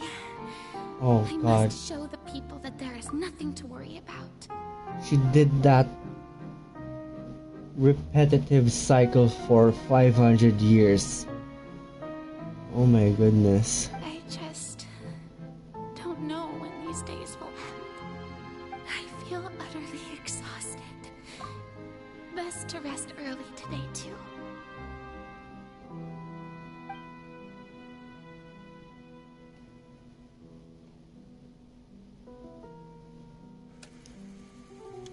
Scene 5, Opera House. Furina.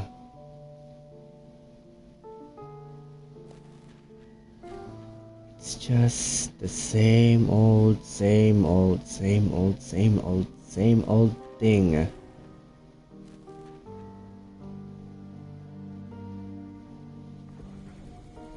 Oh my god.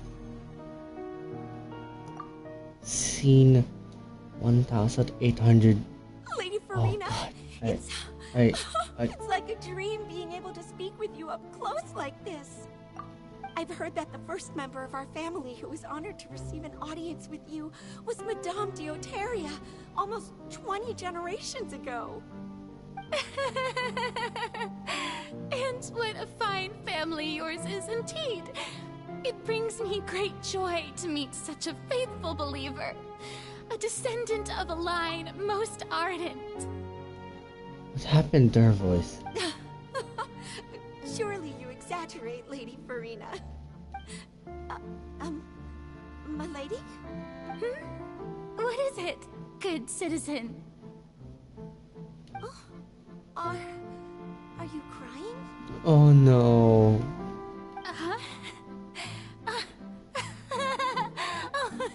Really now? Oh my god. Didn't even notice. It's just repeating it. Oh my god. This must be the overflow of hydro from my person. Well, can't quite help being the god whose dominion is the waters, can I? No wonder. A manifestation of your power. No. Oh, Archon, I am honored to No. have witnessed it. Honored indeed. Oh, I hate that smile. I know that smile is painful.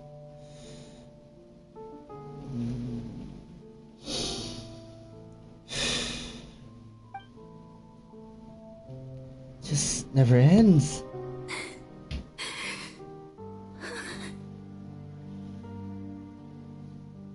So interminable.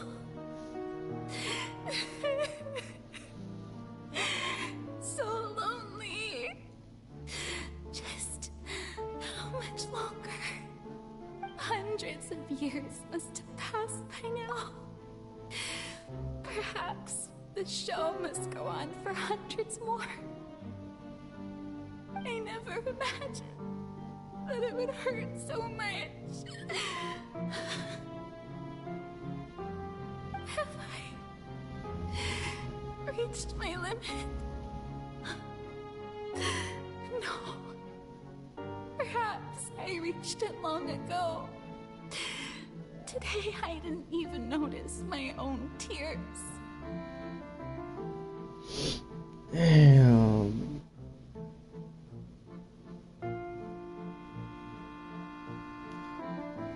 We need to give Lena love. Oh my god. Oh my god. The way her voice was breaking down on that scene, and then just covering it up as she smiled while the tears never stopped. That's the most painful smile I've ever seen in history. I'm not gonna lie. That's I hate that. It hurts. I want to tell someone, anyone, about this.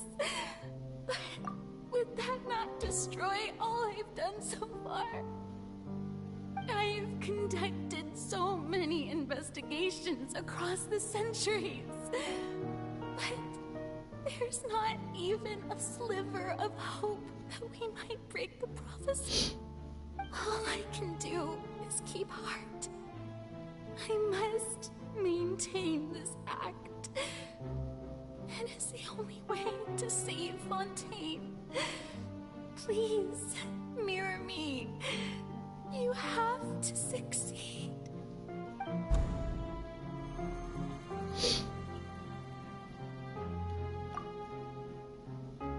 Farina and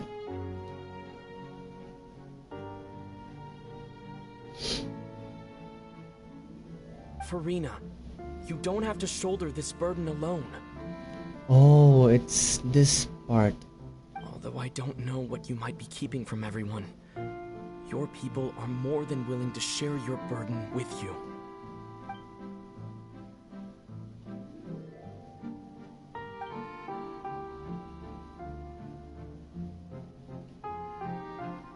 Share my burden. That's impossible. It was fated right from the start that this would be my duty alone. But even if your burden doesn't need to be shared, you can still choose to confide in someone. Just share it with me. I'm what you'd call a witness. A witness? Yes. I've heard that you came to Tevat from beyond the stars, yes. In other words, you never belonged here. And if Tevat is, in its entirety, a show on a stage, then you're just a spectator, aren't you? If that's the case... He's right. I could confide in him, couldn't I? Oh wow, the two sides of Farina, the black and... the short and long hair. But if things don't play out as expected, the people of Fontaine will be the ones to pay the price. No, Farina. You shouldn't be selfish. But what if What if it's really alright? Farina, you've worked so hard for so long. Surely it would be okay to put yourself first for once. Just this once. Is it such an outrageous thing to do anyway? To find someone in whom you can confide your frustrations and sorrows? Surely it could not hurt. If you let this opportunity slip through your fingers, it might never come by again. Think about it long and hard.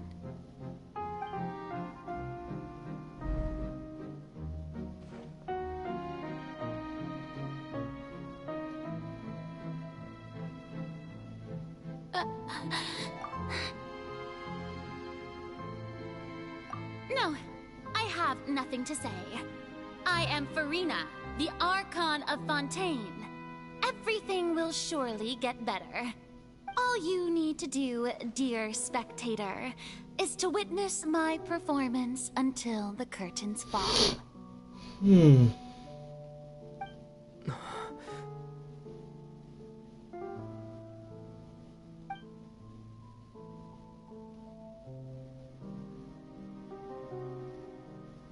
Fine.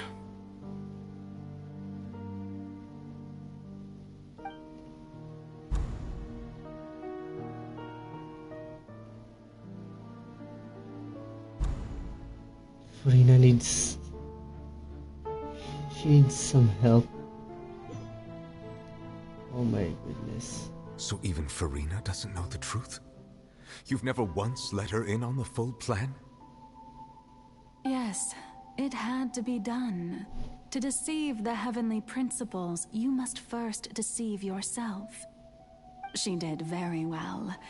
If she had let her resolve falter even once in these 5 centuries, Fontaine would have been doomed to the most tragic fate.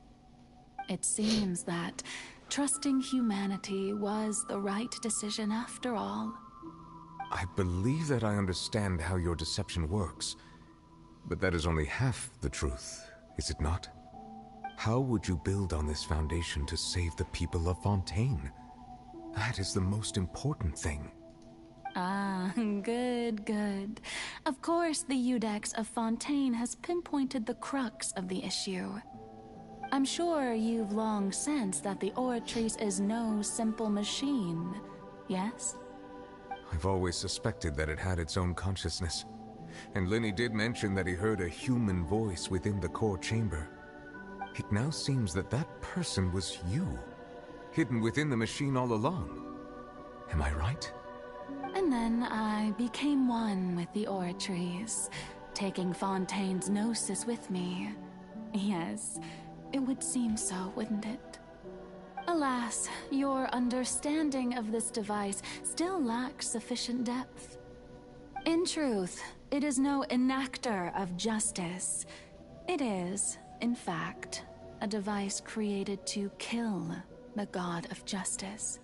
Oh no. I beg your pardon?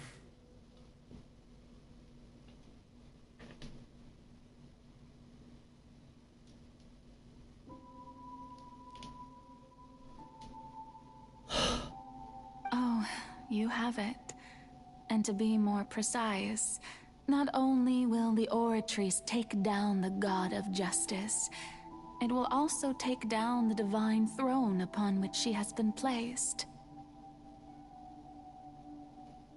No.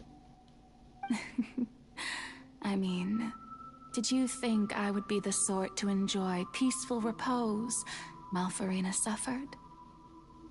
My work over these last 500 years has been to constantly accumulate indemnitium within the Oratrice. But really, some have already discovered that only a small fraction of the energy generated by the device was ever used to provide power to Fontaine. The vast majority had to be, accumulated to enact this death sentence. It was all a part of your plan then? Both the trial and the sentence? Indeed. This power, accrued over 5 centuries, could have sustained Fontanians for millennia had it only been used for that purpose. Almost all of it has now been stored within the oratories. But only power of this magnitude could hope to destroy the Hydro Archon's divine throne, shaking the rules established by Celestia and breaking through the institution that is the Seven. Oh my goodness. Also, I need to fix bugging out. Wait a minute.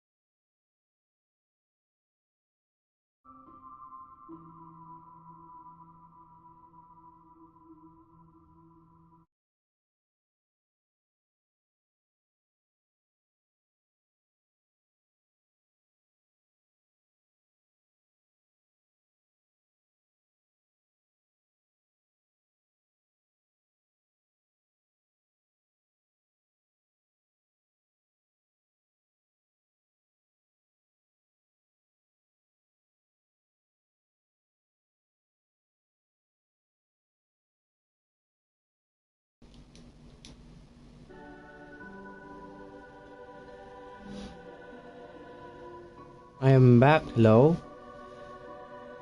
Okay, there we go. Let us continue.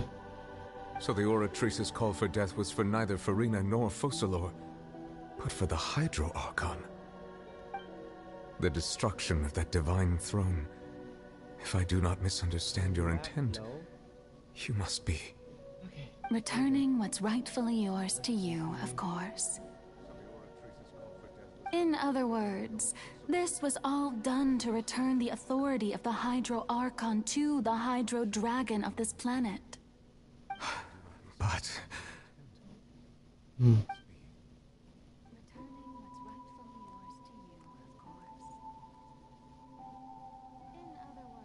Oh, what? Getting sad again, are we? The authority of the ancient dragons shall soon be yours once more, O Hydro Dragon Sovereign. And this is the face you make. all you've done throughout the years is just so you can sacrifice yourself at the very end. I've never quite seen it that way, you know. Even now, I'm quite pleased at how well my deception worked. Oh, Rivulet.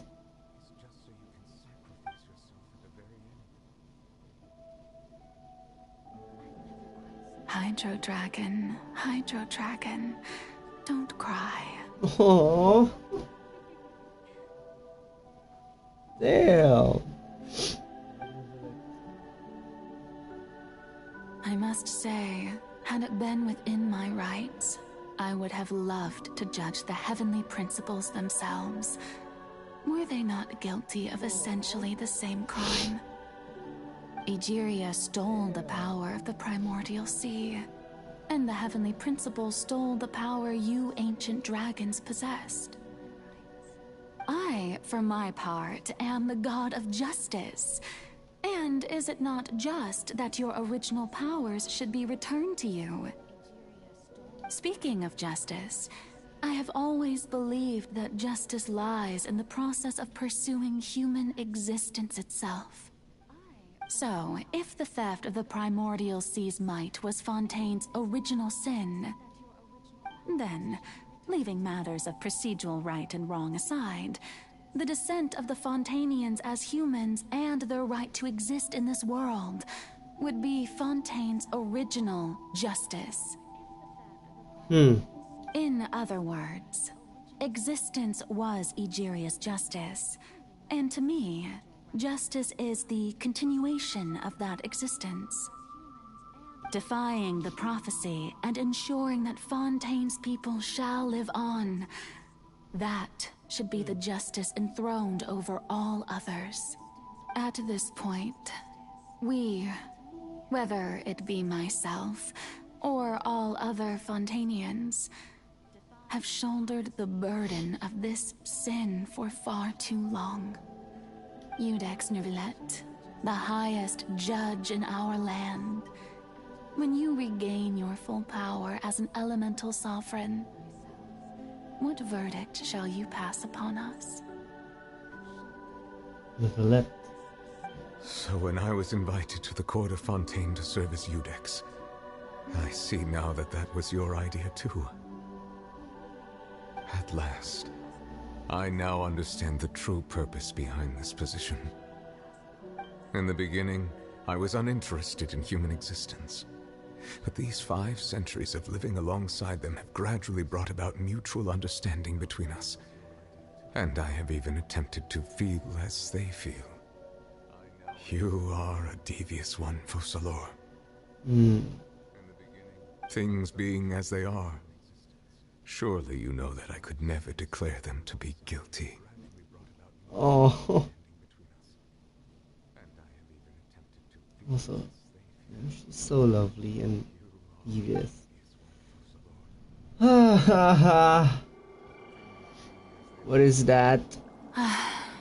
The hour of my execution is almost here. Oh, no, The curtain call has come. no. I know I may not sound it, but faced with death, I find myself a little afraid. Perhaps this is one thing both gods and humans have in common. No. Farewell, Neuvillette. I hope you've enjoyed the part you played these 500 years. No.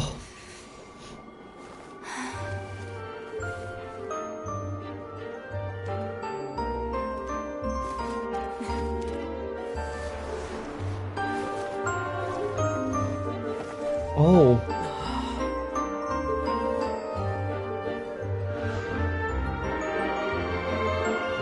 Oh.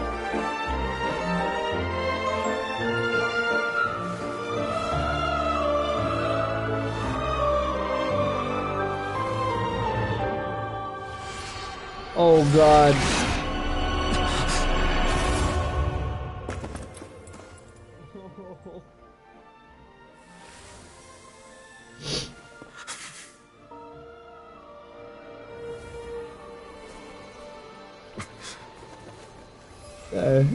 Oh God.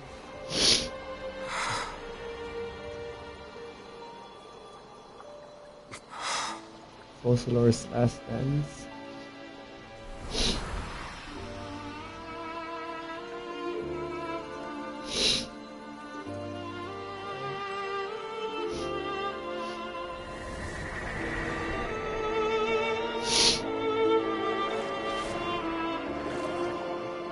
So happy as I am.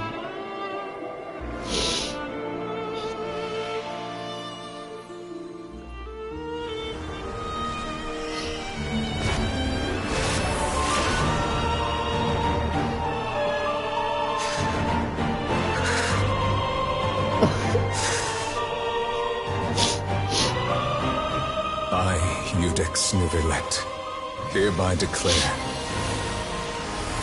people of Fontaine, your sins are forgiven.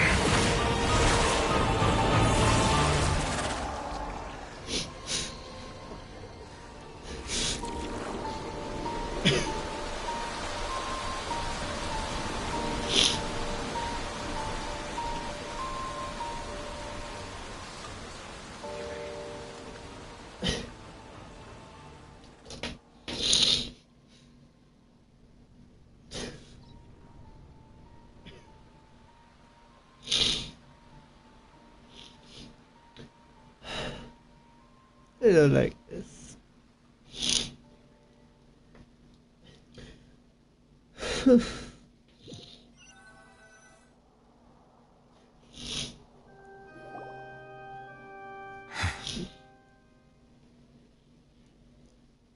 Should have let.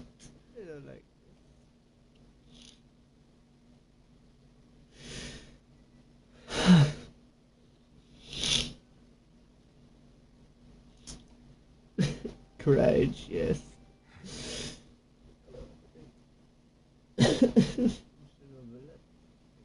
Courage.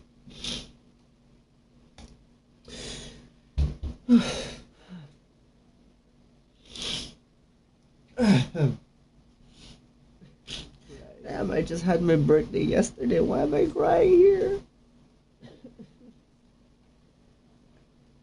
I love the story. The last dance of Folklore for her execution. Damn, I just had my birthday yesterday. Why am I crying here? Didn't want to see that. I love the story. Freaking. Oh god.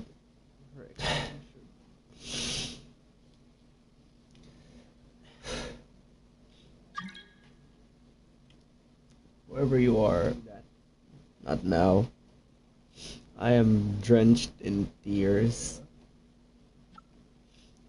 Now he has regained his full strength as the dragon. Let's see what we will do, or what Monsieur Novelet will do. I am drenched in tears. What just happened? Has the death sentence been carried out? Was that bright light some sort of misdirection? I have a feeling that something huge just happened. But since we're all still alive and haven't been dissolved, I assume whatever happened was good for us. It's time to end this. We must mete out punishment to that beast. Let's go, Novelet. Didn't you say just a moment ago that it can't be defeated? I have gained the strength sufficient to deal with it. Through certain means, I now have the ability to separate the power of the Primordial Sea from that creature. We should seize the opportunity to pursue our quarry. Green power. Traveler, now that the oratories can no longer function, I require an executor to help me mete out justice. The root of the calamities befalling Fontaine, the beast that enacts the prophecy. Its name is the all-devouring Narwhal. Come with me, traveler. The hour of execution has come. Let's go. The all-devouring Narwhal. That is such a good name. A menacing one. I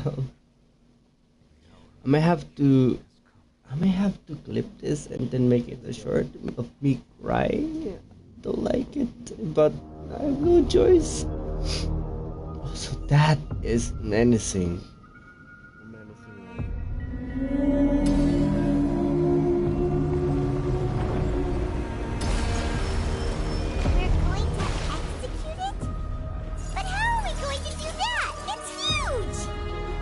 Oh my goodness. I've already done my best to separate the power of the Primordials.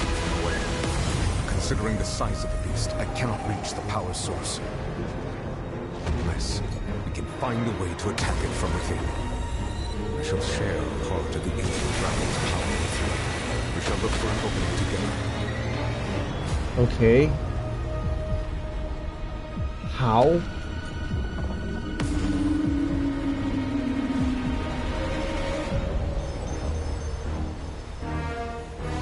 Oh god. I can feel its sorrow turning into hostility.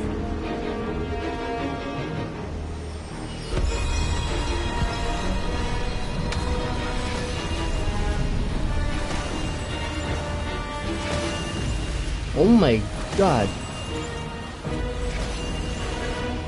Destroy the eye of Luma. Illusion shattered! May I present?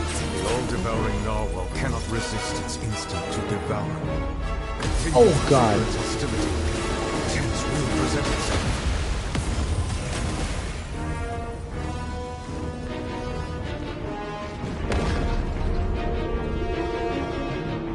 That is a messed up enemy.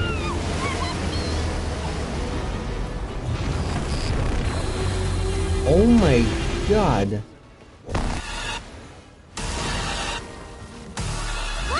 What is this? Oh my god. Whoa. Wait, let me process this.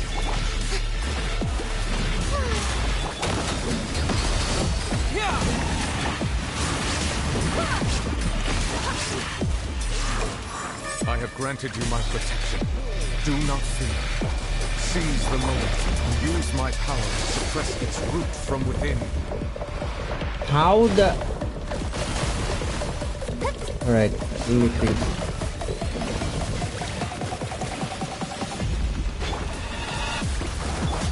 There is no escape.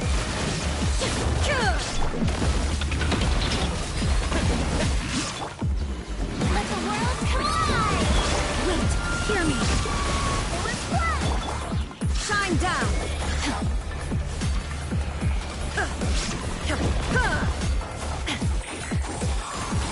I don't understand. Anyways. Bombs away. Go.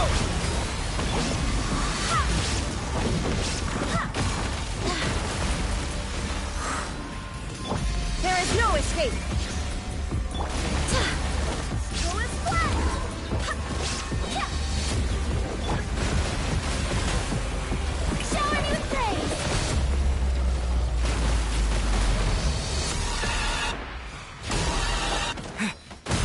Oh god. Go. Shine down. Wait, I need to actually...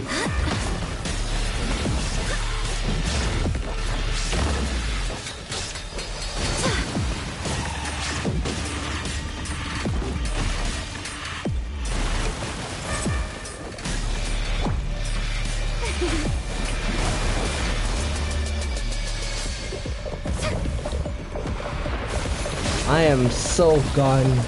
Where should I get those attacks?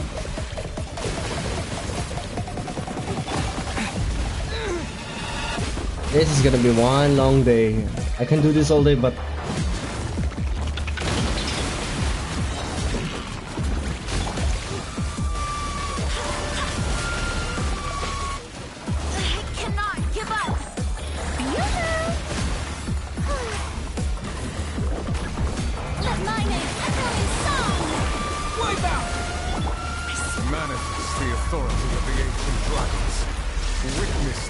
Of the primordial sea.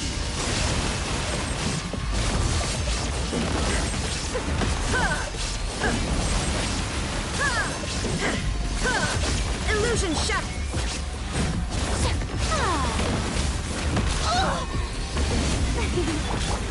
Go. Oh, I just go and keep attacking. Okay.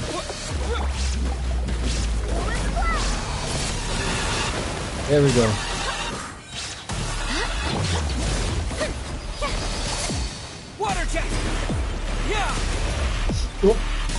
Oh my god, that is so hard. Cutscene.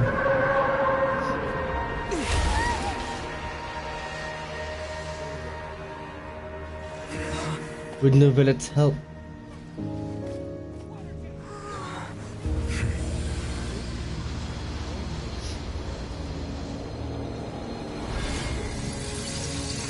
What? Oh my goodness.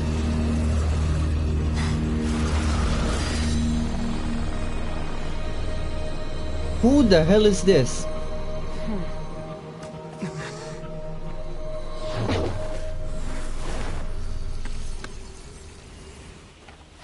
Oh my goodness. Who? She has that Honkai. Thanks for helping with the cleanup. Should have been my job, but oh well. Who are you? It was just supposed to be a short private training session for me. I didn't think that my disciple and my master's pet would start brawling in the meantime.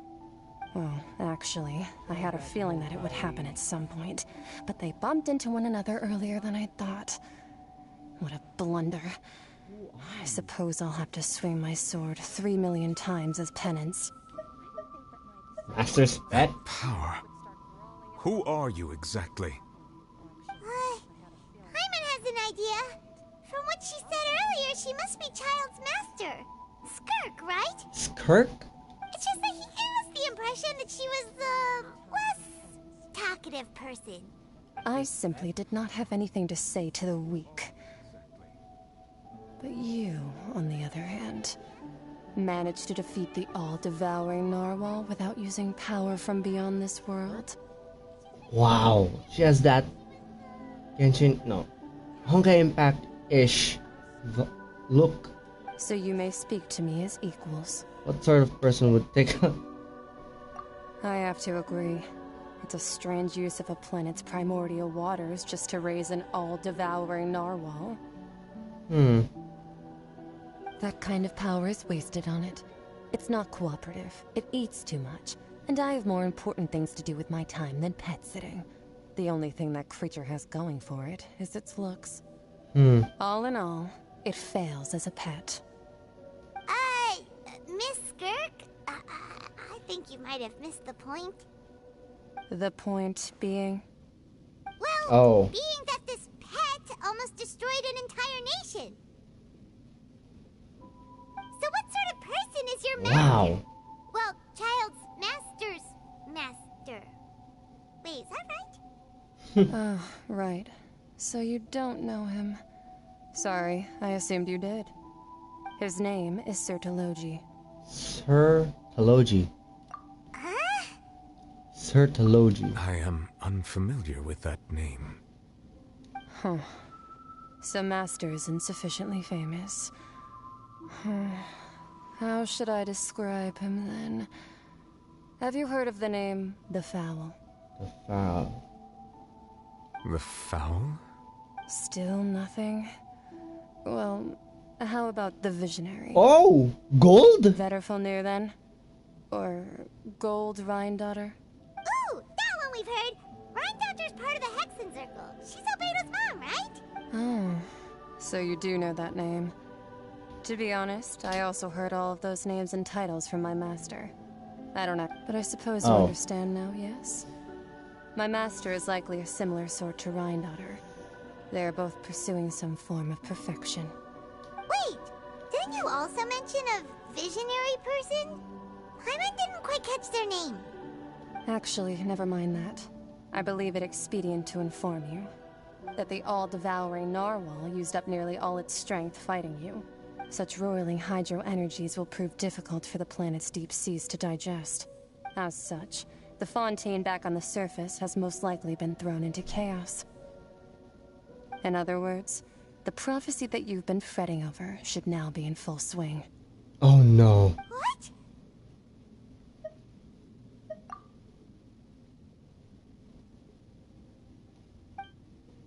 However... Not to worry. Focalor has already managed to deceive the heavenly principles.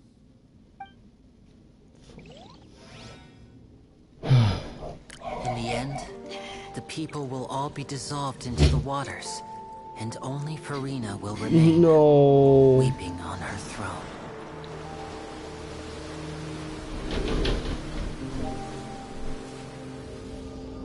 Oh my god.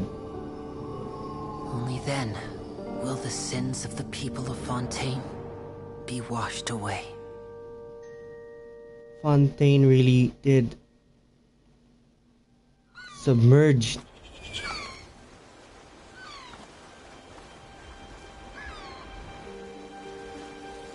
No, this can't be. Wait. They're not. Hey! Help! Over here! Oh my god. They didn't submerge. I mean, dissolve.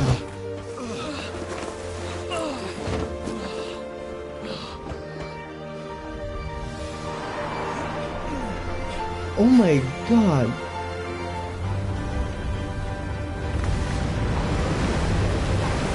Wait. Fontaine is... No, that's not Fontaine.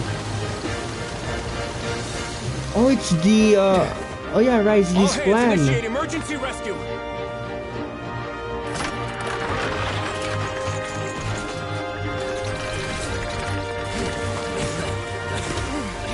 Hurry!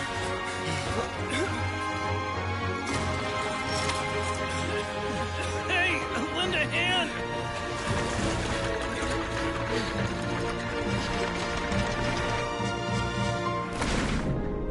Okay, Fremine.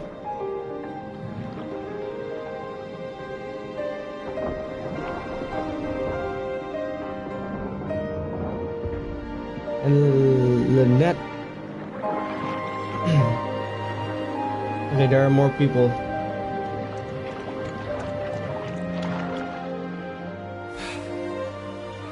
Oh my. The water's receding!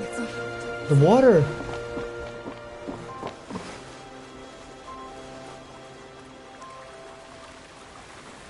Oh my god.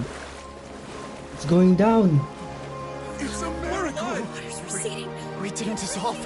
The prophecy was wrong. The prophecy was wrong. Oh my god. Wait, how about Farina?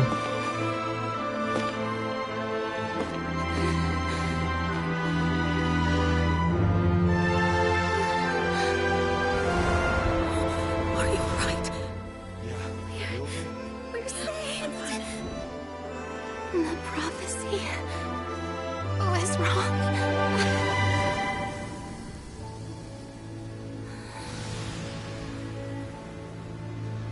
Oh my goodness.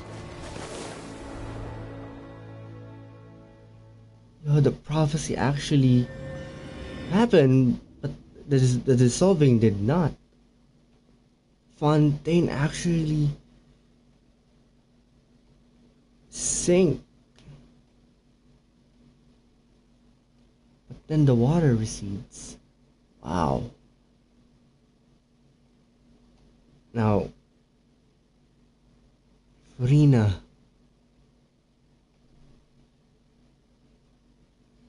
She's now living as a normal human. Well, she is human to begin with, I think. I'm still baffled.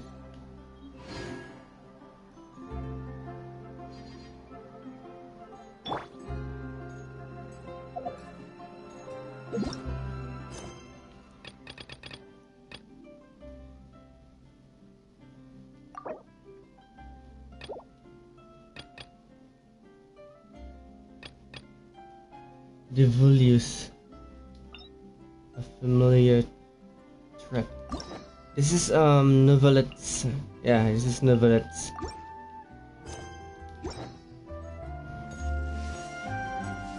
I guess we could end it here. And then maybe we could do Novelet's story someday. My god, Fontaine actually sank. And then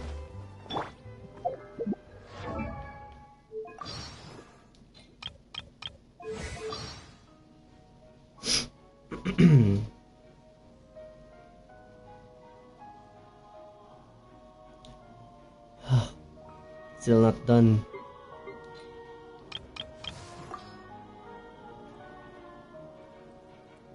Besties.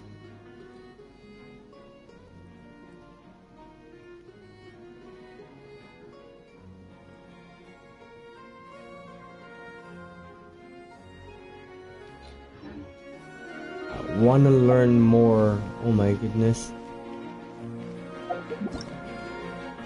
I am baffled, to be honest. Didn't even trigger the...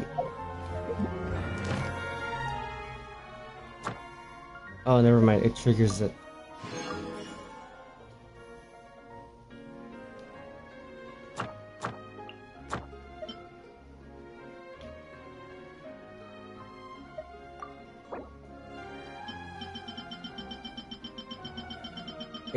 It's peak. Oh my god. To think that I actually cried uncontrollably. The sacrifice, that's beautiful, bitter. It's bittersweet. It's pure bitter.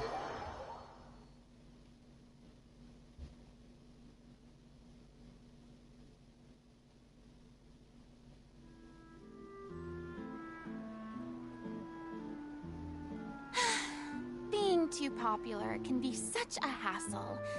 Who knew the people would adore me so much? We could do Add the next time. We can do it next time. Add Astra. It's already 5 hours, and I can't do Novelet's story quest because I'm gonna be flooding my own room with tears.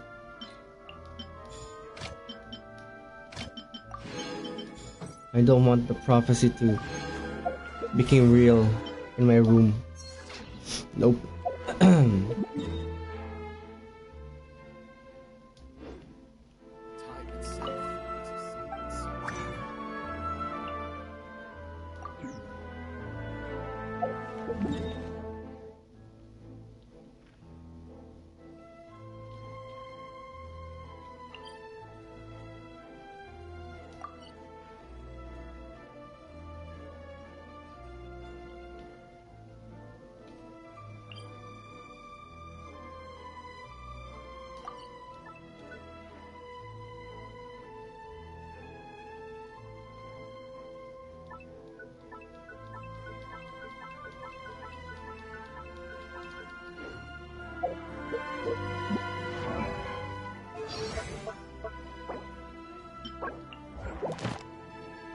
Oh.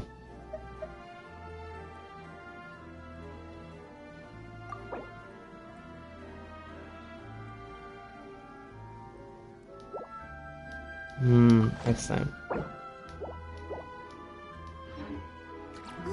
So, I am speechless. I actually don't have anything to say. Like, yeah, I will be ending it for today. This will be it for the VOD, guys. Whew. And see you guys on when I do the Monster Novelet's story quest, so we can continue on with this. I'll just change the title to part 1. And yeah, I hope you guys had a great time. VOD Squad, thank you for checking this out. And forgive me for my crying, emotional damage stuff. I shall now and then rest. I really need rest. I'm broken emotionally. Goodbye. Ending. Oh God, my heart, my soul, my eyes are dry from crying. Is that even possible?